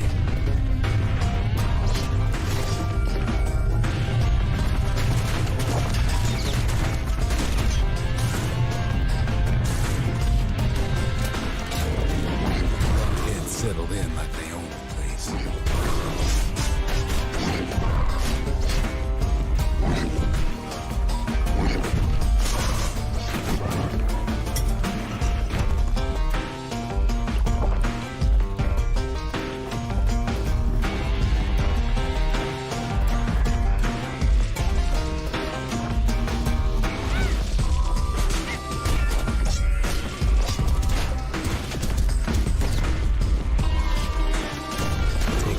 Footwork on the rail, what with wallflowers, cough, and fungus everywhere.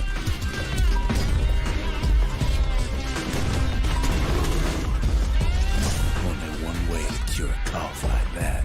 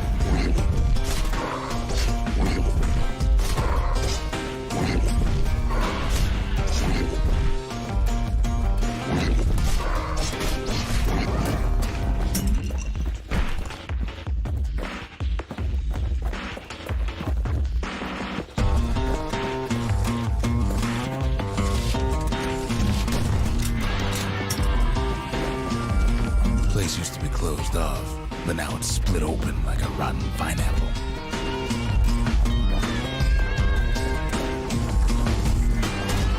Of course, the Grand Rail's seen much more fighting in bygone times.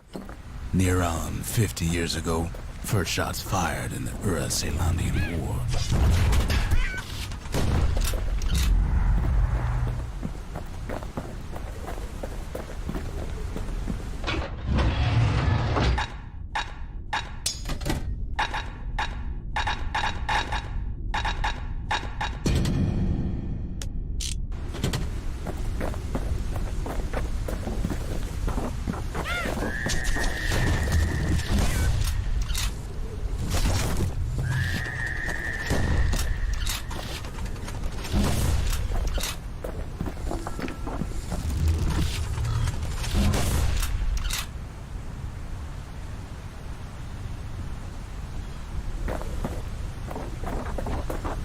It was right here that Zulf's forefathers decided to mix it up.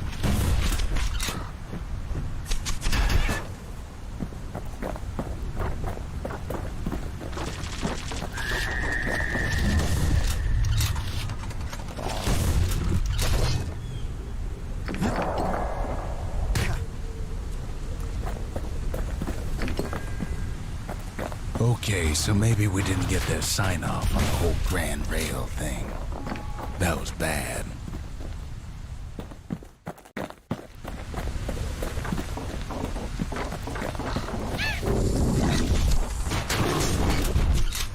spell must have shook the earth to the bone, that those dens of theirs.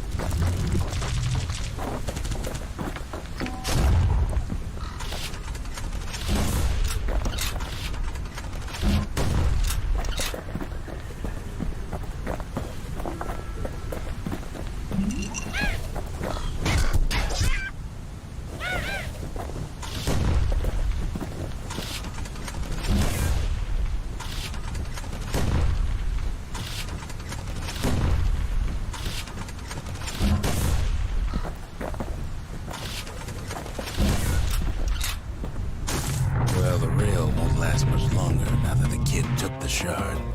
It's still got one good run in store for him, though. All the rotten wood there on the rails turned it into swamp weed central.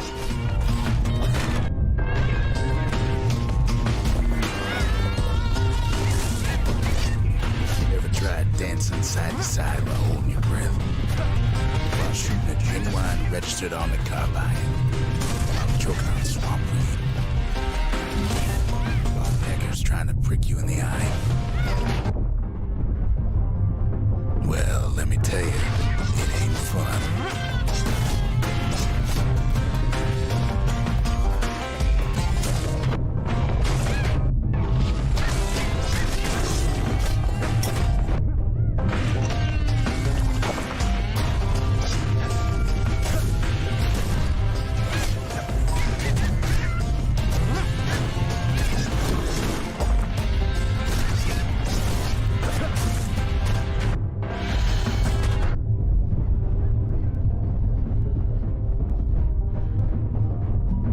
But then, at last, it's the end of the line.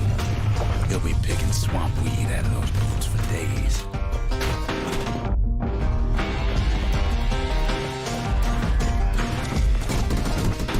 Turns out he's got company up at the rail station, waiting for him. Not just another wallflower in Cushion Mind.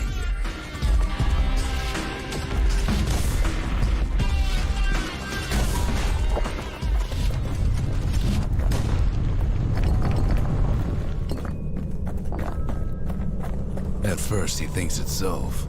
Turns out he's wrong. This is for you, says the man. Then wham.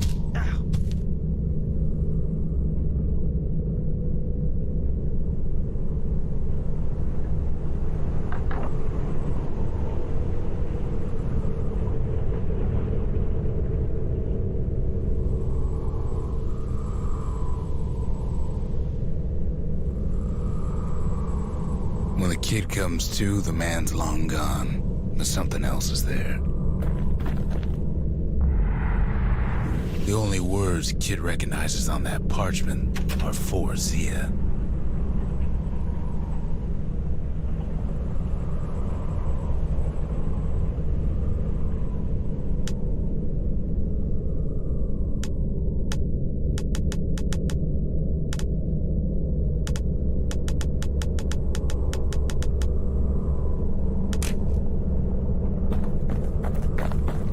What's a kid to do? He took the shard, he took the hit, and he took that note.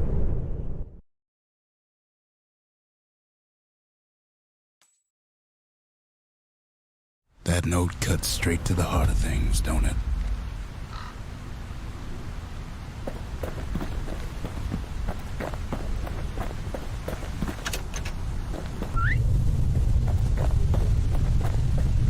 Kid arrives just in time to sample Zia's famous cooking.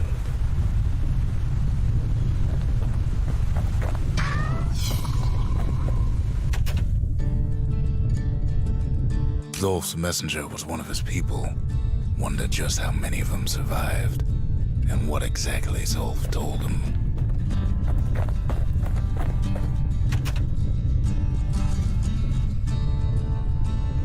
Finding gourmet ingredients ain't easy these days, but we'll take what we can get.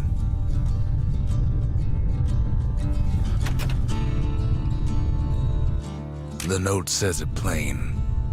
Zia, go east to learn the truth about the calamity and our people. I'll be waiting. Sincerely, Zolf.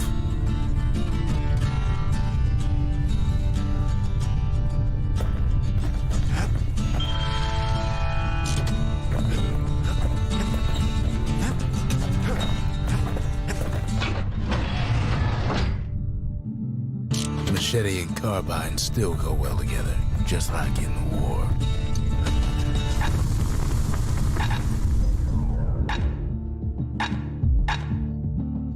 That's the way to make every shot count.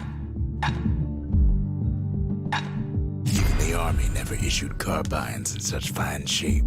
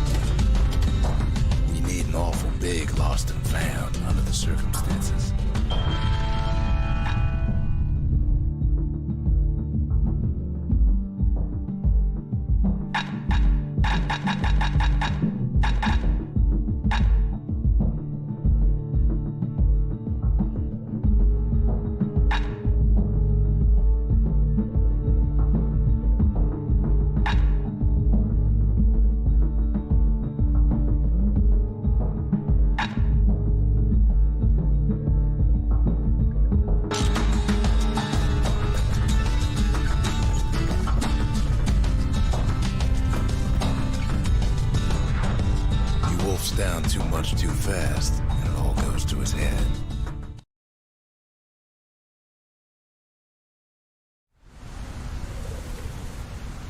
I've said a lot about the kid, but he ain't the only one wrapped up in all this.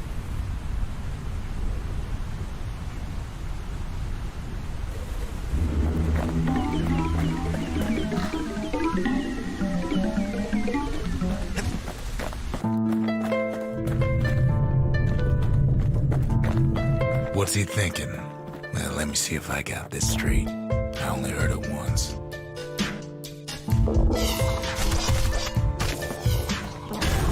Well, you know how it goes.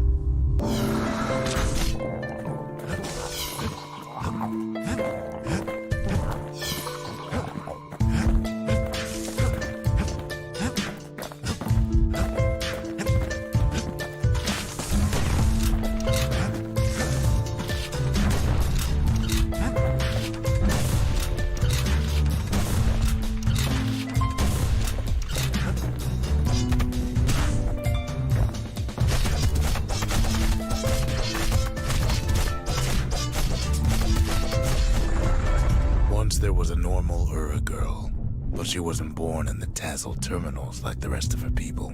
She was from Celandia.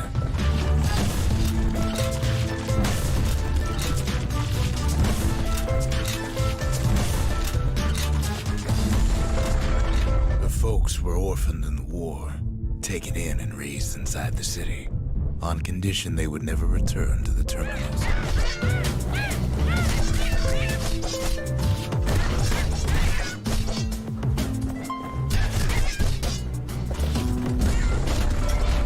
Refugees who came into the city had to stay for life. It was a way to reduce the risk of city secrets leaking out.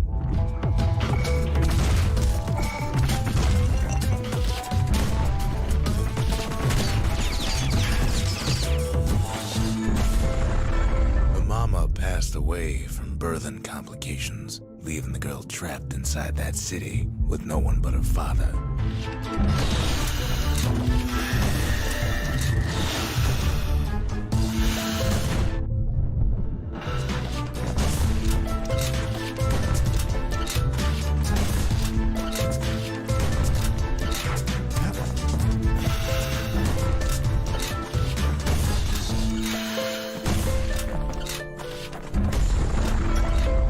father was sharper than a brusher's pike, so he got a job working for the city's mancers.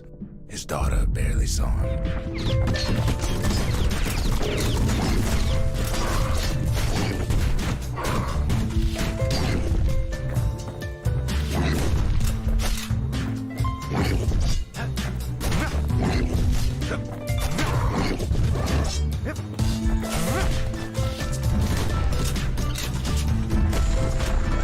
Her father told her nothing of her Ura heritage.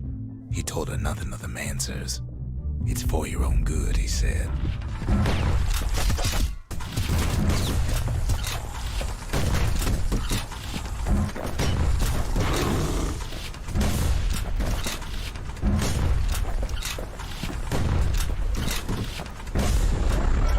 She took to studying the arts, learned more through music than history books, gained a knack for strings and songs.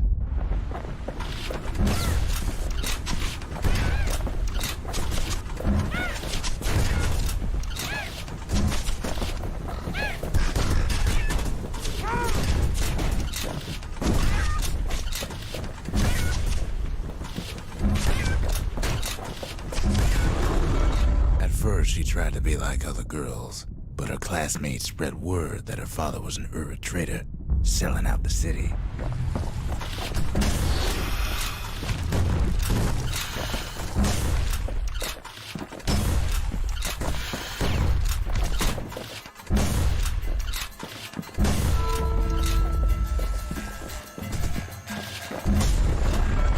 One young man stood up for her, or so he led her to believe. He knew much of her heritage, and she grew fond of him.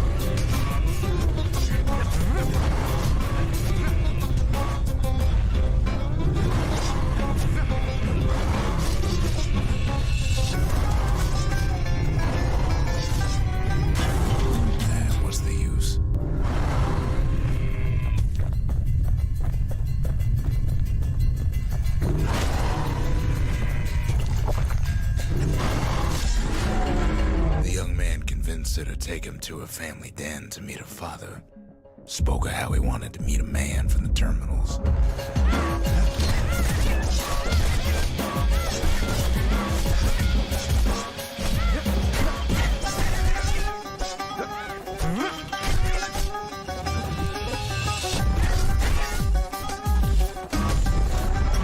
When the young man greeted her father in the Ura's native language, her father flew into a fit of rage and threw them out.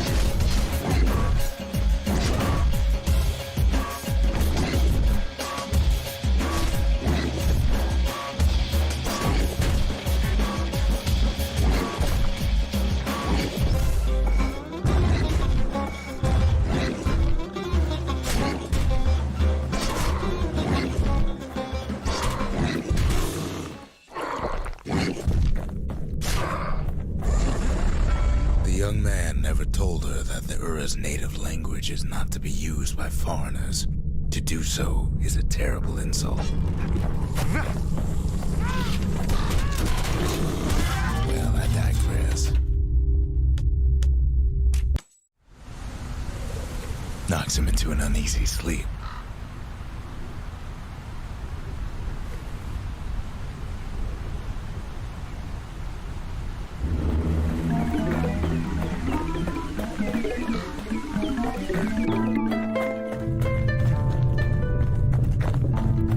What's he thinking?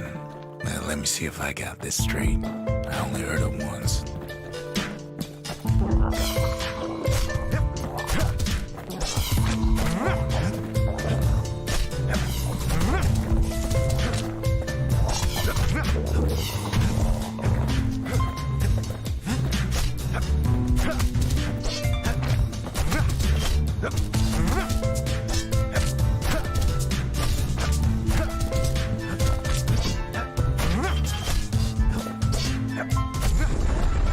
Once there was a normal Ura girl, but she wasn't born in the tasseled terminals like the rest of her people.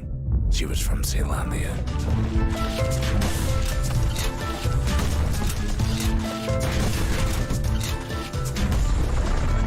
Her folks were orphaned in the war, taken in and raised inside the city, on condition they would never return to the terminals.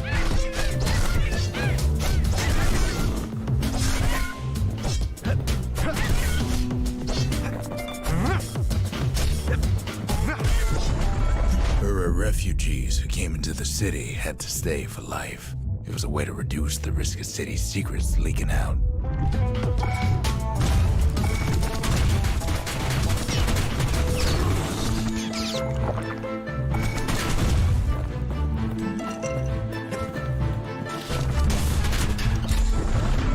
The mama passed away from birthing complications, leaving the girl trapped inside that city with no one but her father.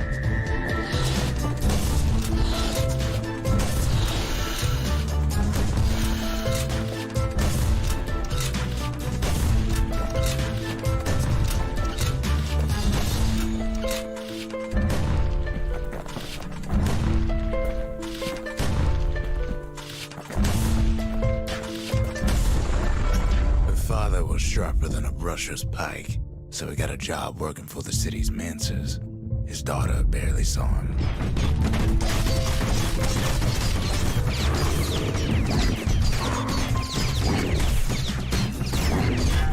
Well, you know how it goes.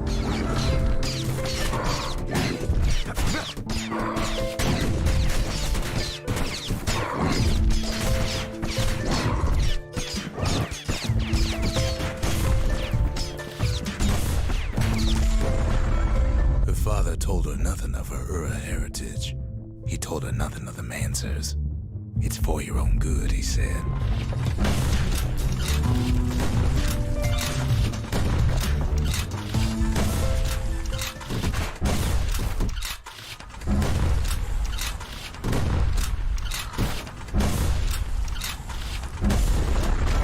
She took to studying the arts, learned more through music than history books, gained a knack for strings and songs.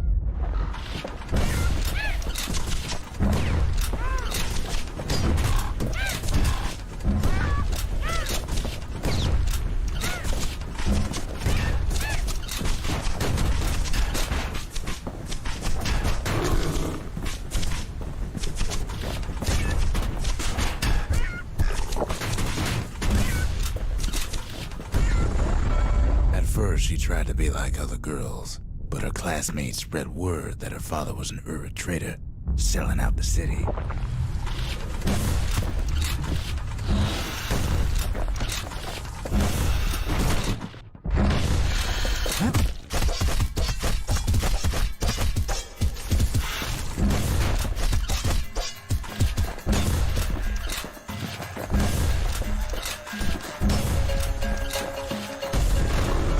One young man stood up for her, or so he led her to believe. He knew much of her heritage, and she grew fond of him.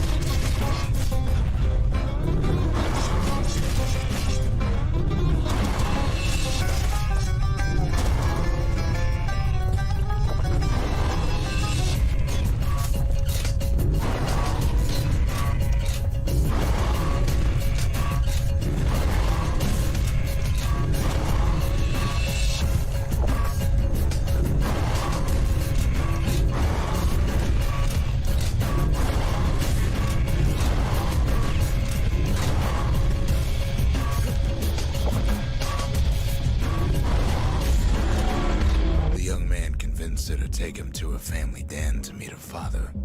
Spoke of how he wanted to meet a man from the terminals.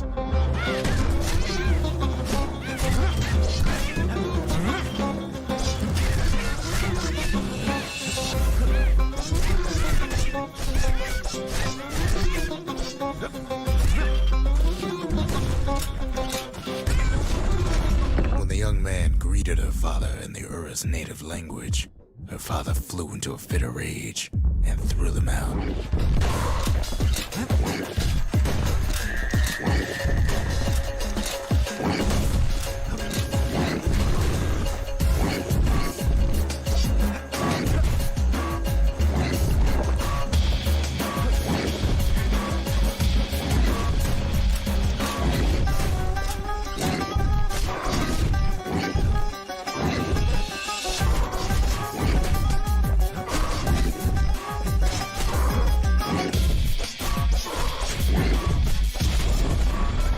The young man never told her that the Ura's native language is not to be used by foreigners. To do so is a terrible insult.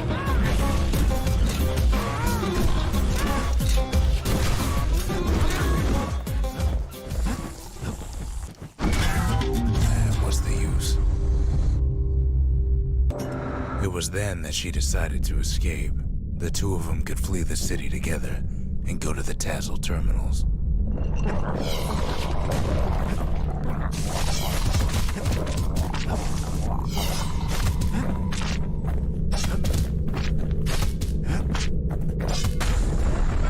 They would hide inside a garbage bin until it got ingested by a scumbag, then let him slosh on out of the city for disposal.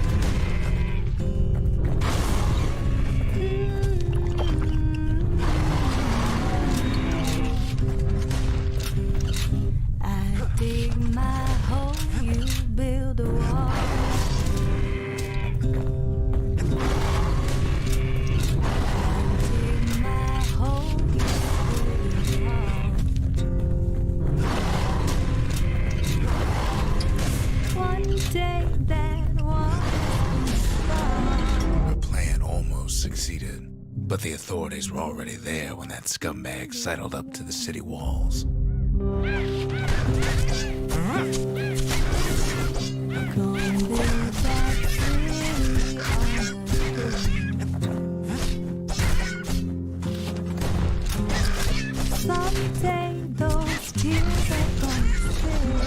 The young man had sent the authorities a tip. Told him her father was using her to sell secrets to the Tassel terminals. Well, I digress.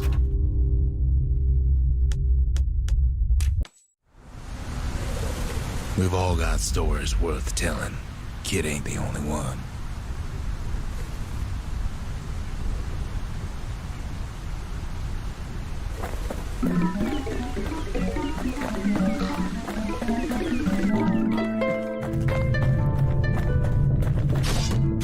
What's he thinking? Well, let me see if I got this straight. I only heard it once.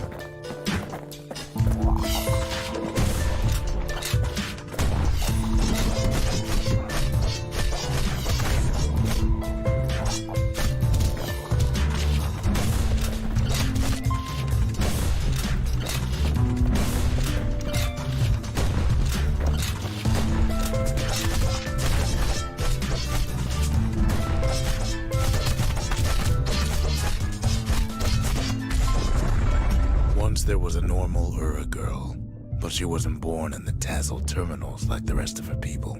She was from Celandia.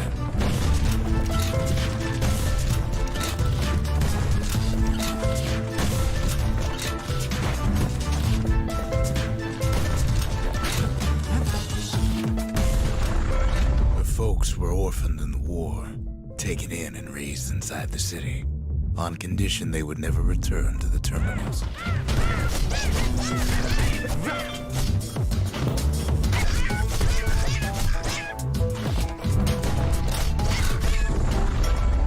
Refugees who came into the city had to stay for life. It was a way to reduce the risk of city secrets leaking out.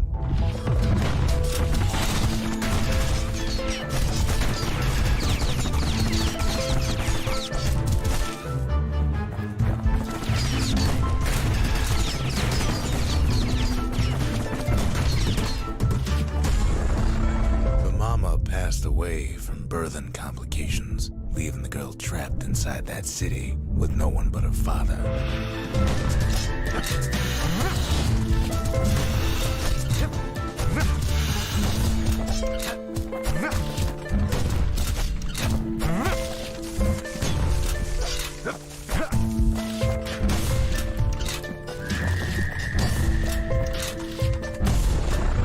Her father was sharper than a brusher's pike, so he got a job working for the city's mancers. His daughter barely saw him.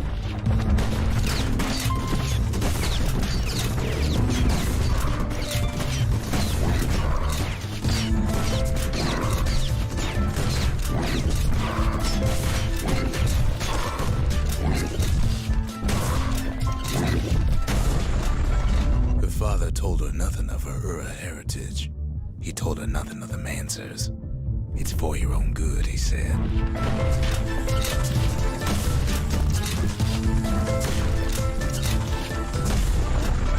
She took to studying the arts, learned more through music than history books, gained a knack for strings and songs.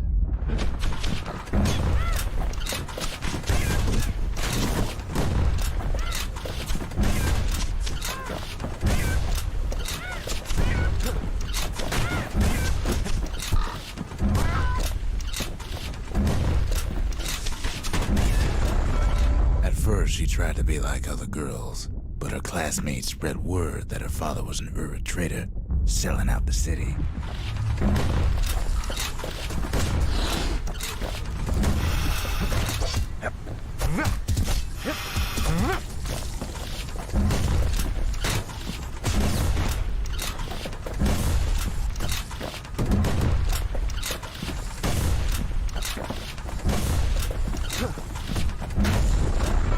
One young man stood up for her, or so he led her to believe.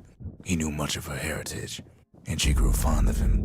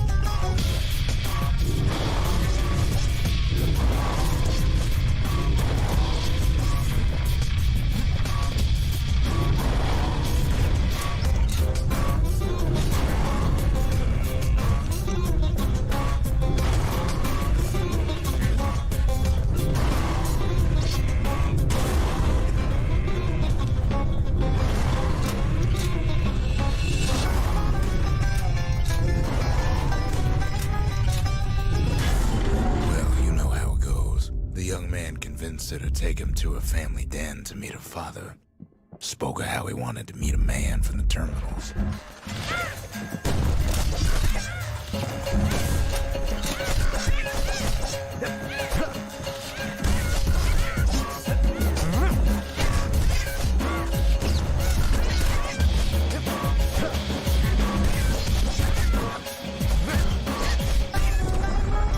When the young man greeted her father in the Ura's native language, her father flew into a fit of rage and threw them out.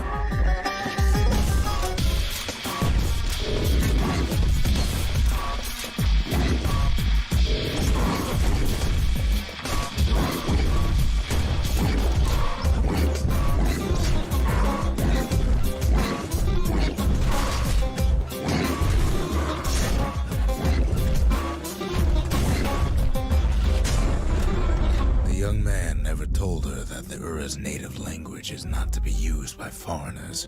To do so is a terrible insult.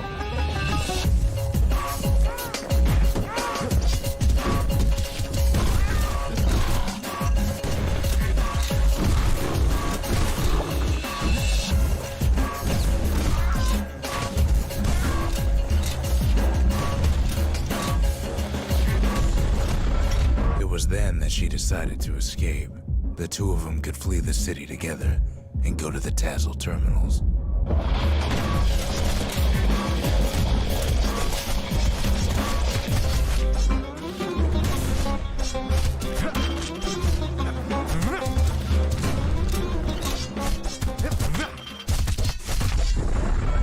They would hide inside a garbage bin until it got ingested by a scumbag, then let him slosh on out of the city for disposal.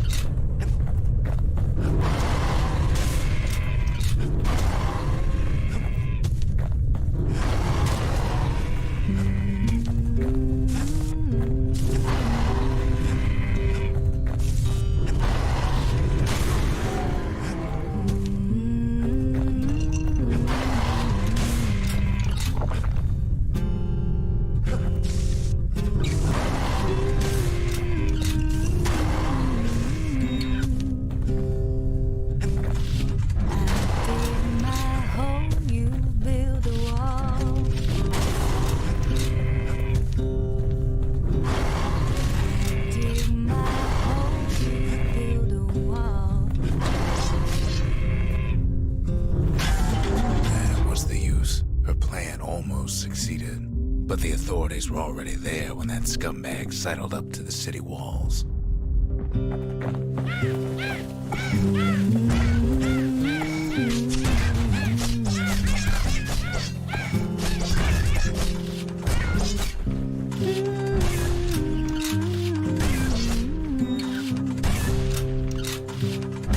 I dig my hole, you build a wall.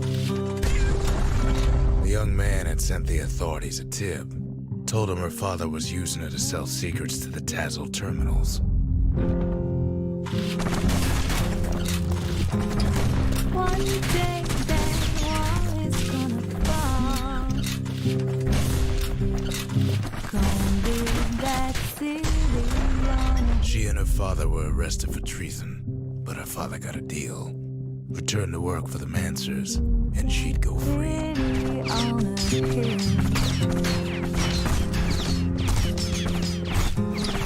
Someday those tears are gonna spill. So build that wall and build it strong, 'cause we'll be there before too long. Gonna build that wall up to the sky. Before they parted ways for the last time, her father whispered a desperate plea. Hurry home to the den and lock yourself in. Someday your bird is gonna fly. Gonna build that wall until it's done. Gonna build that wall until it's done. But now you got nowhere to run.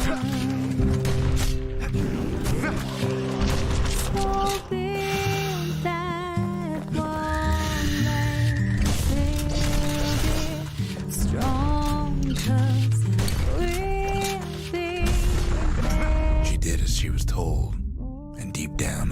around inside that den, she found a journal written in her father's hand.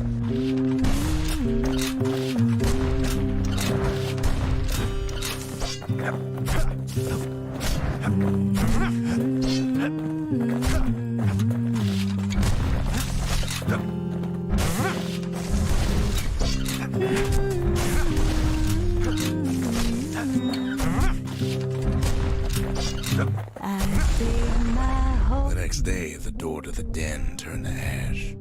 The girl came up for air, and she saw the calamity all around her.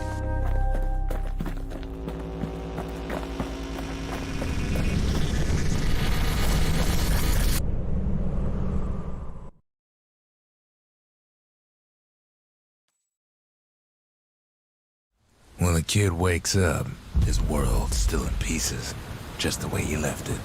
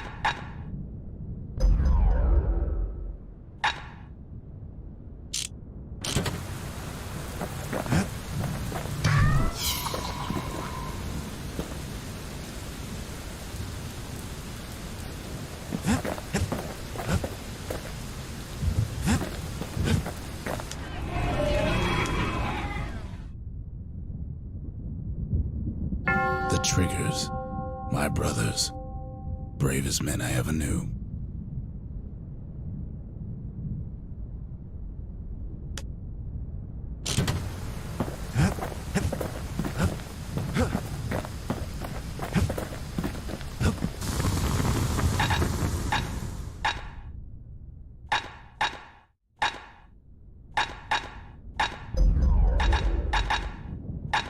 A solid frame can put an extra sting in every slice.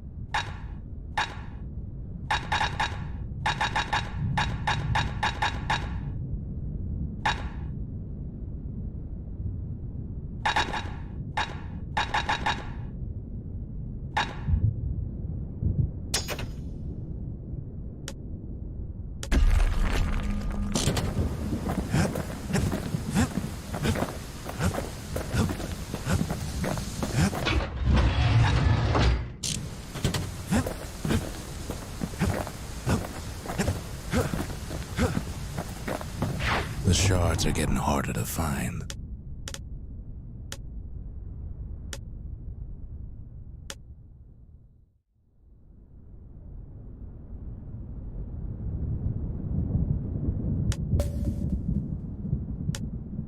That's Trigger Hill, where the Army's elite became the finest marksmen in the land.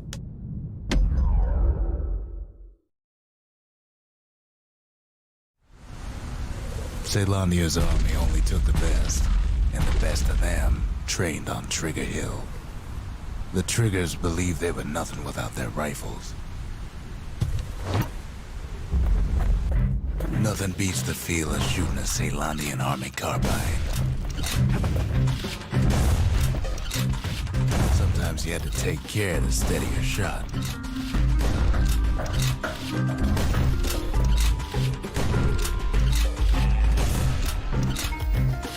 The Triggers had clearance to modify their guns however they chose. Some felt the course was too easy, so the triggers spiced things up a bit.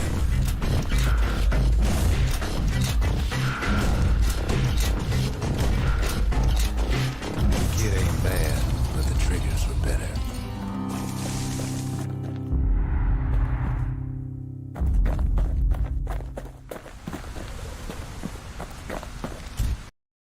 If you want to master the art of the firearm, then the place to go was Trigger Hill.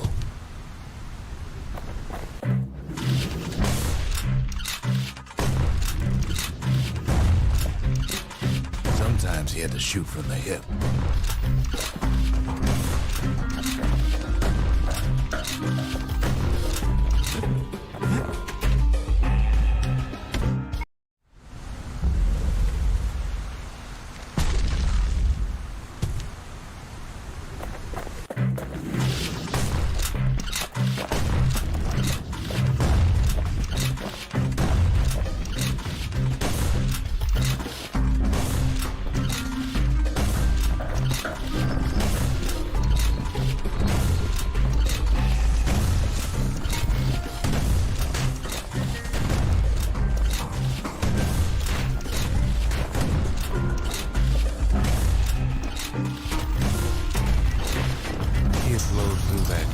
Like it was nothing.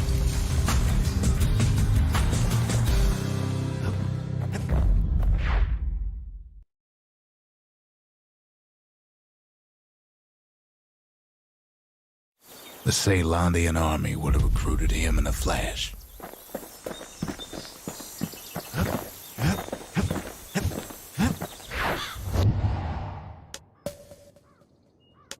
No risk of Culford Cauldron ever erupting again, they used to say. Guess they were wrong.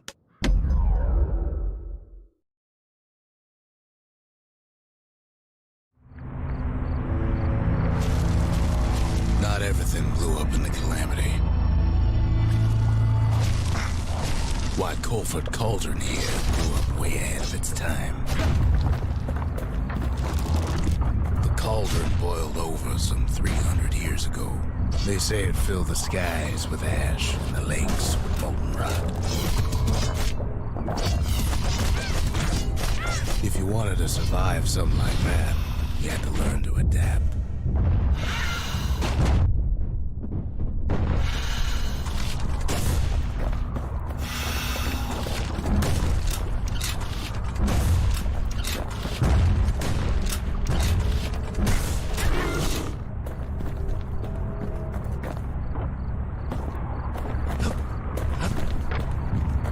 So in a way, the beasts of the wilds, they're all survivors too.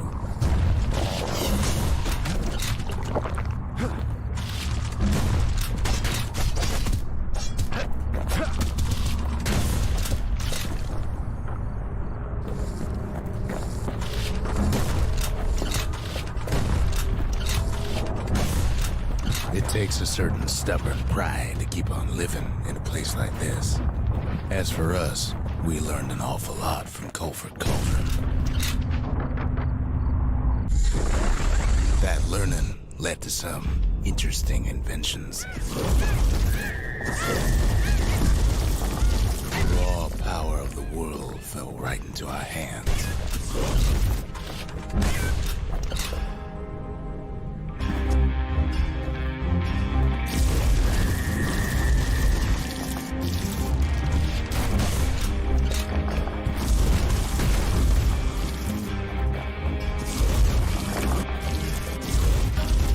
Playing with the cauldron's fires became an addiction.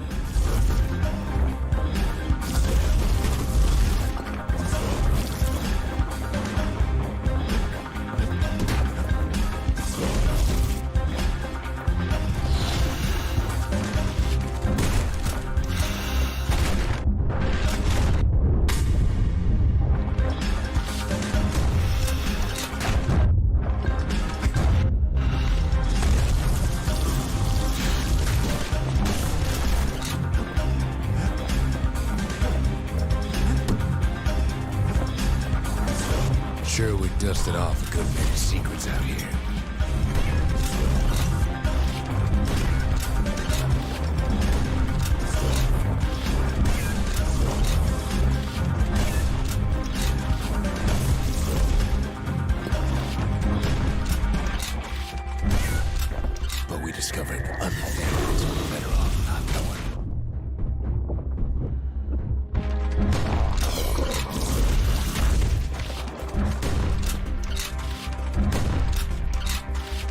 The unforgiving scent of sulfurous dirt.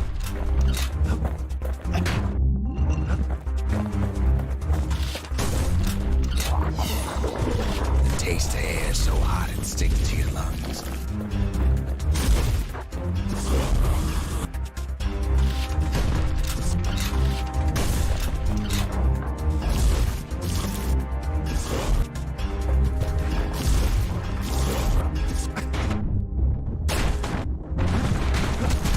Best to keep out of the cauldron.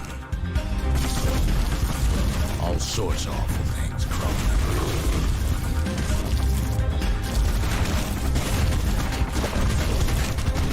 You can cook those things, but you can't eat them.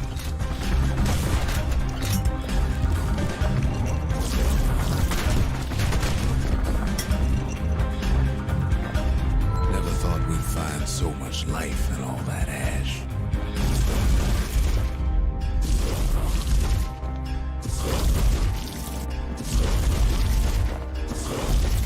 The more ash we swept aside, the more life we found.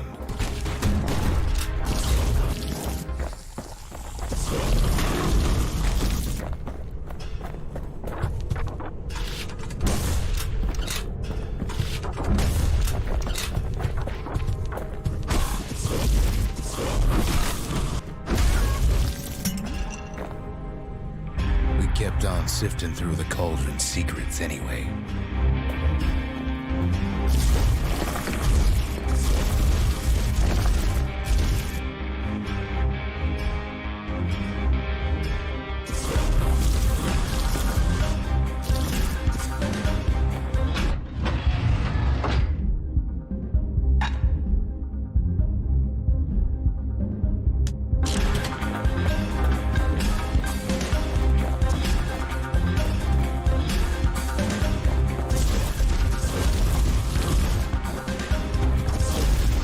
Place as inhospitable as they come.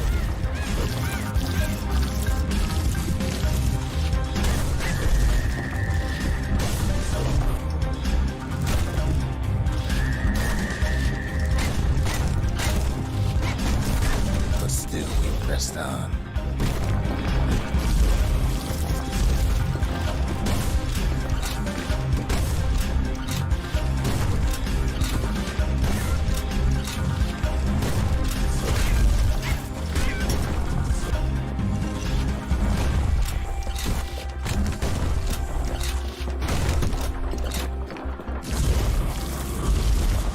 After all, when we looked down inside Culford Cauldron,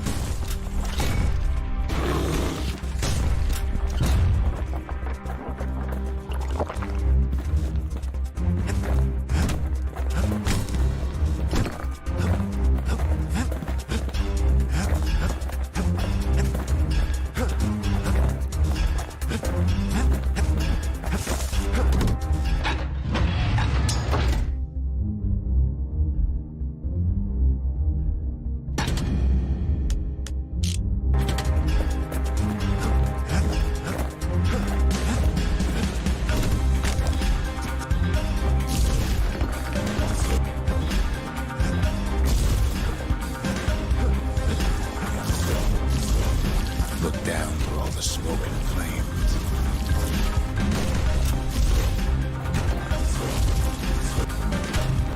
We saw in there the heart of the world, the heart now laid bare by the calamity. We had to have it. As for the kid, he just has to get that shard out of there. Too bad taking that thing woke up every last stink-eye from here to Charleston Bog. Kid's thinking he's got to trek all the way back around the cauldron.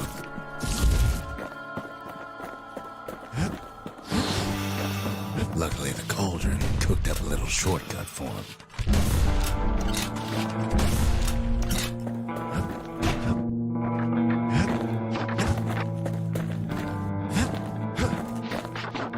Sure, it ain't the most convenient path.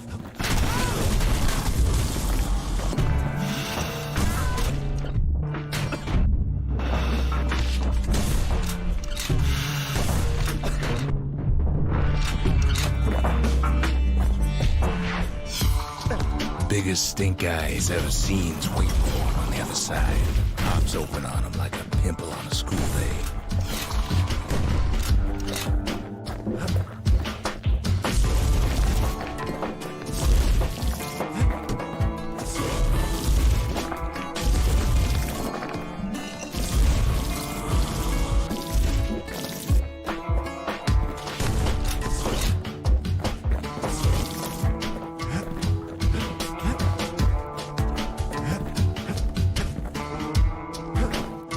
Where there's one stink eye, there's always more.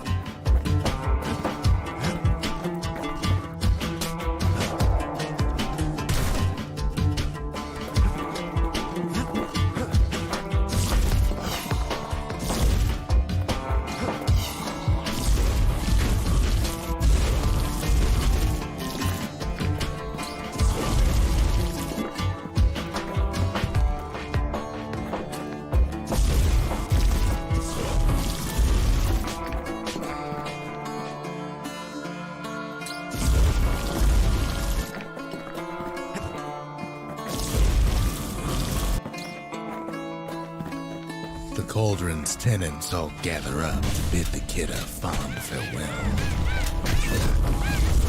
Kid don't shed any tears for him, though.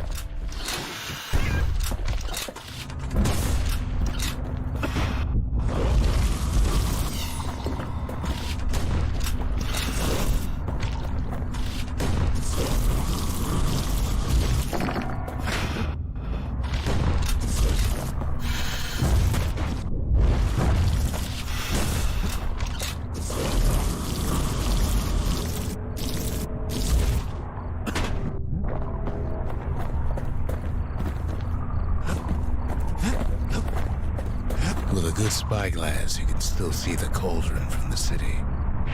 But all the fires died out. There's nothing left of it.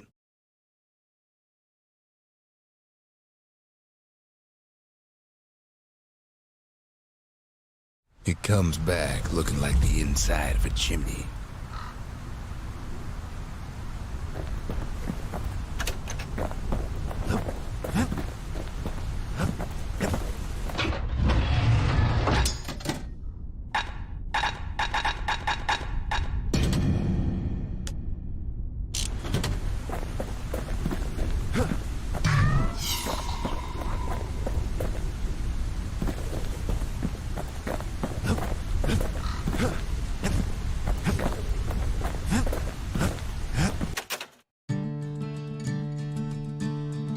They said the wild could never be tamed.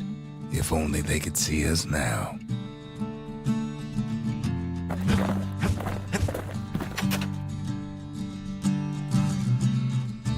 We're all a little short on friends these days, so that's a welcome sight.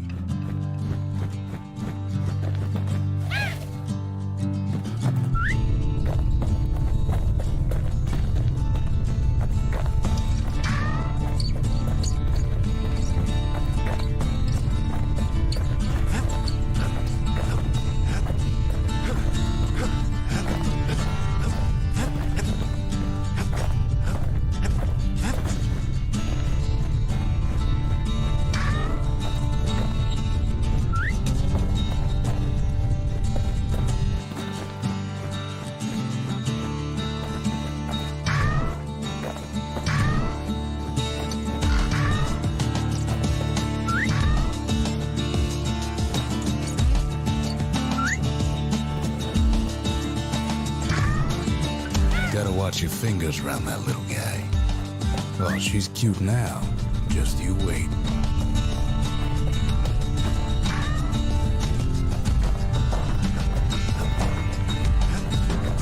You don't know what to say. Don't give in, I say.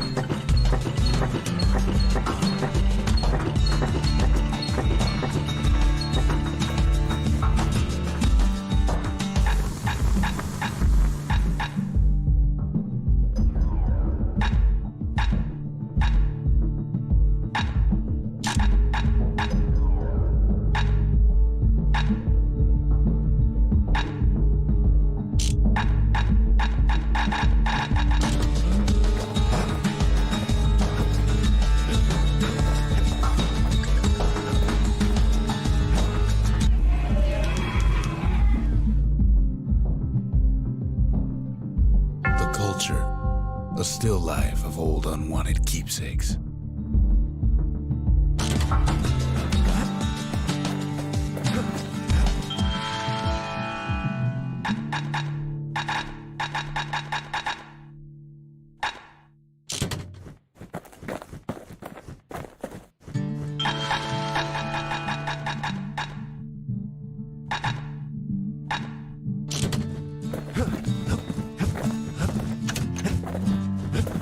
Still no mail. Go figure.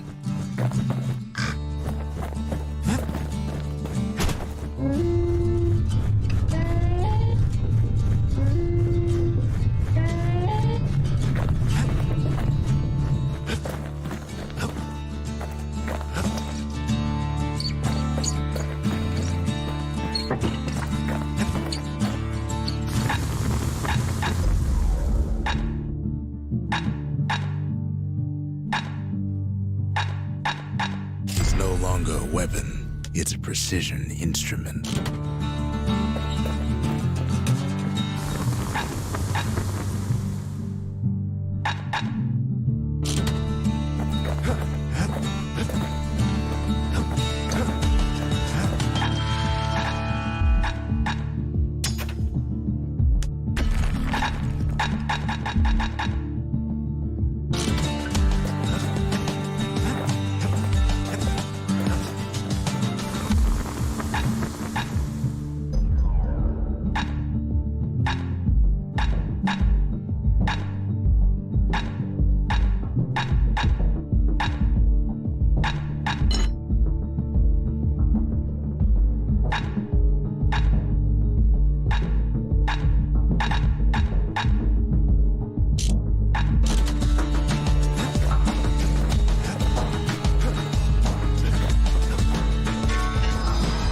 The shard works like a charm.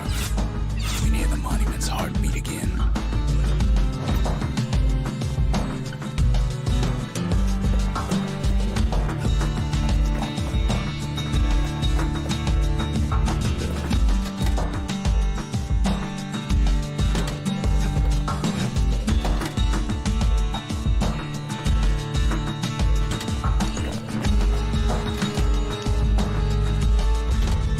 Seems the gods recommended this place to all their friends.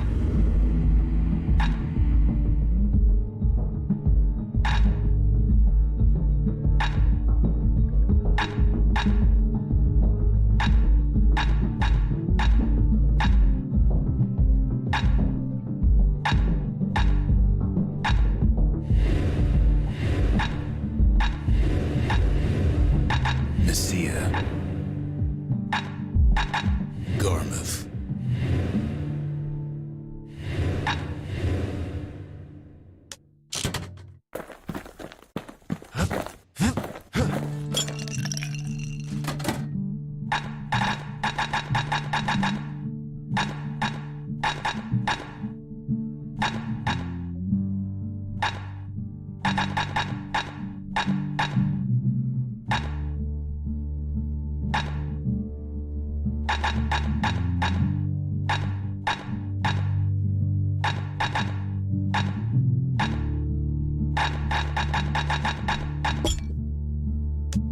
Live wine so rich, they say it's brought men back from the brink for one last taste. We spotted a pecker carrying a shard to Mount Zan. Grady Incinerator's where we sent off all our trash to be burned or be eaten by the wilds.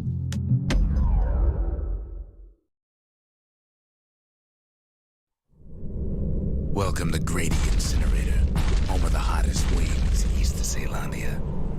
In all seriousness, the incinerator was a dump, and it had a problem with peckers. Blasted things would swoop in and spread trash all around, until we started using fire. We couldn't just torch them all at once. We had to use restraint.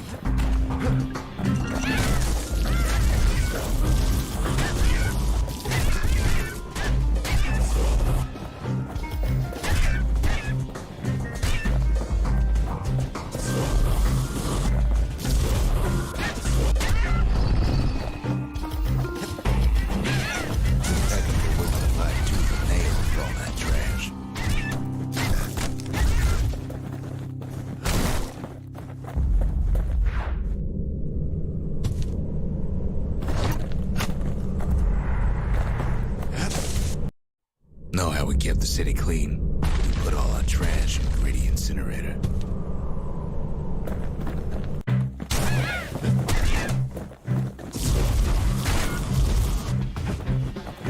Beggars that flock together were easy pickings.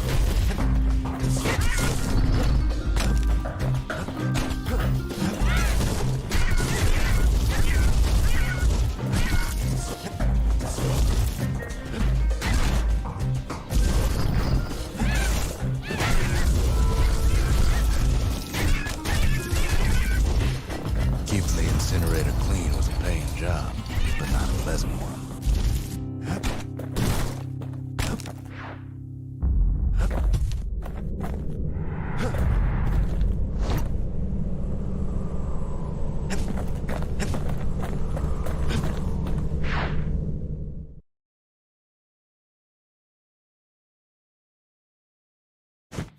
You'd almost think those peckers like getting cooked.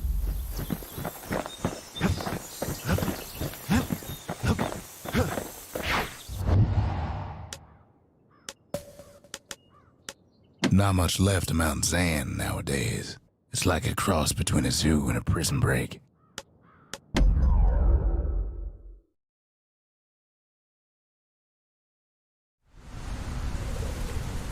Can't rightly call Mount Zan a mountain anymore. There's no more mountains now.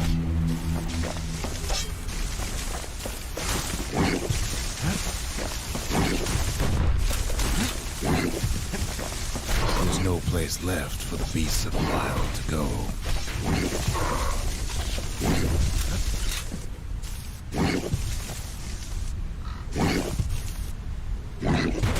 It's a delicate situation. So they figure they'll hold out right here, on a slab of mountain the Calamity forgot.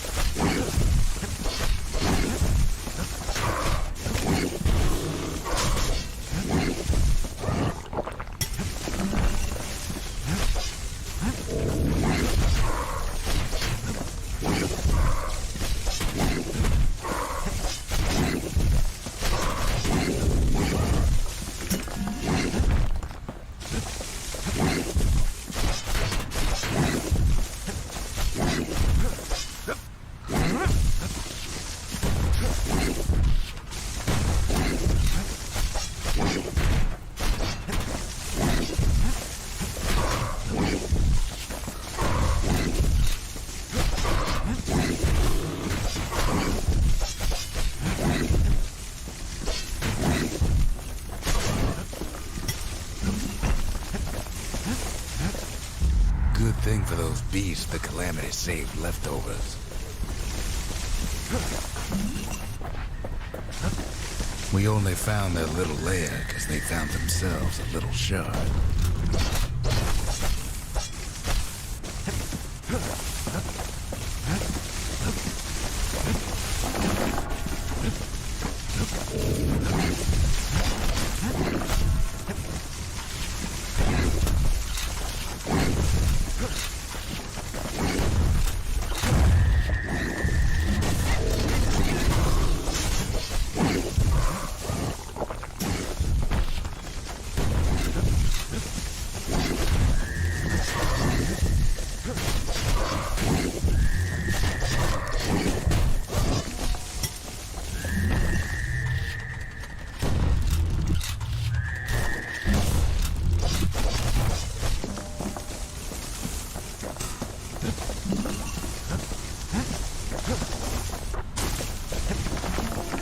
Those beasts been hoarding all the valuables they could find.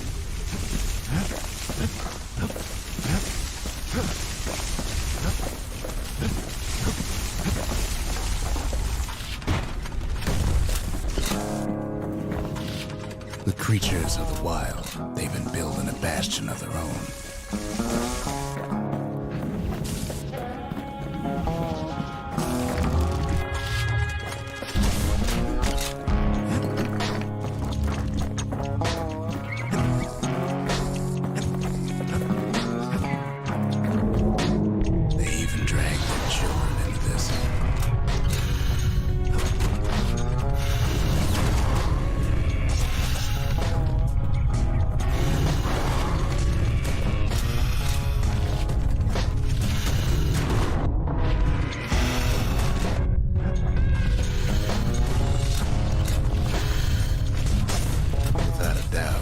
situation stinks.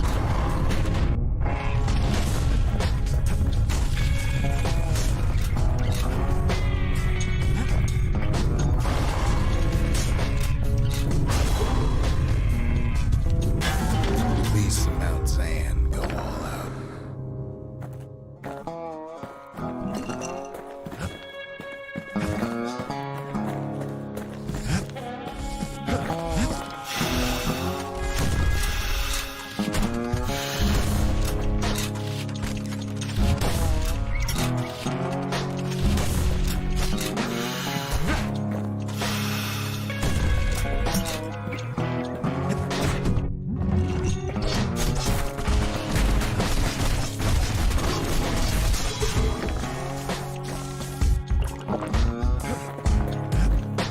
The best thing we can do for those beasts right now is put them down quick and clean.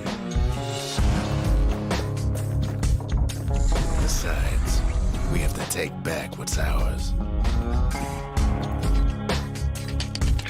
Even if the beasts of the wilds won't like it.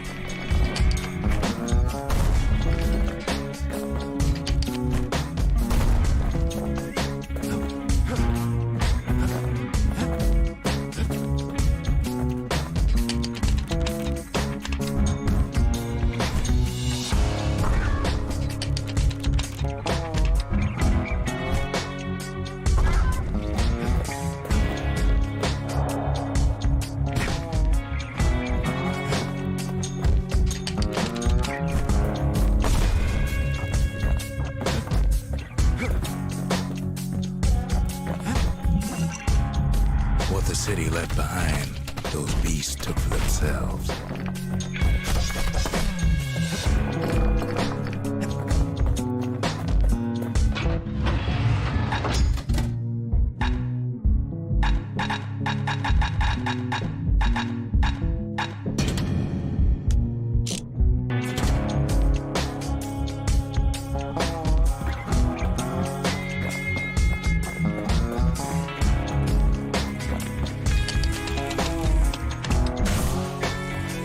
Takes a lot of convincing, and our mortars have to do the talking.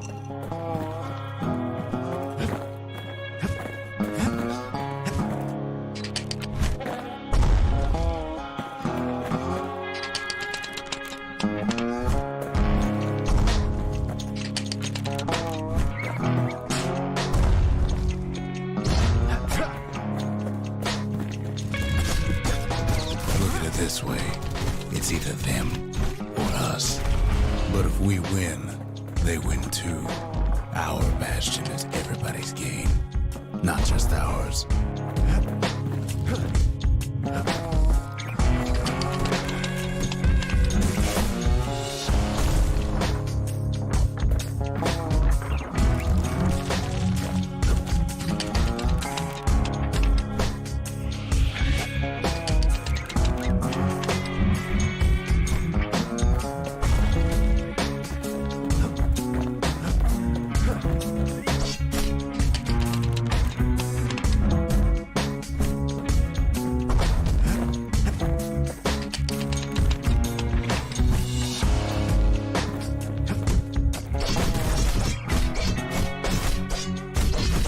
Unfortunately, there's no explaining that to a simple beast.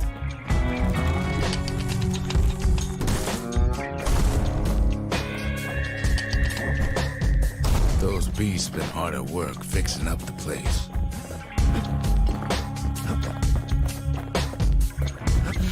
They've rounded up their survivors, just like we have.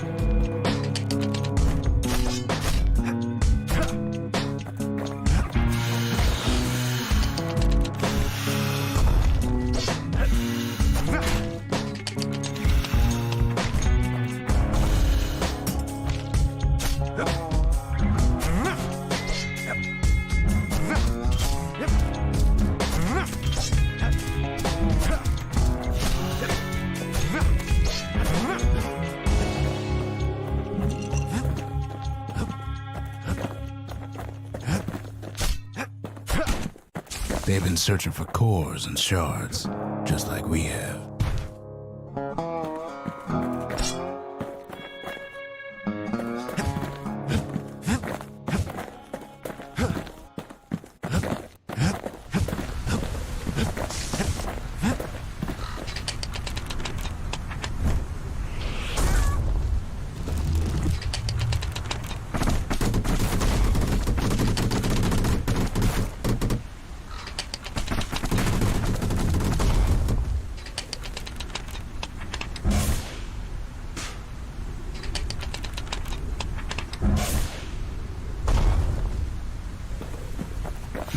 thought about turning back, just like we have.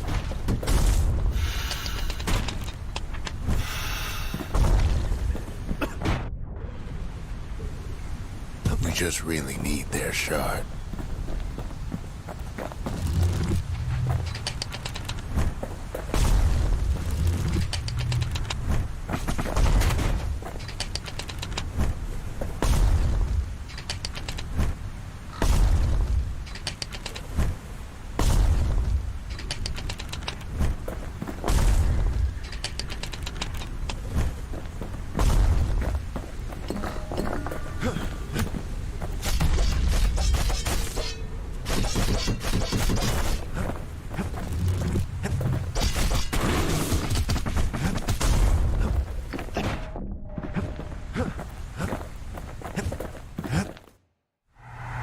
Kid got it fair and square.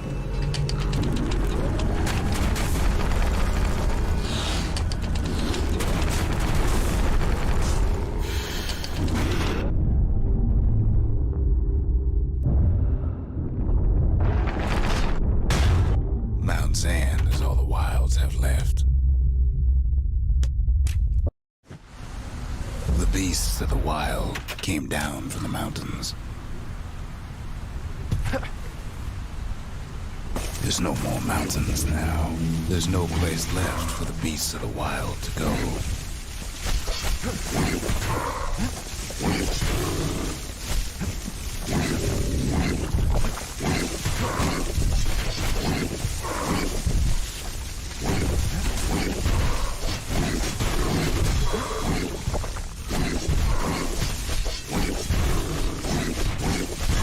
The beasts of Mount Zan go all out.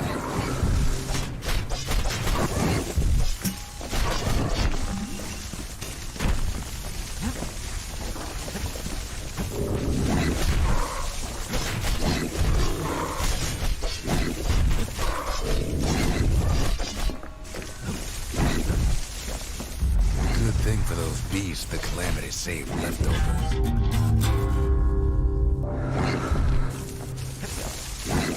It's a delicate situation.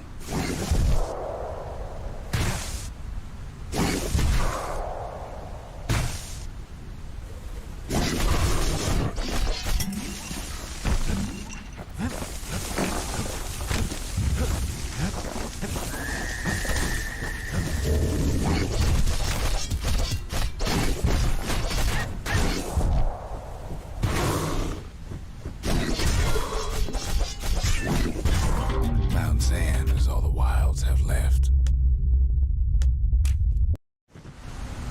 The beasts of the wild came down from the mountains. There's no more mountains now. There's no place left for the beasts of the wild to go.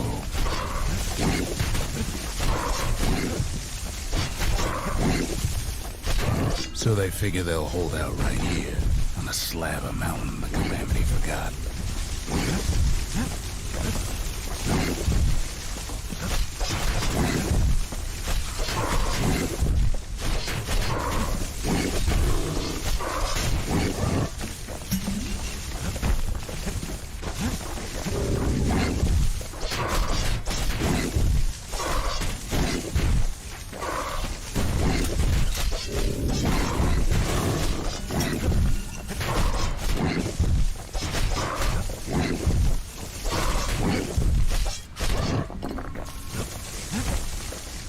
Good thing for those beasts the Calamity saved leftovers. We only found their little lair because they found themselves a little shard.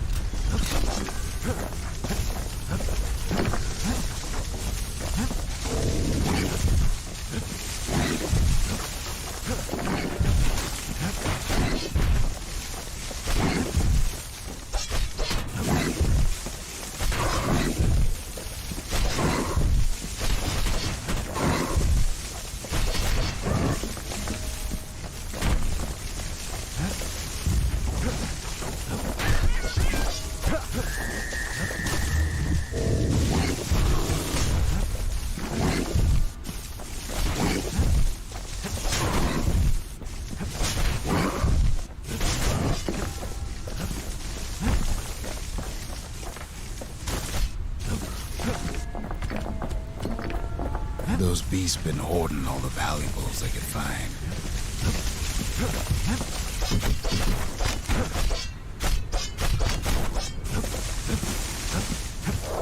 It's a delicate situation.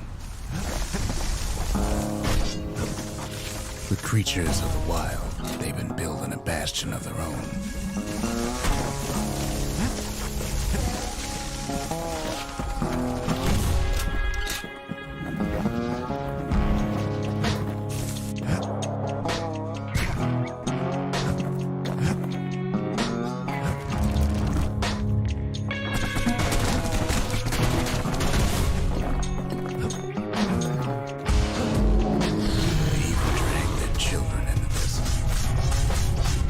Without a doubt, the situation stinks.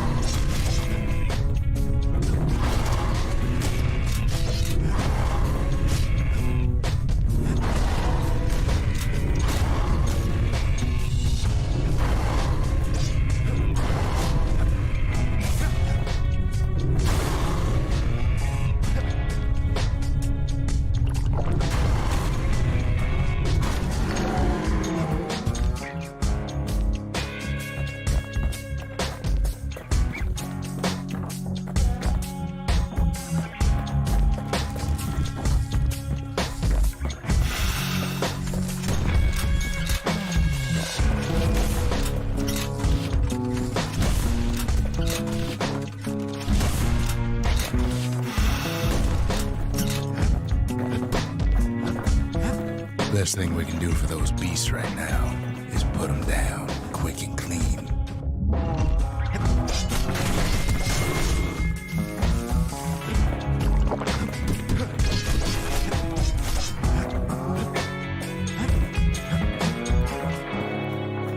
There's only one kind of mercy left these days.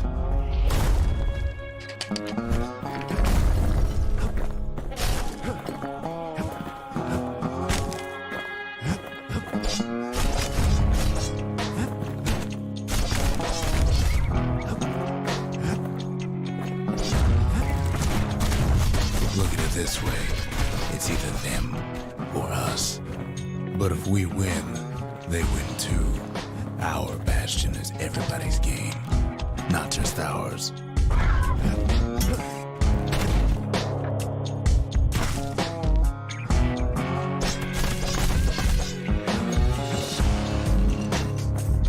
What the city left behind, those beasts took for themselves.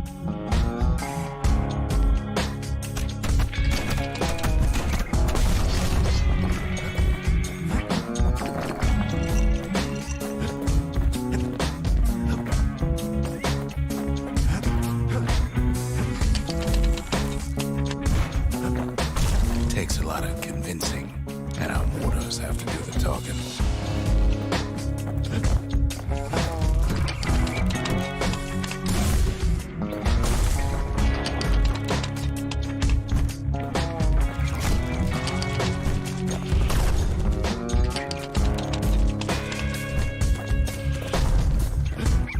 Unfortunately, there's no explaining that to a simple beast.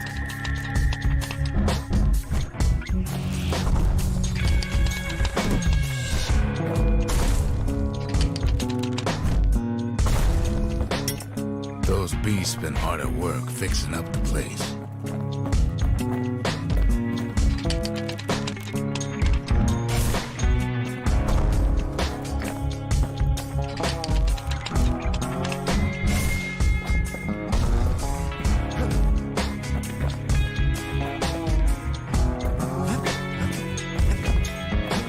They've rounded up their survivors, just like we have.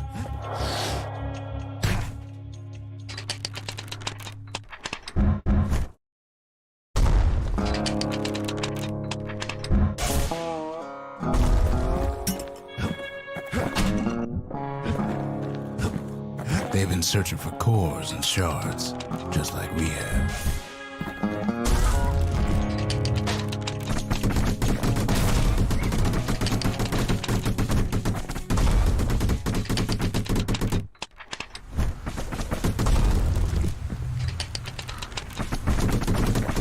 Maybe they've thought about turning back, just like we have.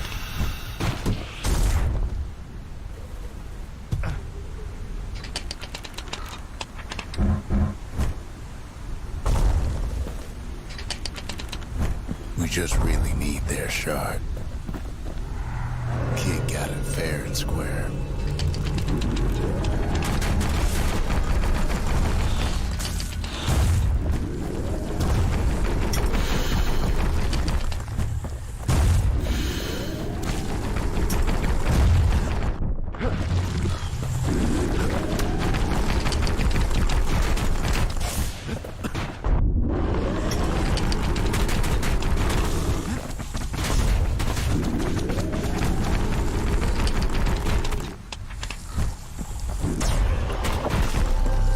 That's the way.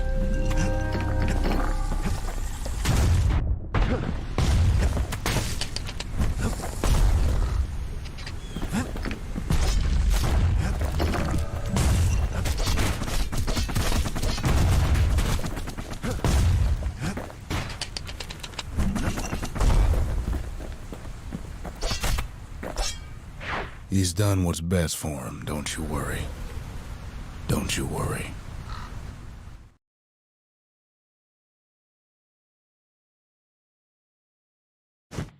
We'll all be better off once the Bastion is complete.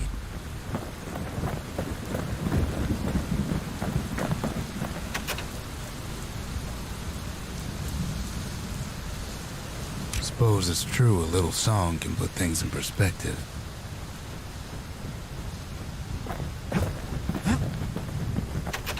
Fixed that thing right up, didn't we?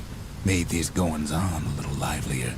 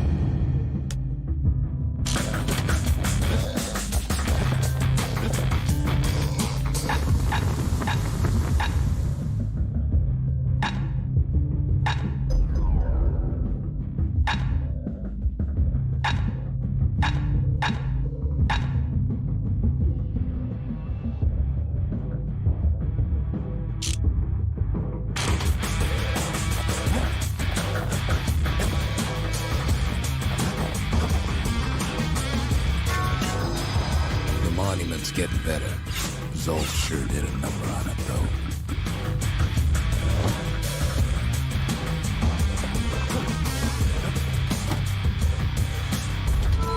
The memorial may be finished, but our part is far from over.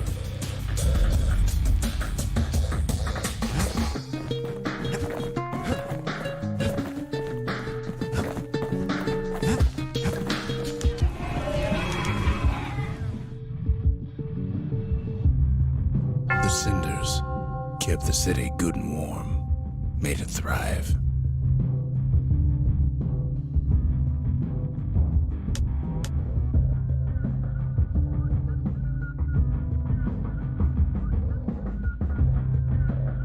The city, its riches nothing but fragments now.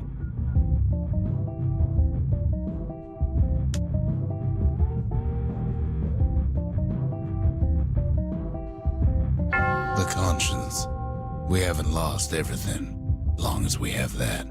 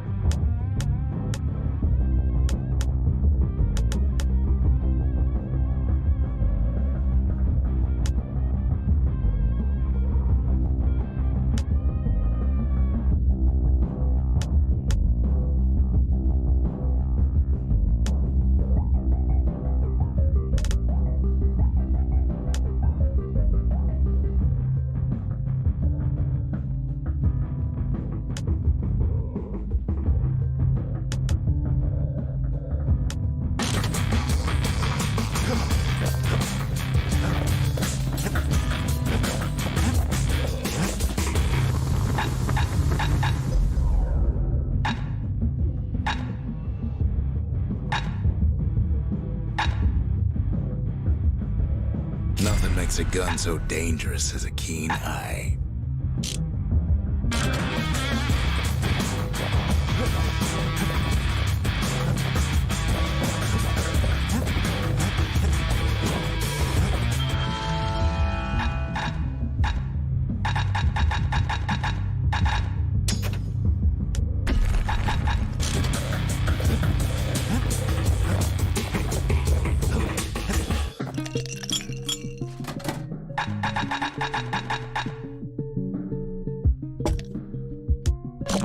Leechade so sour it'll perk you right up when you're feeling low.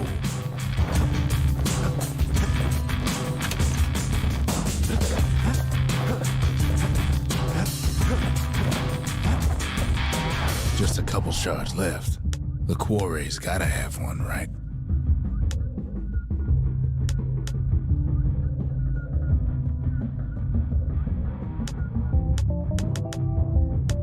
Boundless Bay used to be a weapons test and dry dock. Ain't never been this dry, though.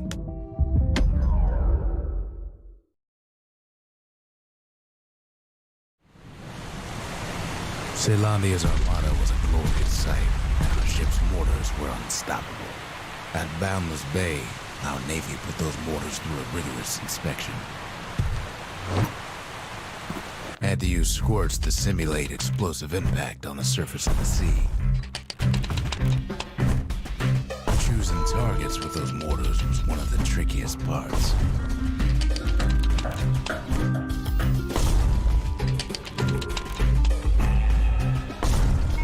Sounds like the kid's mortar's in tip-top shape.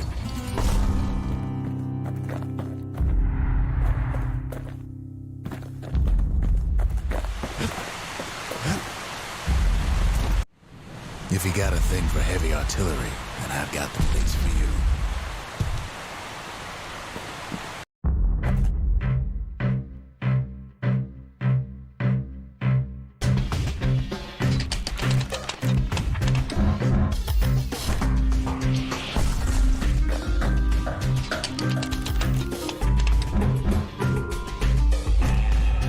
A variety of modifications can be used to enhance the power of a mortar.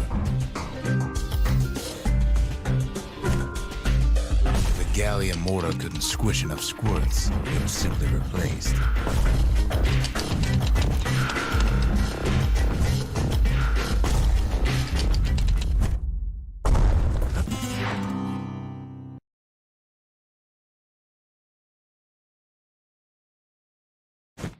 Too bad about the Armada, but at least one of those mortars survived.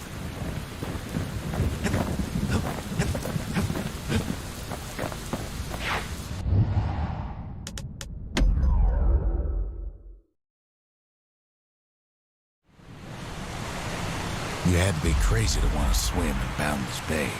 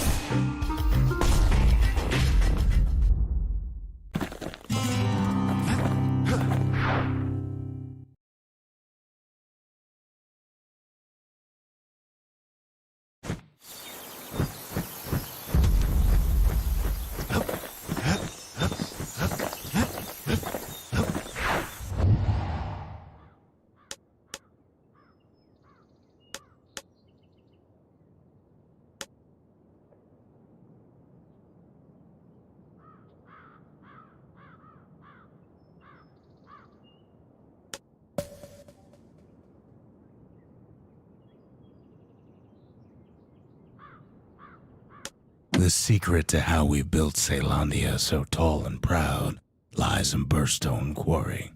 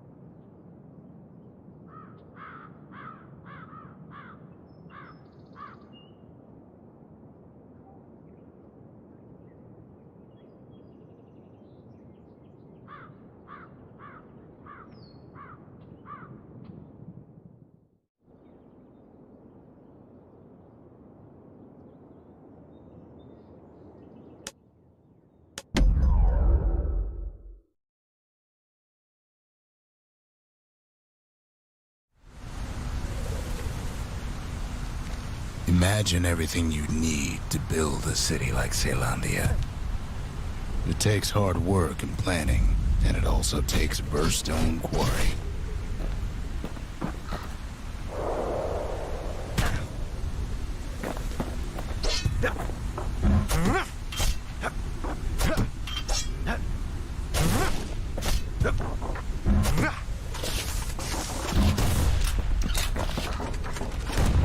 The Ura tunnels beneath the quarry must have softened the blow from the calamity.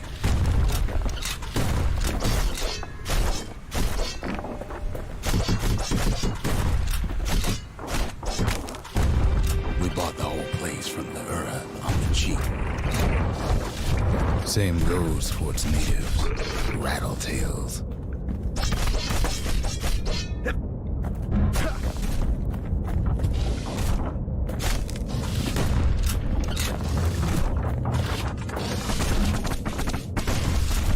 Rattletails ain't the worst of it either, but more about that in a little bit.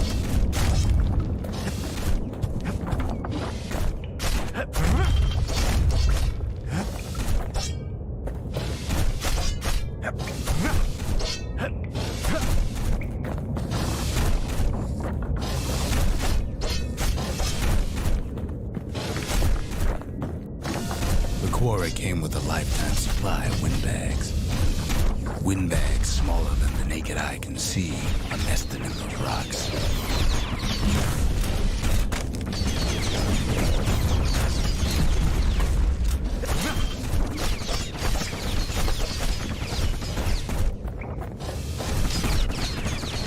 But there was even more to it than that. Not only are these rocks a source of life, we found that the oldest ones remember things.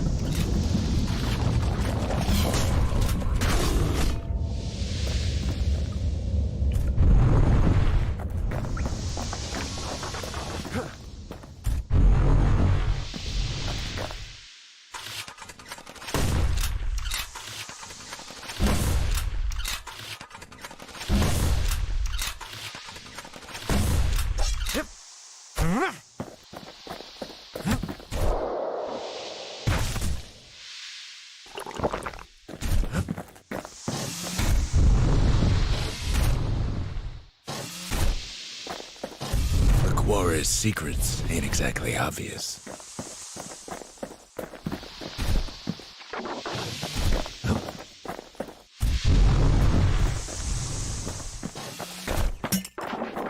They're recording everything, all the time, taking it all in.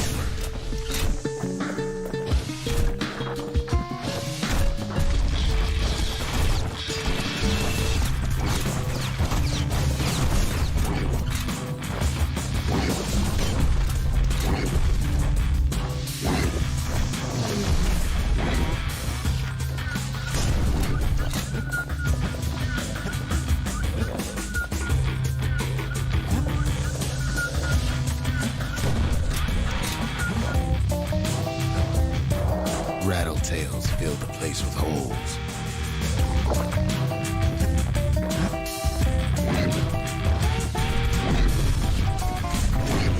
No wonder all those beasts were drawn to the quarry. The rocks were calling them.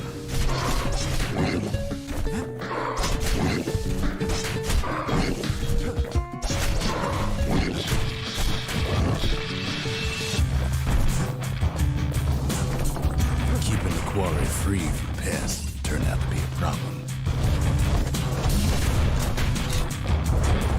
Rattletails kept tunneling in to snack on windbags.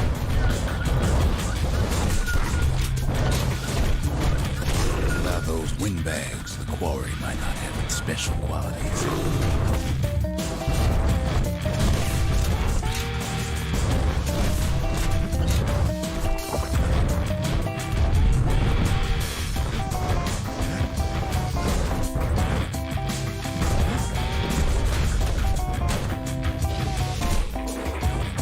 Why would the Ura sell off such a fascinating place? The Ura always were a superstitious lot.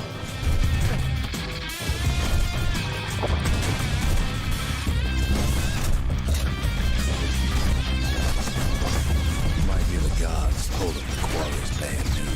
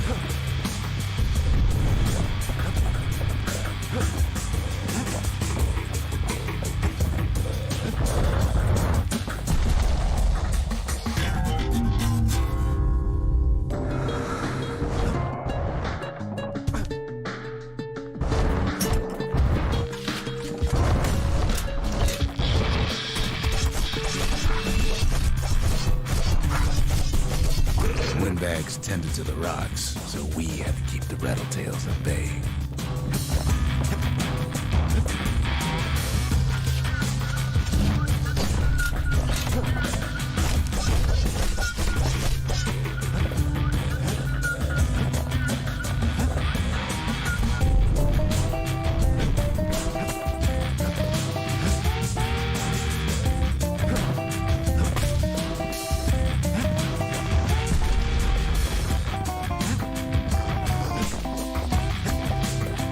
Even stink eyes started taking root in here.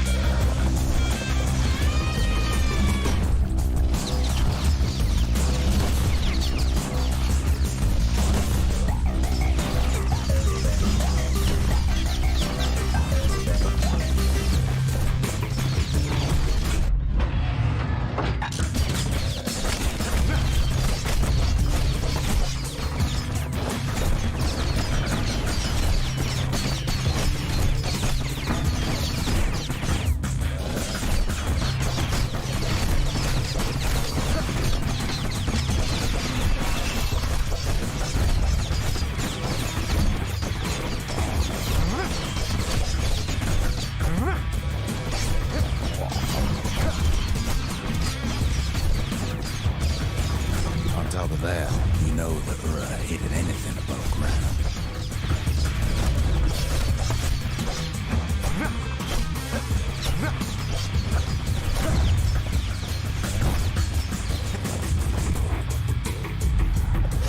Might be the quarry just got too much sunshine for their liking.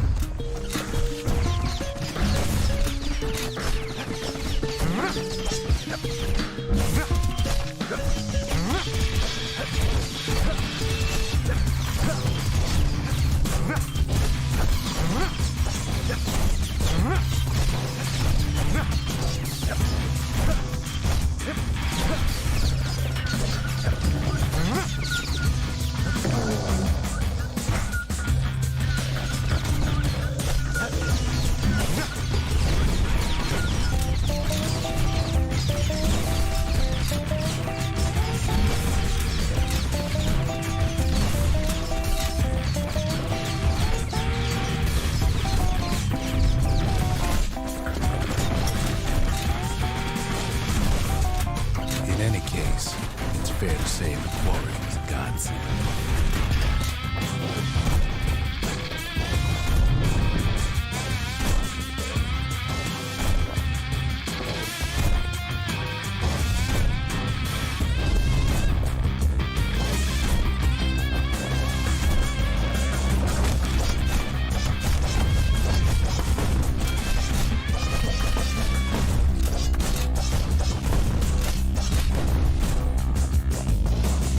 Those rocks, all polished to a mirror sheen.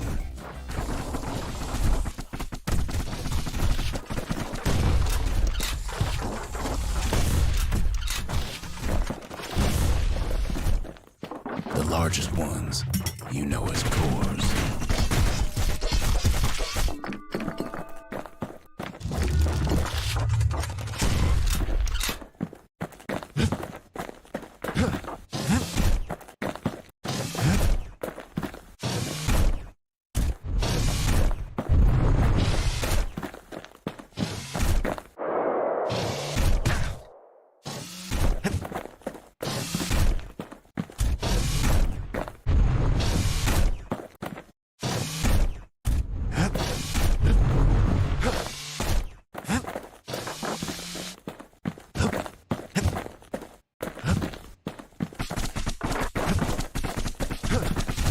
The smaller ones, we call them shards.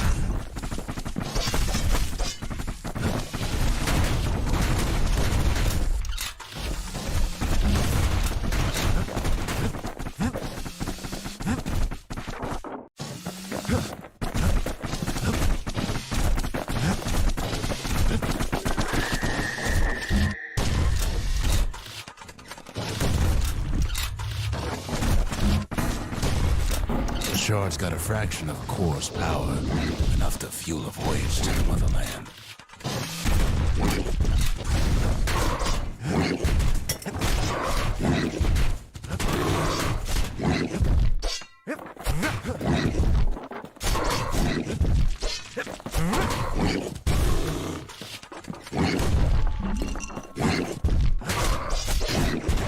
Well, now the quarry's all dried up.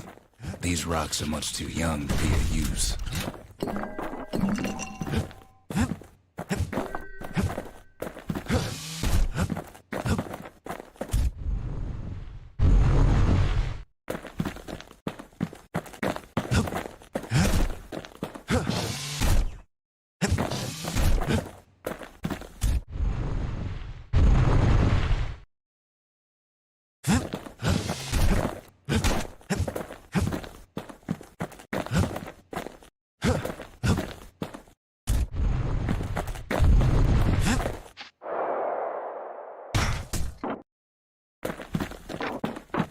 Remember how I said rattletails ain't the worst thing in the quarry?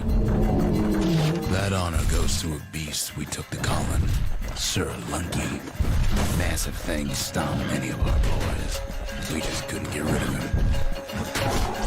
The only thing harder than the rocks burst in the quarry is Sir Lunky's head.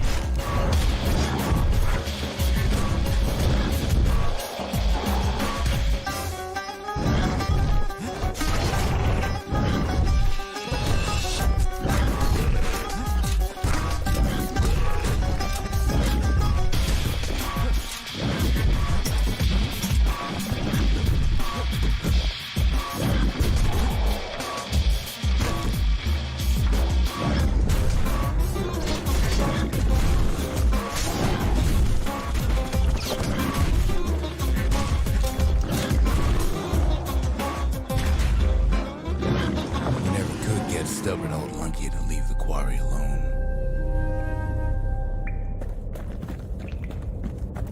Then the kid hears a voice calling from down the hall. "Are you all right?" it says.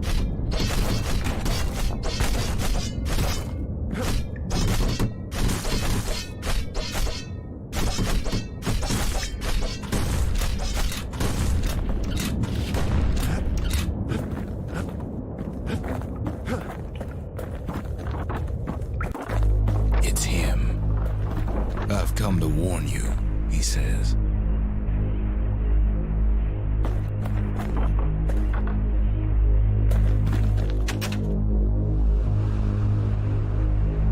The Bastion is under siege. Let it fall.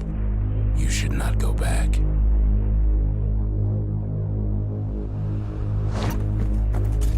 Kid hears him, but he ain't about to be deterred. "If that's the way it is," he says, "then I won't stop you. Because my countrymen will."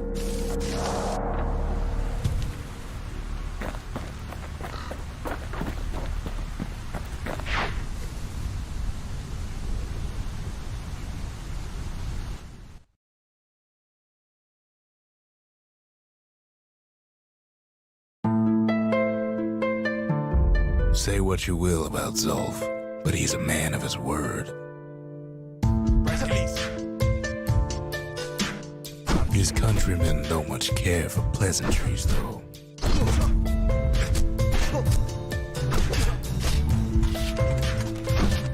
Too bad for that. Zulf showed him the way here, and here they came to take revenge.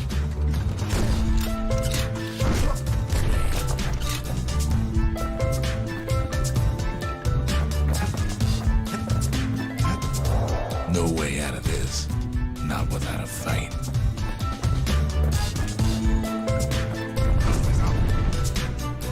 They got inside the Bastion and shut the door. Kid's gotta go in through the back.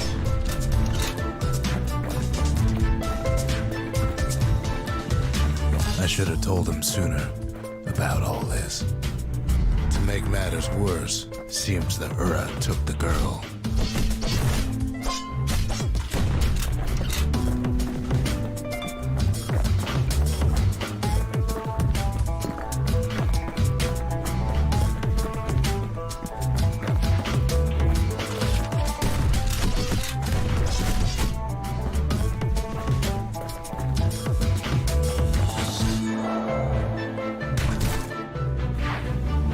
Unfortunately, they broke in and they started digging their hole. Something wrong sprung out of those holes, and it's eating away at this place. We tried to stop them, but we needed help.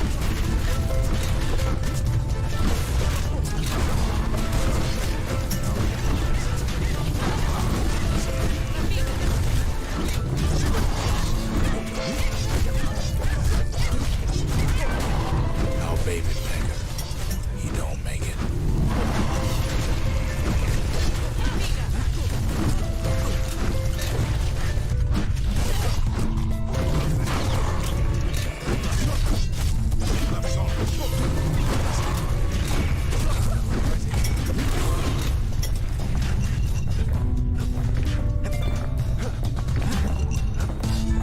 Somehow, some way, he sends those Ura packing.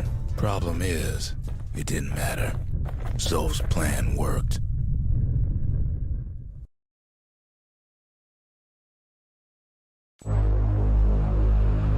We find each other as the dust settles. Then I tell him why the Ura came. To get us back. For the Calamity. It was Caelondia's master plan to wipe the Ura out. But part of that plan backfired, didn't it? If only Zolf knew the whole story.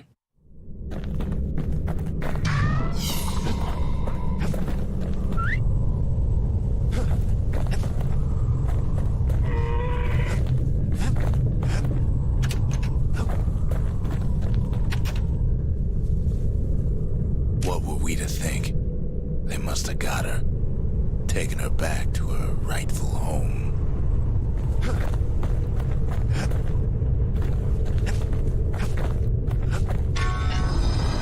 The shards can put this disease in remission, but there's only one cure. We need to finish what we started. The arsenal's complete in case we need protection.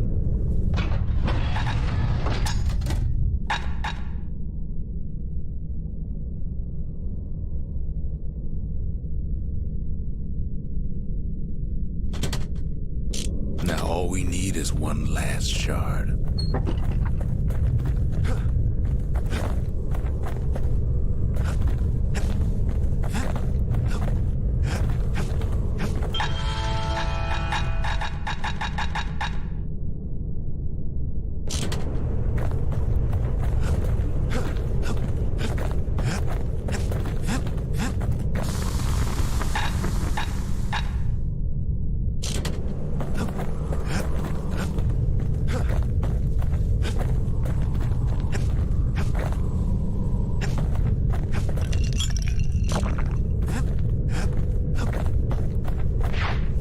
Swooped down from the east.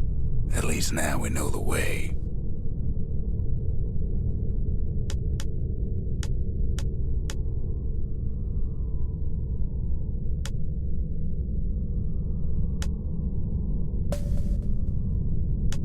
Urzendra Gate used to lead down to the terminals. Now it leads up to the stars.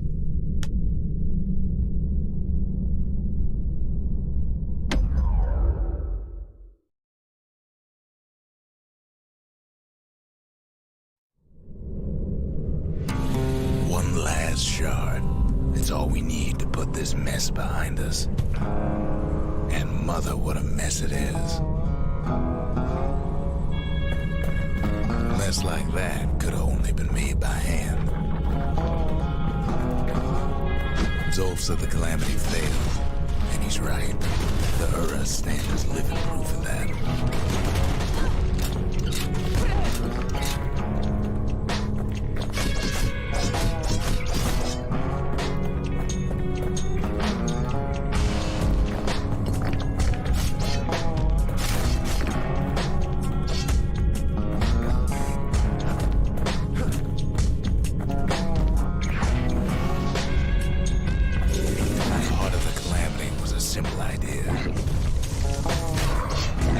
Wanted to go to war again. Wanted to rule it out.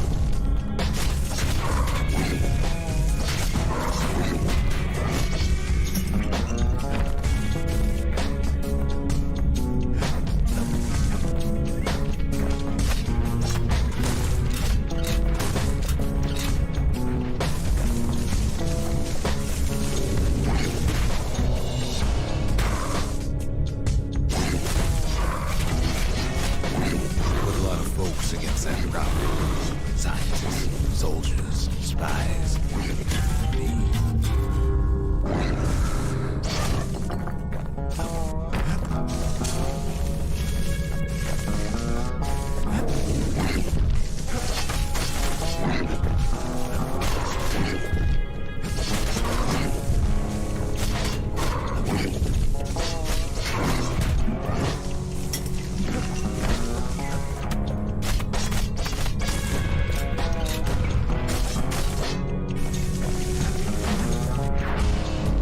Solutions far beyond the city. We travel near as far as the kid's going right now.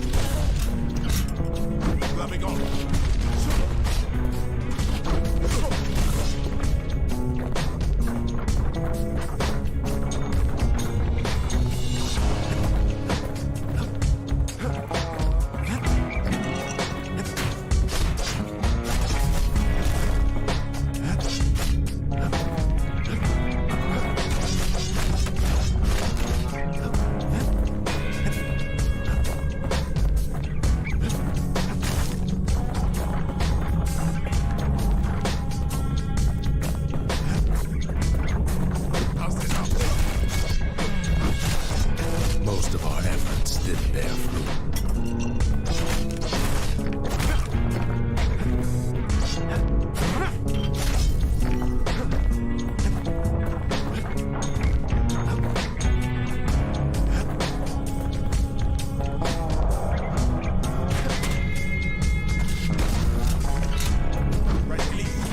Then there was a breakthrough, but it didn't come from one of our people.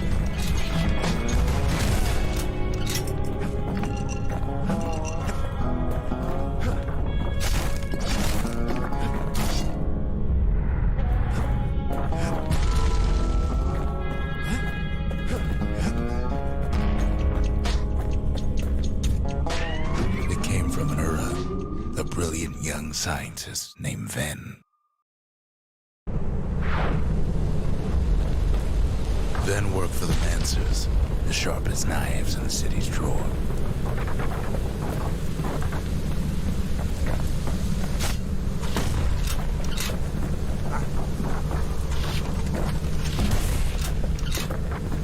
With his help, the Mancers devised a way to seal the Ura tunnels shut in a flash.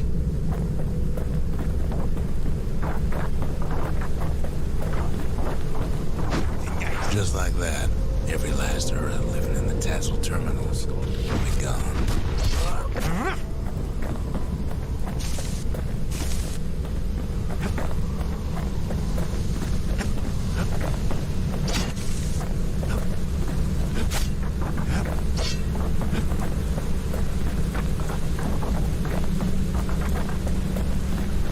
This discovery was never to be used, they said, except as a last resort.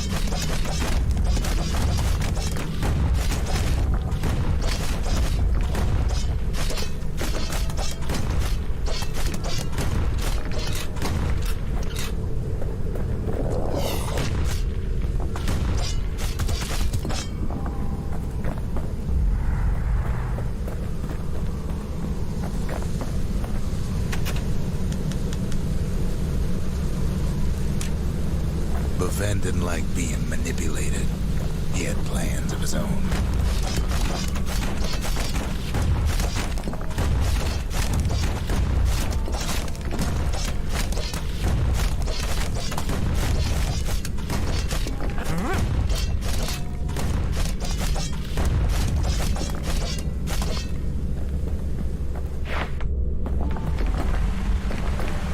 He sabotaged the Mancer's little science project, set it to blow up in their faces.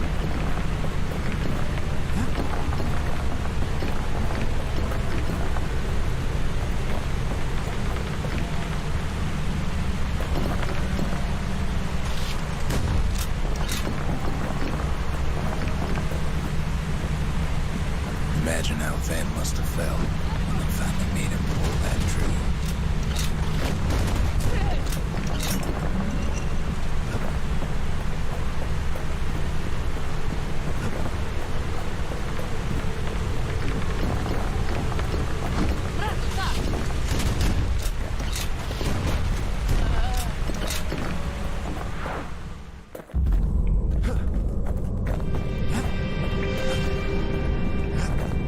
But remember, the Bastion can fix everything. We just need that shard.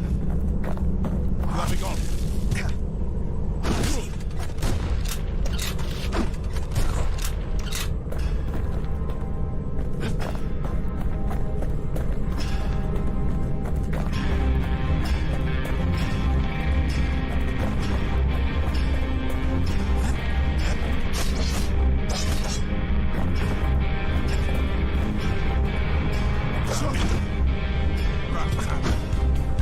Too bad the Ura ain't exactly been willing to collaborate on that front.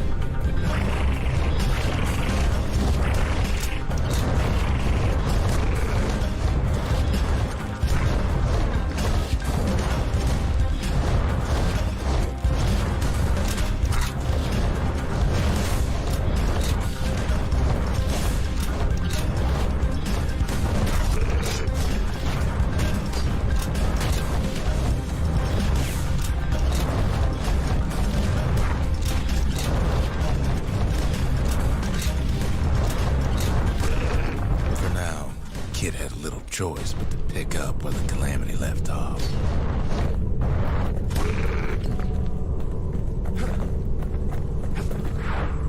First things first, though. There's someone we figure needed rescuing. See ya.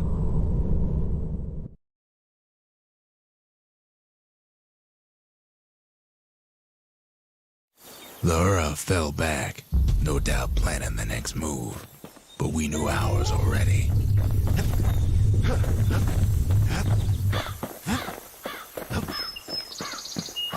You ain't in this alone, I tell him.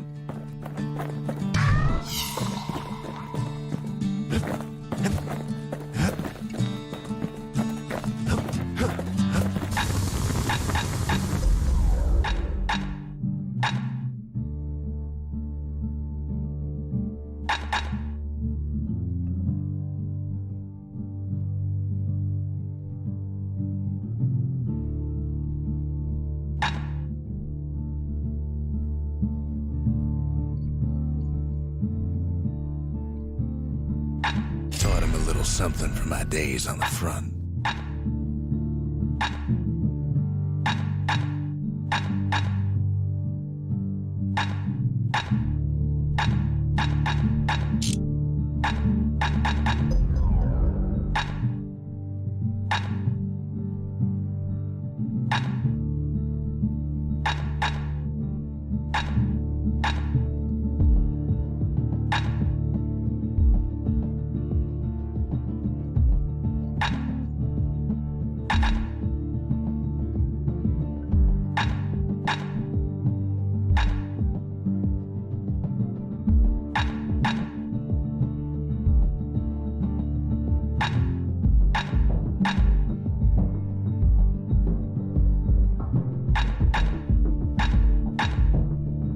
That's what I call a knife.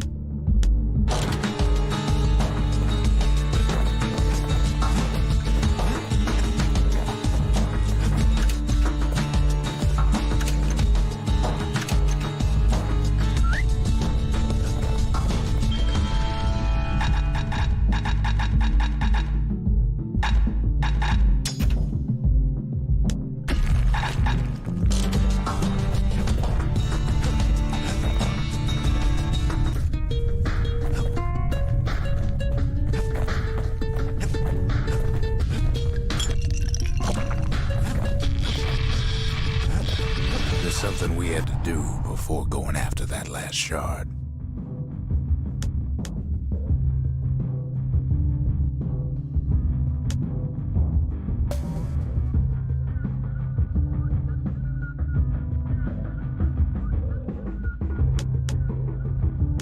Zoltan's Hollow is the Ura's border blockade. At least it used to be.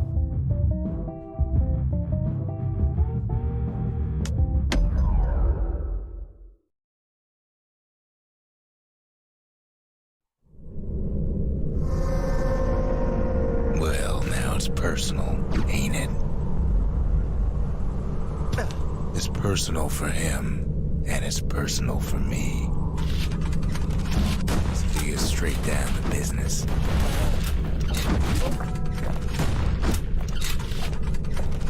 They never saw him coming.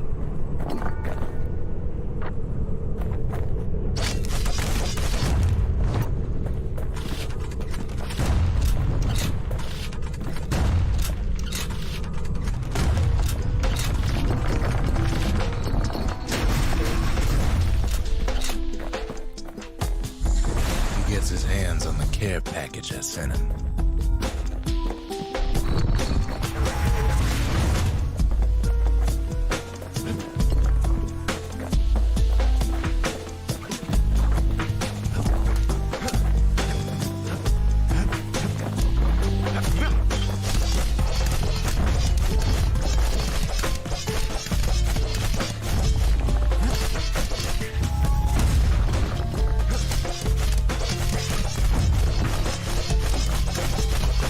They got their own security and everything. Pretty fancy, even.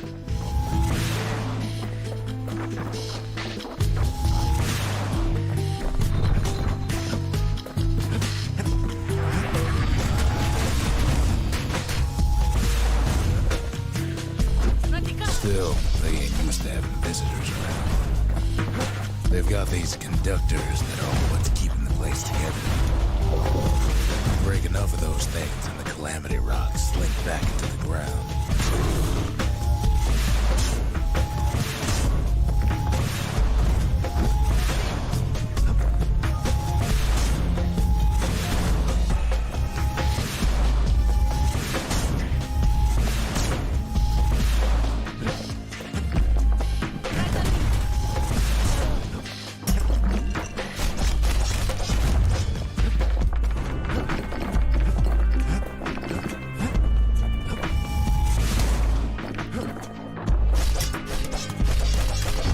Those rocks are like tumors, the same kind the Ura planted with Bastion.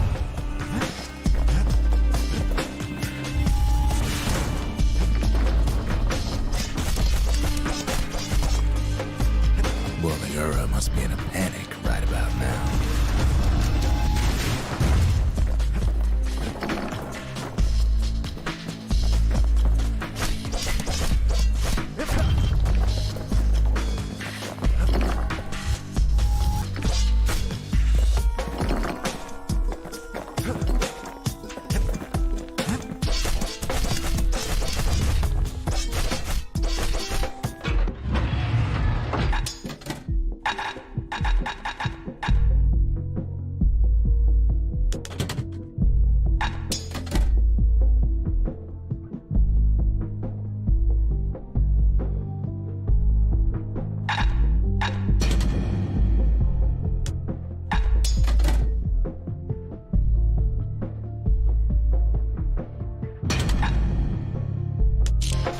Kid's done using the Calamity's power for now. But the Ura ain't finished. They even sick their little rattletail pets on the kid.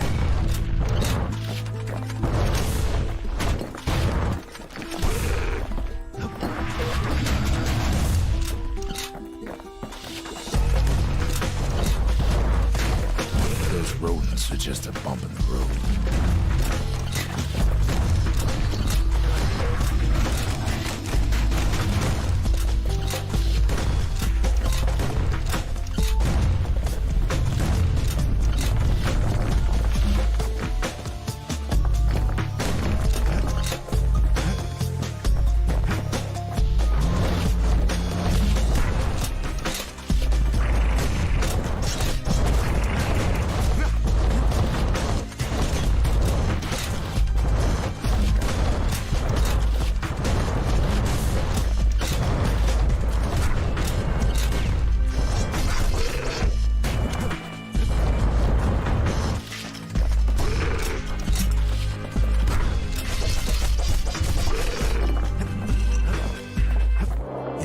time to get reckless. Kids picking the whole place apart. Piece by piece.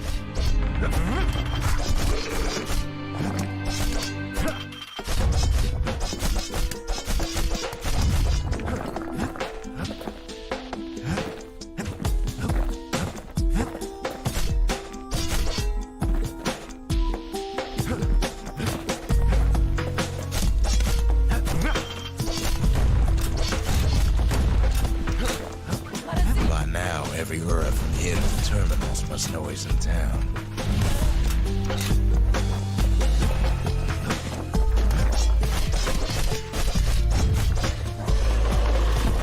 Most of the Ura's conductors are squared away in the middle of the hollow.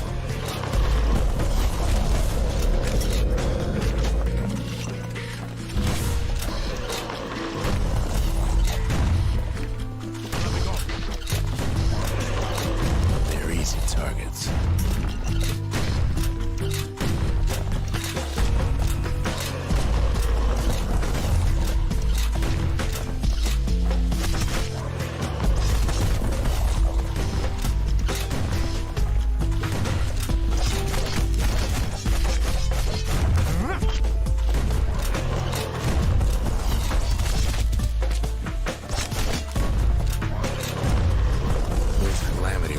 Must be eating that place apart from the inside.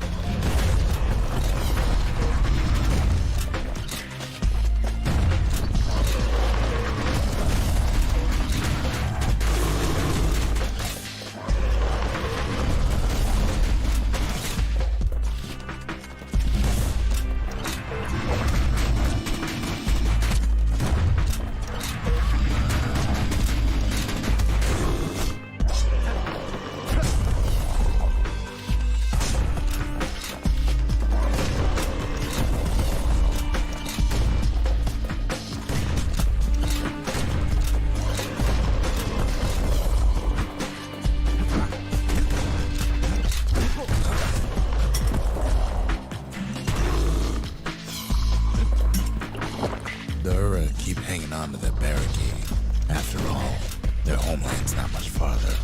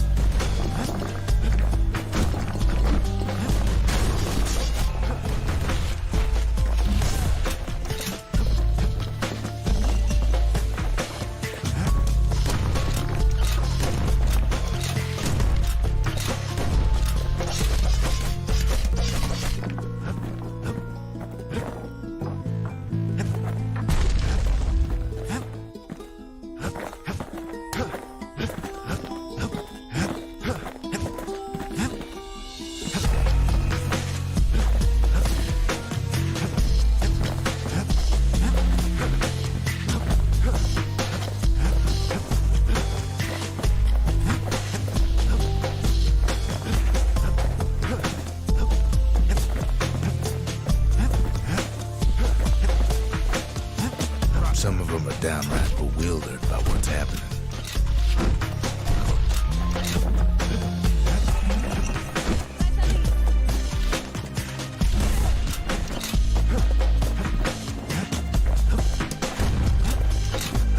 Maybe they know they've lost this. Lost to a kid.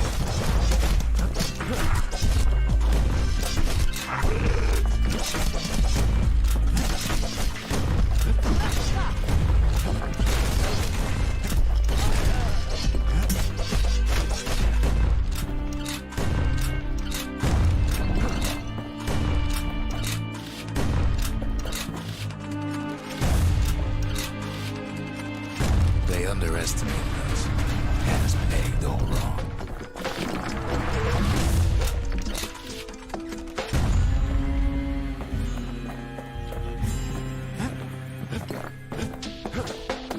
Yes, our people caused the calamity, but here we are trying to fix it.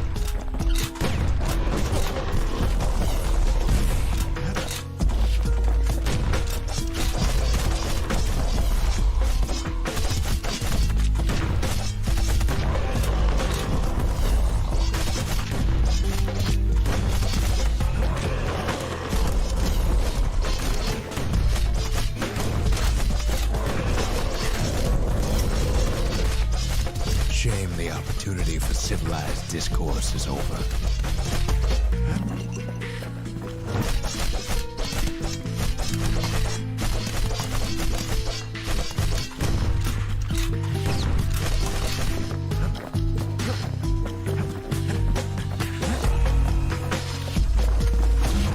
Suppose old Zolf should have got to know us better.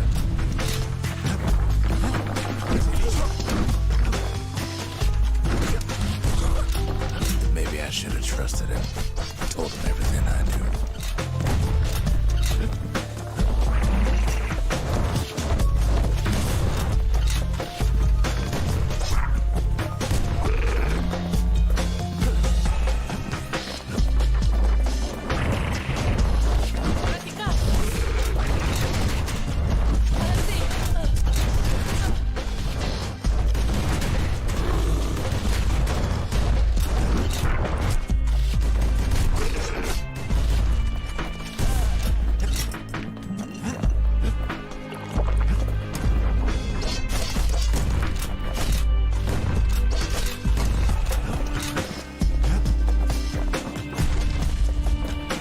As the hour grows desperate, the Ura bring out their big guns.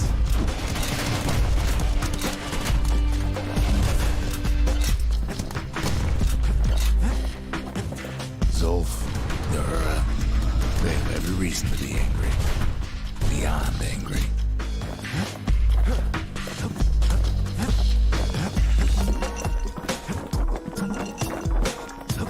He sees the Tazzle terminals loom large on the horizon.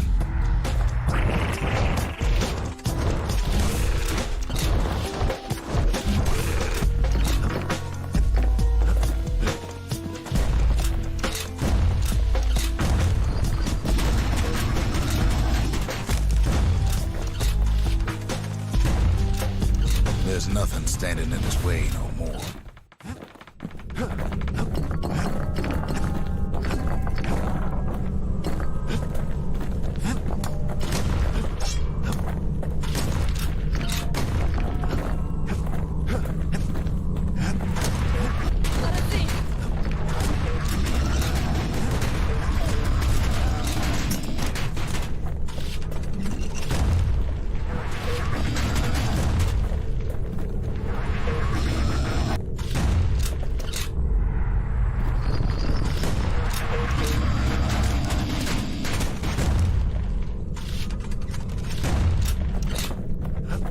But when this is all over, it'll all be water under the bridge.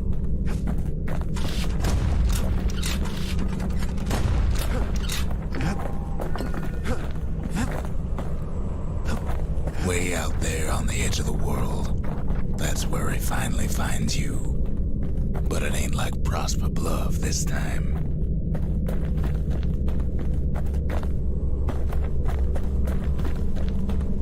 Ain't nothing for the Scout to sing about now. Zia, you weren't kidnapped. No, ma'am. You just had to see what happened to the Ura. To your own people.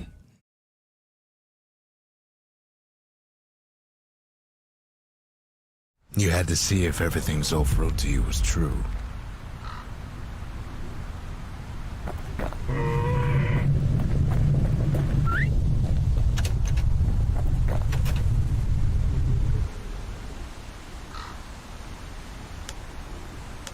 Sure you didn't drop that twangy thing on purpose, just to see if he'd go after you?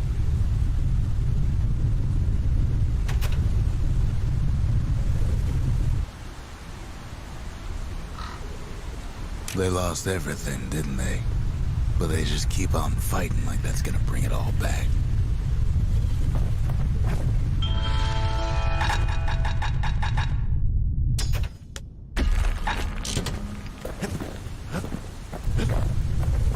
Part of the rippling walls floated by, so I caught the kid's old knapsack.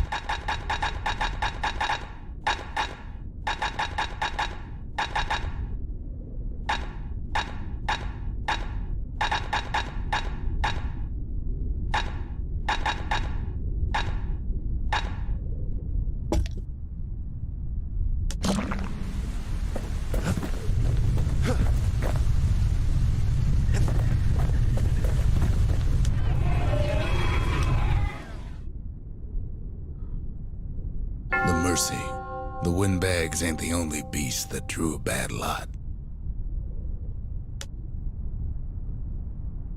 The country, she's all to pieces now, but still looking good.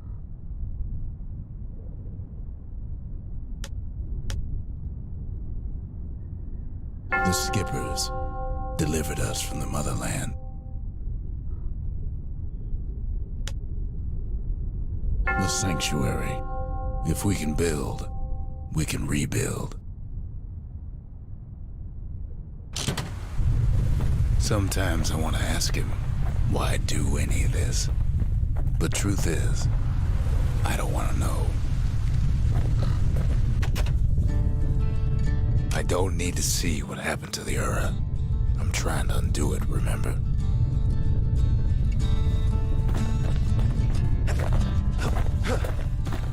Once the kid gets that last shard from Zolf, it'll all be over. Mancer Observatory. Now there's a sneaky place, overlooking the Tassel terminals themselves.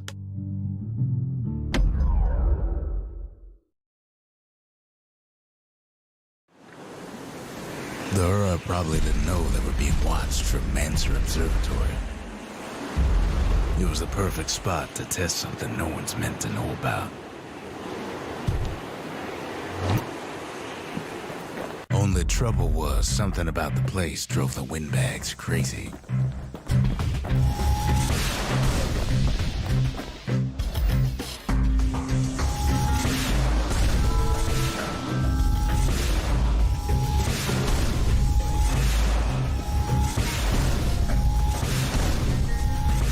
Best stand well clear of that impact.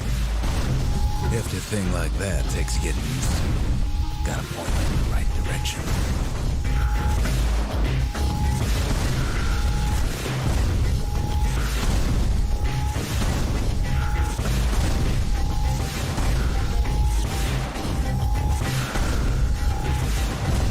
Whatever gets in her way is in the world of her, but she ain't the fastest thing.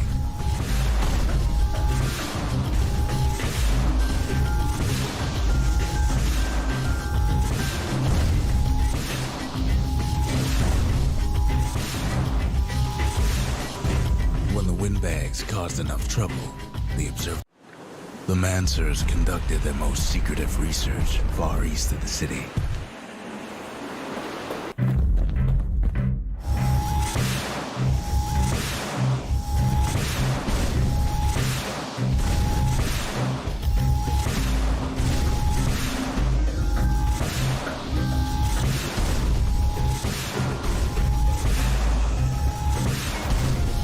Cause a lot of collateral damage with her if you ain't careful.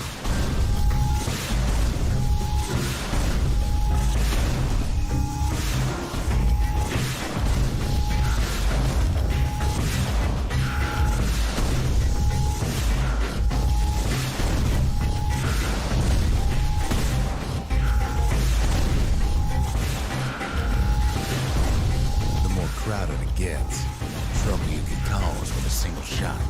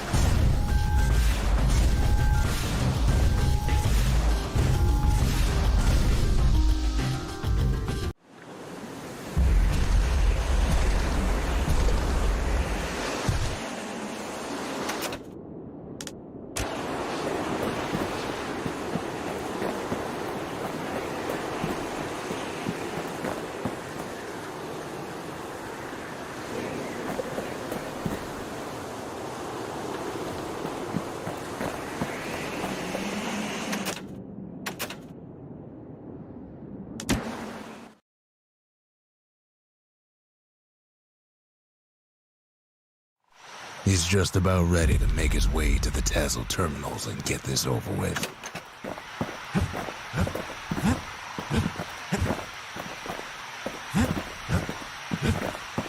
He's gotta watch his back out there. He's a little gruff at times.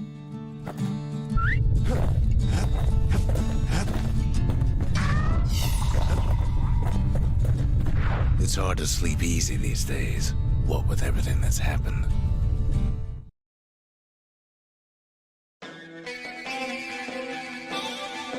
Zolf, very soon the kid's gonna have to face that man again, for the last time.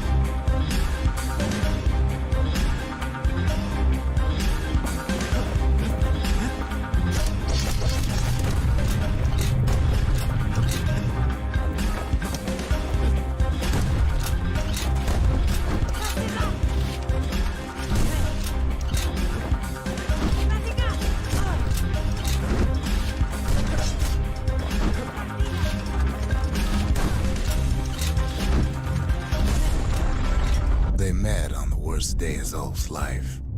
There in the Hanging Gardens, he aimed to throw it all away.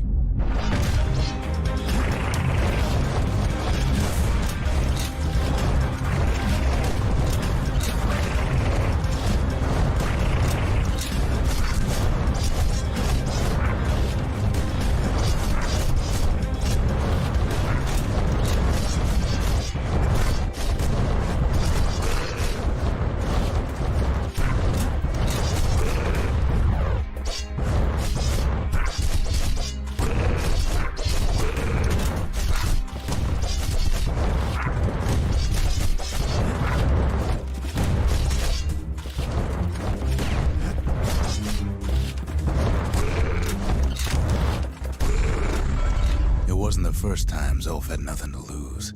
He was born to a simple Ura couple who didn't last long before plague took him.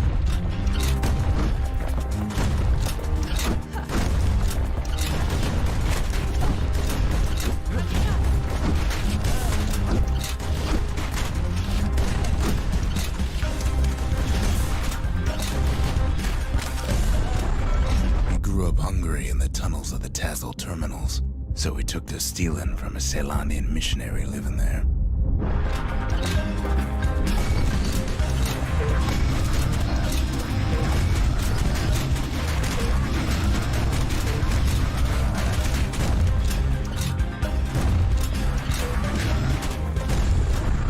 He once got sloppy with his thieving hands. The missionary caught him, but didn't rat him out. Instead, he offered to take him in.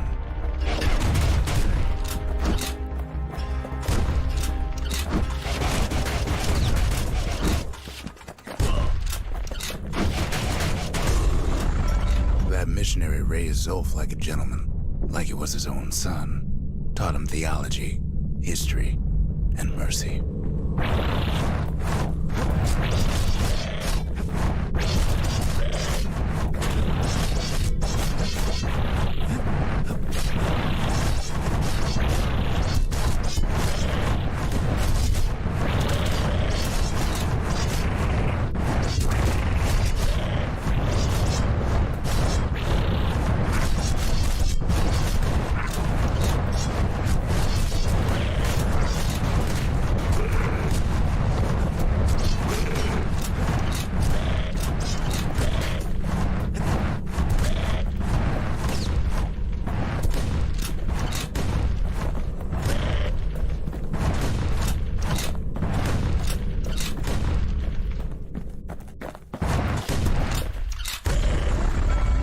Missionary passed away, Zulf promised to continue his work to bring about a lasting peace between the Ura and Ceylandia.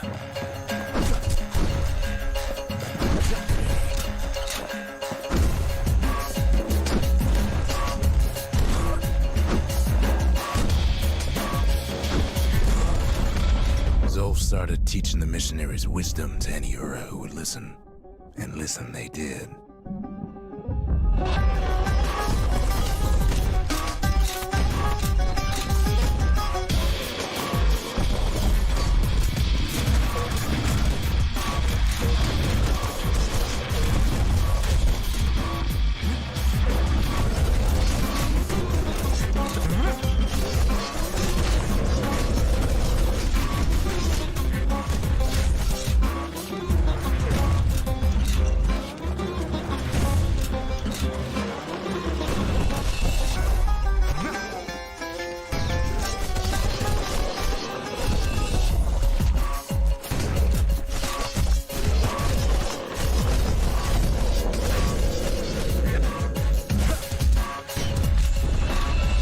Advocated tolerance and argued that the Ura should atone for the war.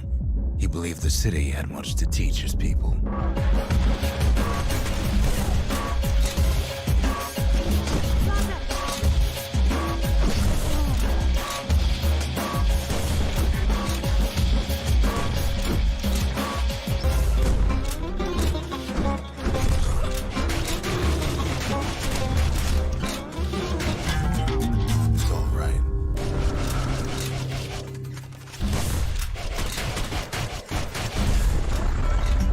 Zulf felt he could only do so much in the Tazal terminals.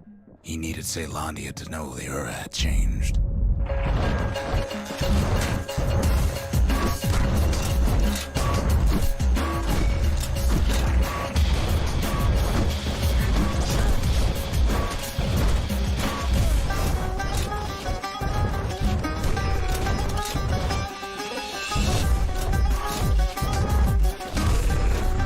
He decided to do what the missionary did many years before. He left the city of his youth to brave a savage land.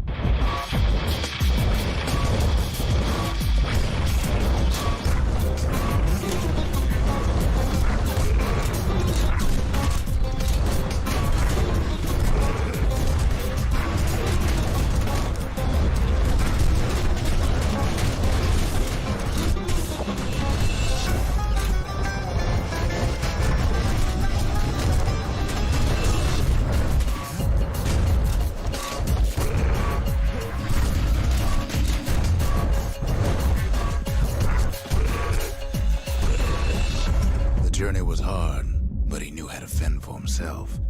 And then at last, Zolf saw the rippling walls on the horizon.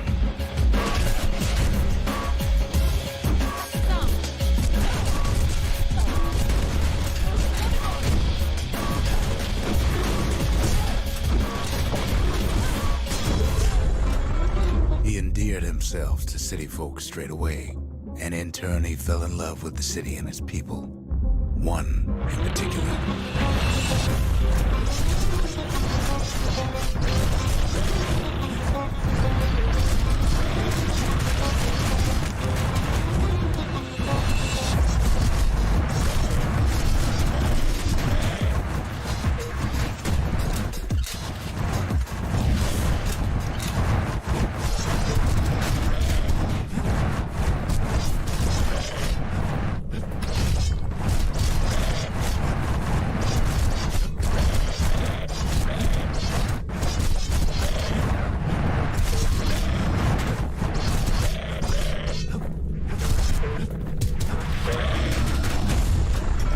This young lady was fascinated by the Ura, but she never met anyone like Zolf. She told him she knew all the city's best-kept secrets.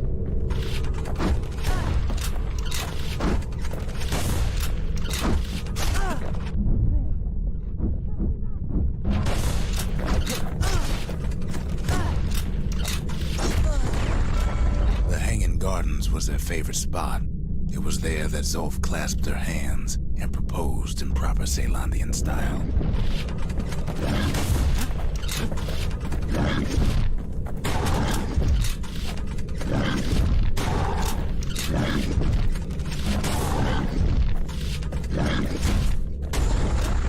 He celebrated with his friends long into the night.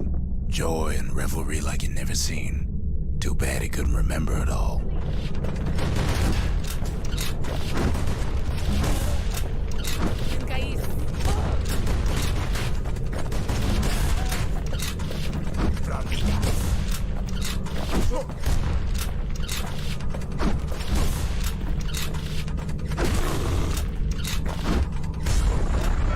He woke up alone underground inside the Caelondian War Memorial, built like an Uraden. But something was wrong.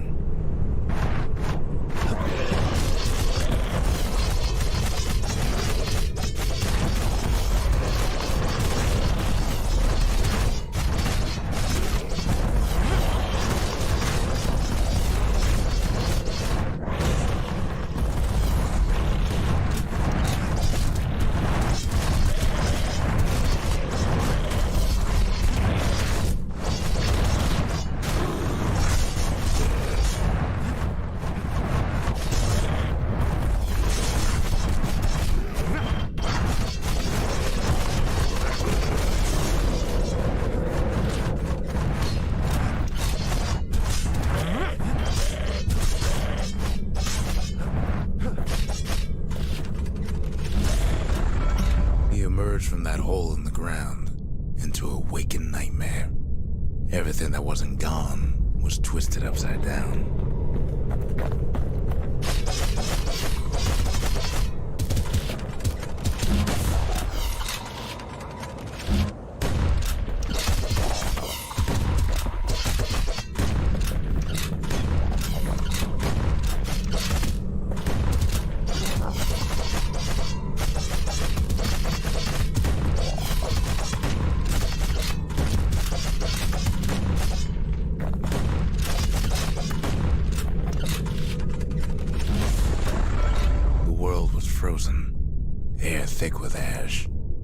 What few faces he saw on the street stared back at him with gray and vacant eyes.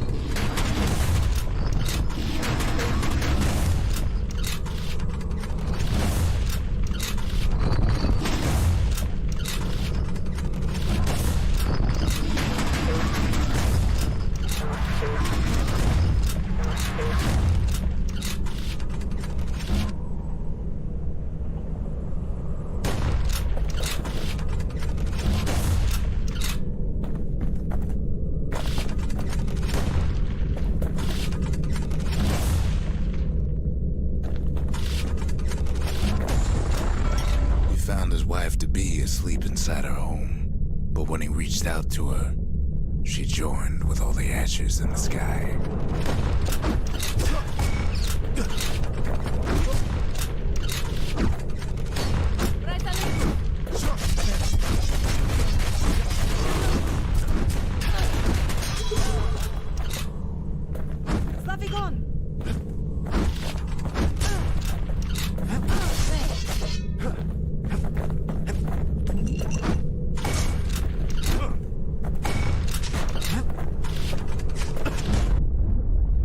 So Zolf returned to where he reposed in the Hanging Gardens, and there he stood, as if the gods would answer him.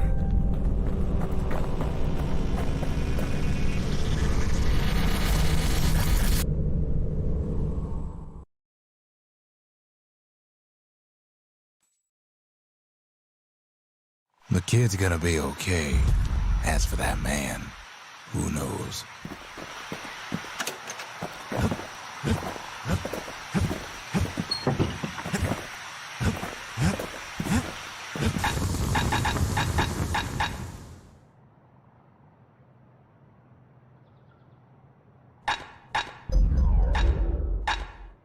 To master the musket, you gotta get rid of the recoil. Now we're looking at some serious firepower.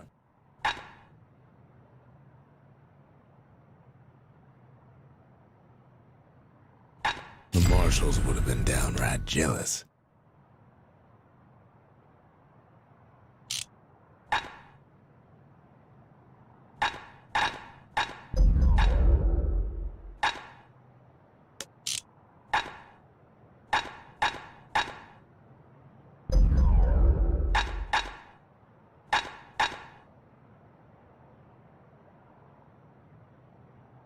First step to learning the Calamity Cannon is knowing about the machinery overrides.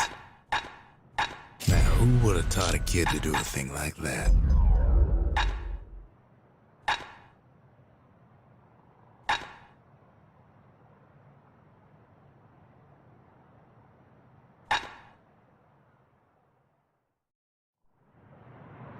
At least it won't get cold around here with that thing around. On the inside, a fire bellows ain't nothing like its more popular air-spitting cousin.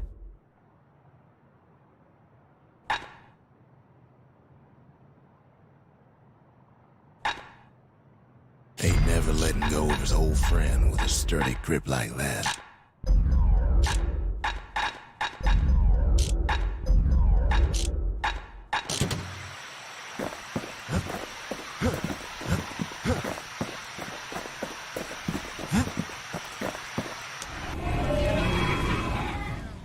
The Mancers, they knew everything, even if it cost them.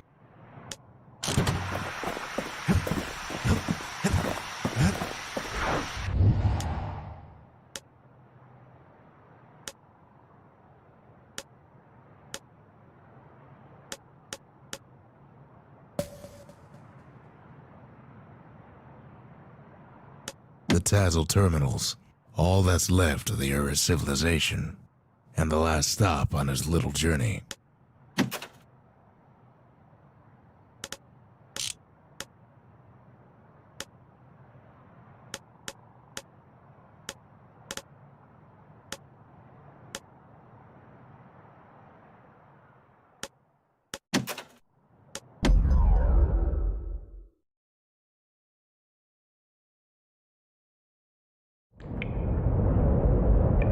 I can't hear him at all anymore.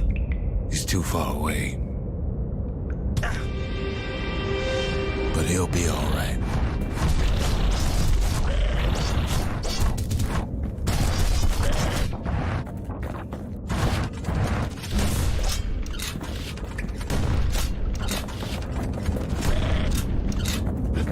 Just needs to get that shard from Zolf and come on home.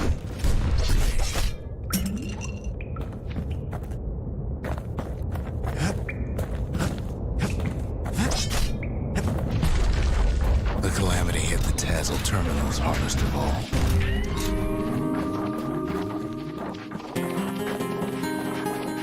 You know why Zolf went back there.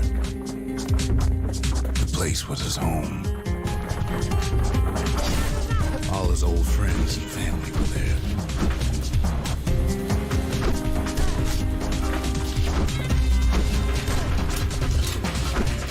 Taken by the Calamity.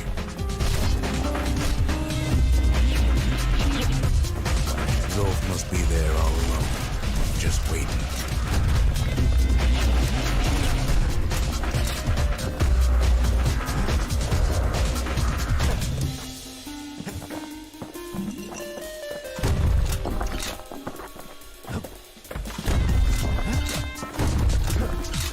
You know what's funny?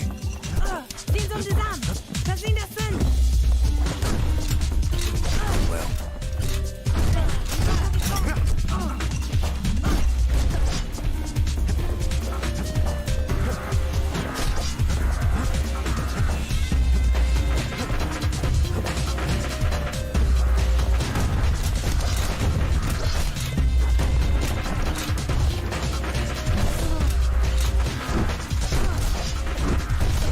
all of us are waiting for a kid.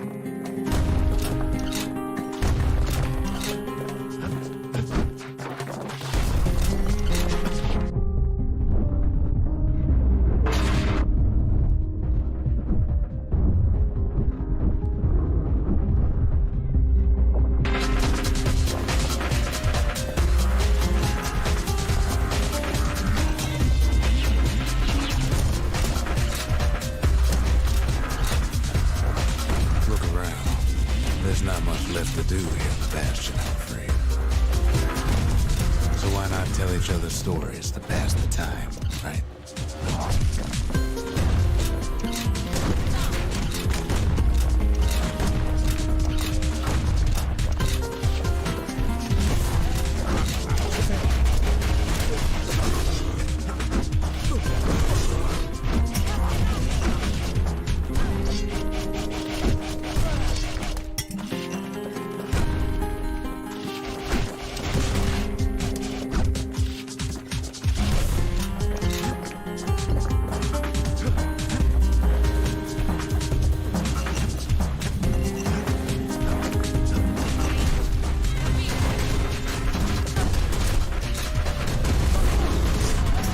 But Zia, there's another reason I've been telling you all this.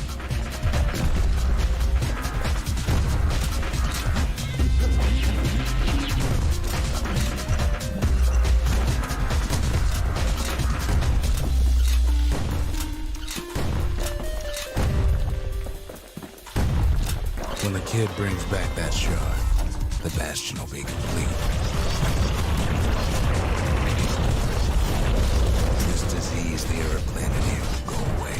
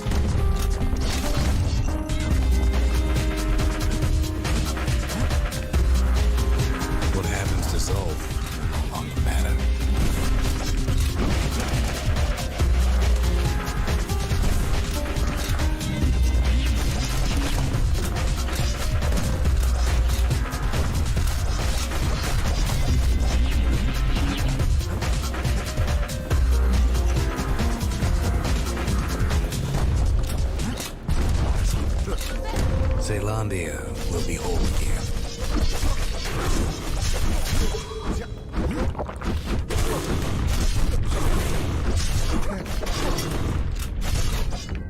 Everyone will be all right.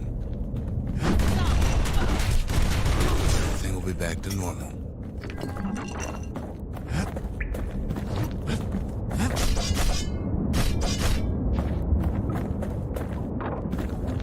Problem is, we'll all be gone.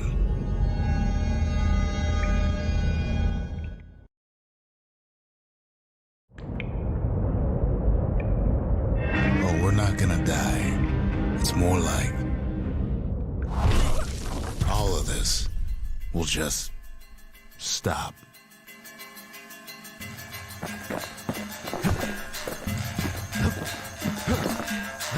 You follow me?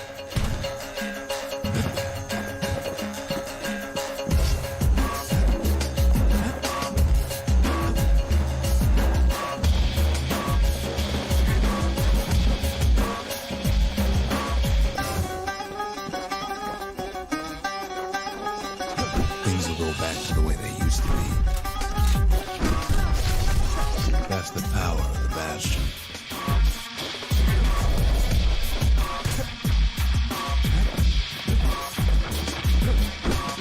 This whole place is a living record of the times before the calamity, the way things were before this story.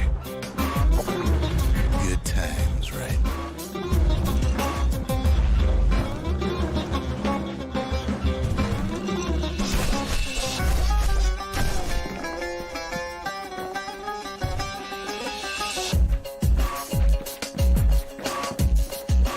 You be your old self again. Think of all those times that didn't go your way.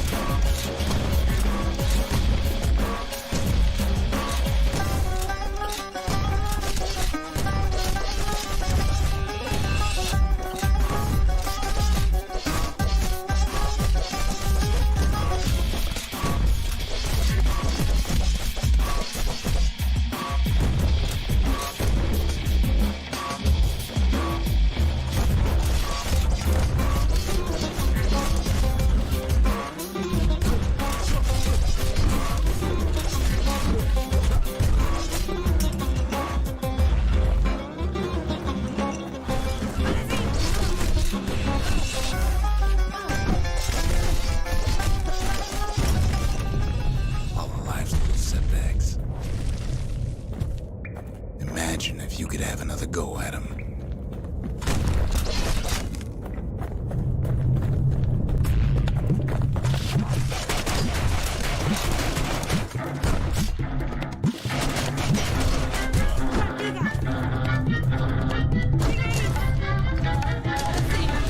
No mistakes.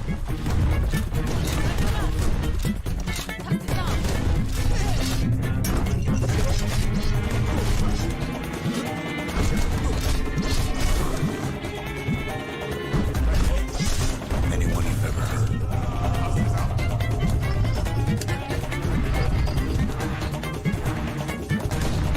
Everything you've ever done, you could do it over. And wouldn't that be grand? Wouldn't you agree? Well,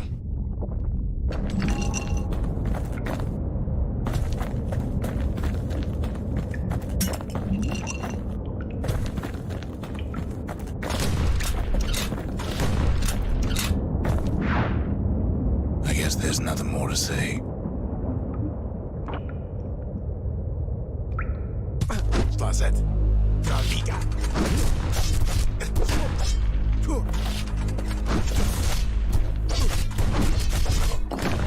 Who am I kidding?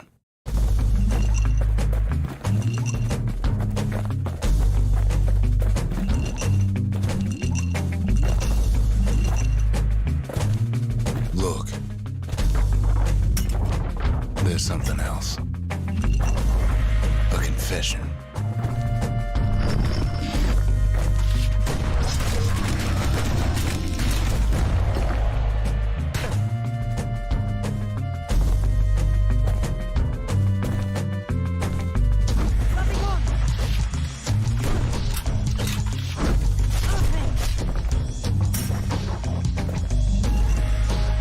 How come I know so much about the Bastion?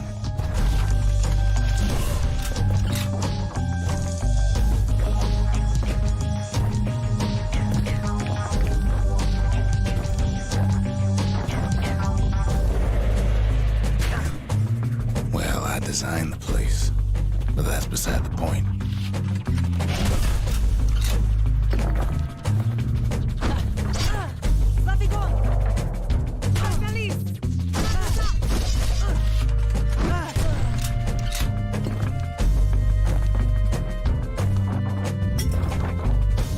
There's one problem with a place that sets things back to a bygone time.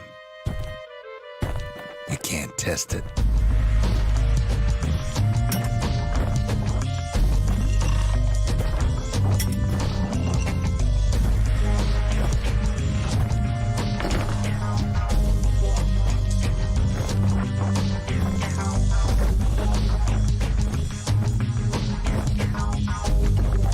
So you're probably wondering, if the calamity happened already, what's to stop it from happening again after the Bastion does its thing?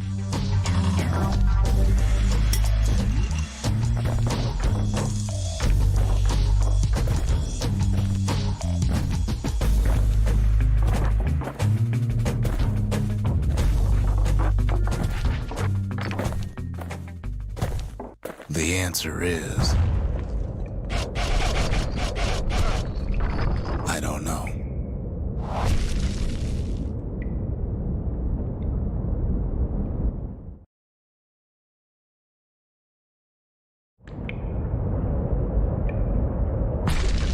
You're wondering if there ain't some other way out of this mess. It's all right. I can tell. But why would you even want another way? Unless you wanted to stay here with us.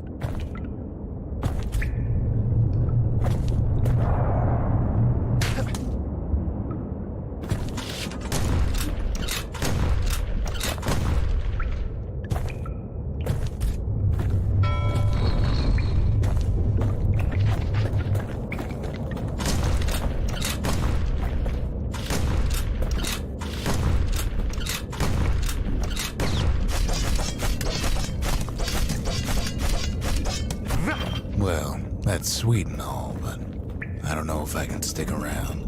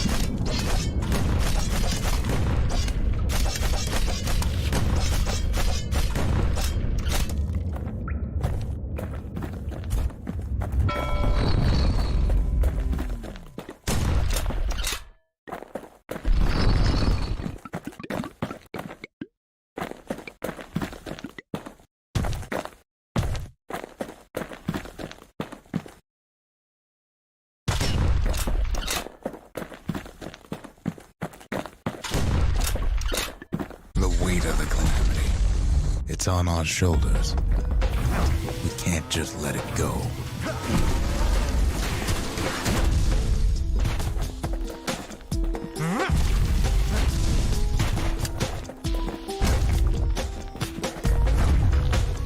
Bastion does have another function, strictly speaking. If ever the monument blew out and we couldn't repair it, we could still evacuate. First, we'd round up as many folks as we could carry. Next, we'd detonate the cores, and we'd take off away from here.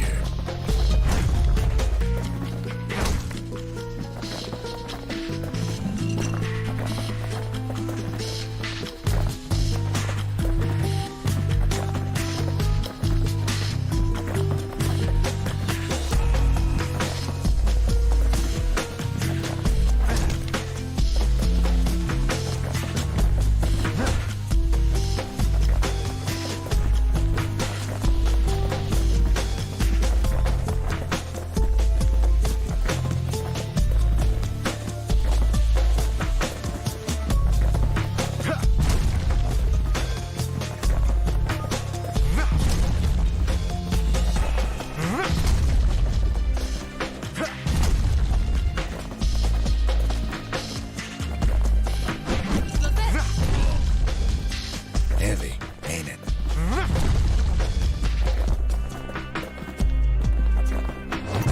Of course, that would mean no going back. Ever. But then again, that way all of us could leave the city. Together.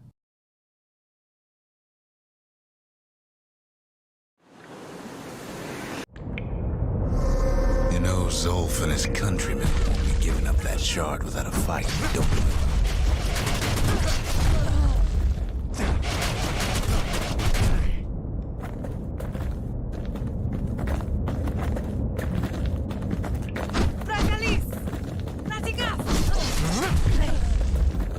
Zolf and the Ura, all they want now is to see the Bastion fall.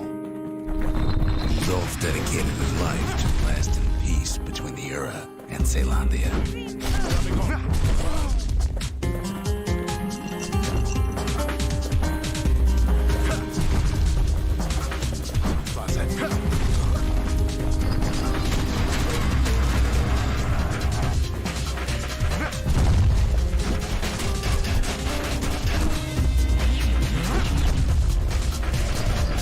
Zolf ain't lost every shred of decency though, has he?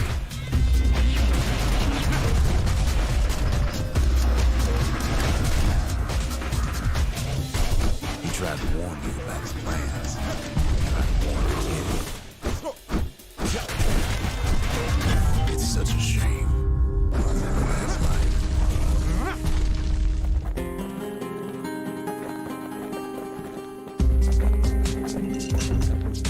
Grabbing on.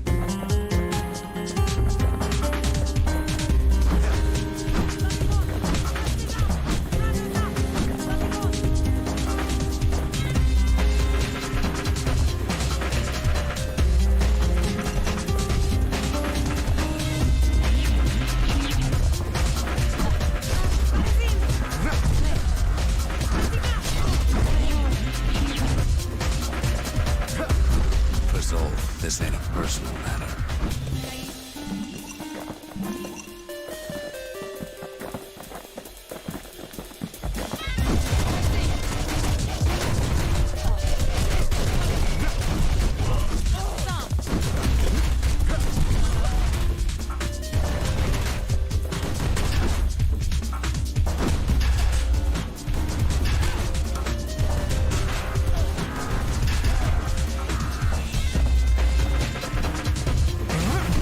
It ain't a simple matter of pride either.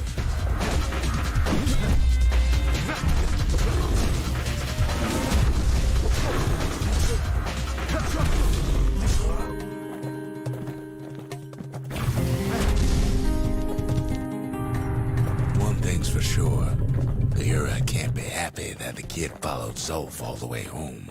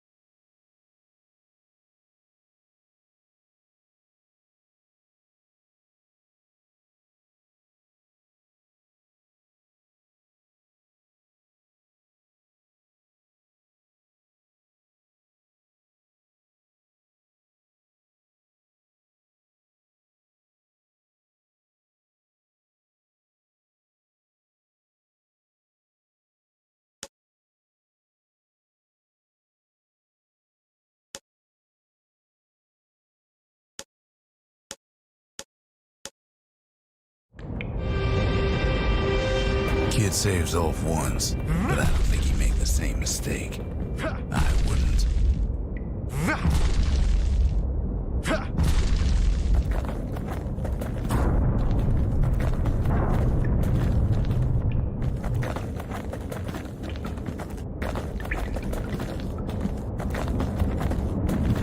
Don't you worry, though. Once the Bastion's restored, it'll all be all right. You ain't still thinking about that whole leaving the city thing, are you?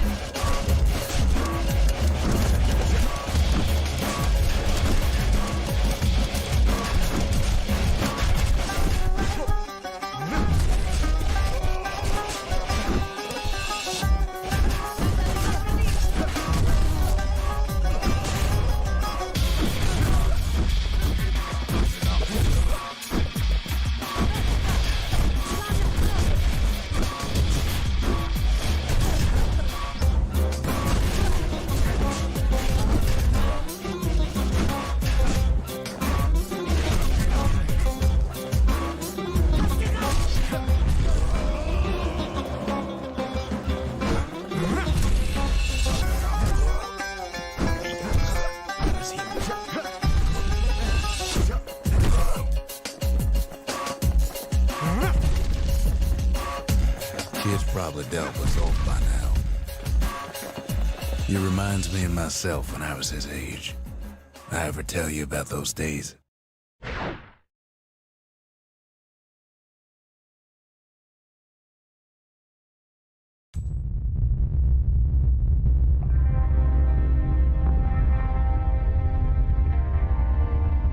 Hey, kid.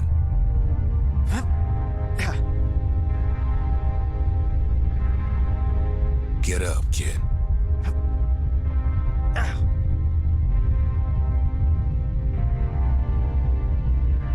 Come on, that ain't funny. I said get up.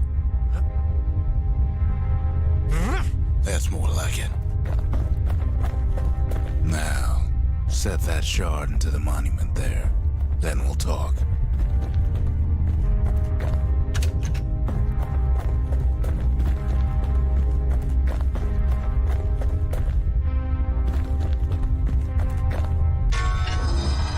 The Bastion.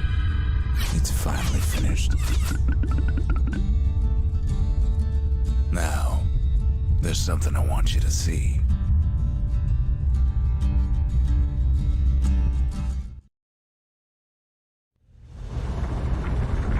Welcome to the heart of the Bastion. I ain't one for long goodbyes, so here's the deal. Zia and I figure you done the heavy lifting, so you get to do the honors. We can tell you how to work this thing if you got any questions. Hey, kid.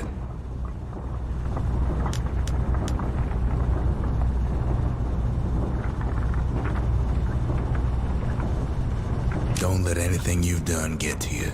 You can save all those creatures here and now.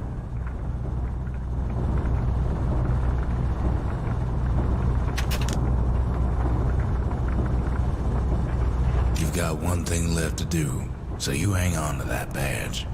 Besides, you earned it.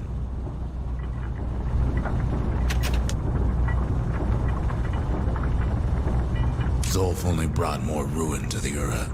No wonder they didn't take kindly to him.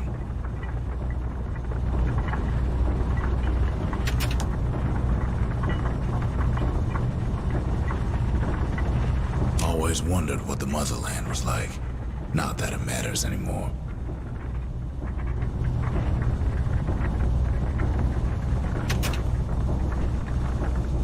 You can undo the calamity here and now. Go on, kid. And before I forget, thank you. Just go with your gut. You'll do the right thing. You made it. Any moment I'd want to live again, happened after the calamity, not before.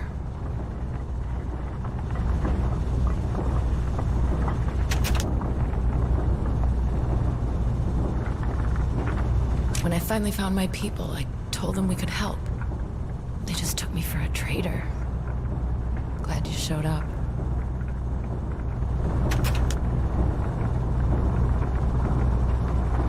Zulf tried to talk me into joining him. I tried to talk him out of it. I guess we both failed.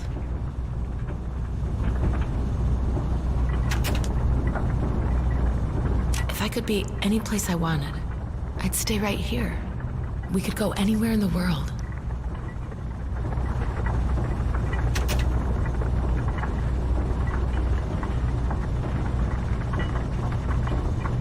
So, let's see. You can either prevent the calamity, or stick around with me and Rex. I'd hate to be in your shoes.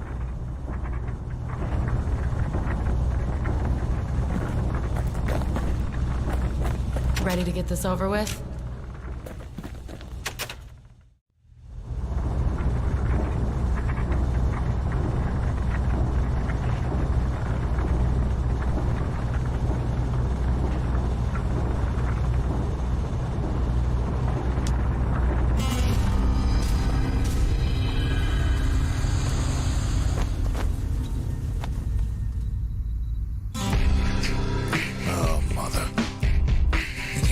Figured you'd had enough of me by now. You could have undone the calamity itself, but instead you want to stay in a world like this.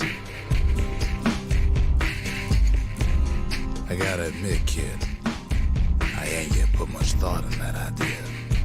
But carrying on with you here, we can't go back no more. I suppose we could go wherever we please.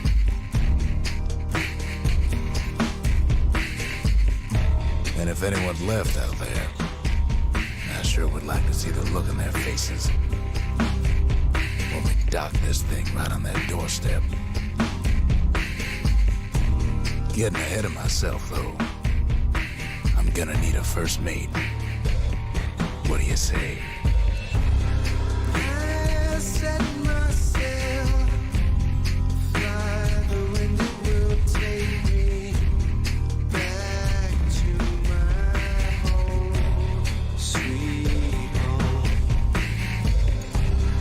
Lie on my back, climb to make it wait for me. I'm coming home, sweet home.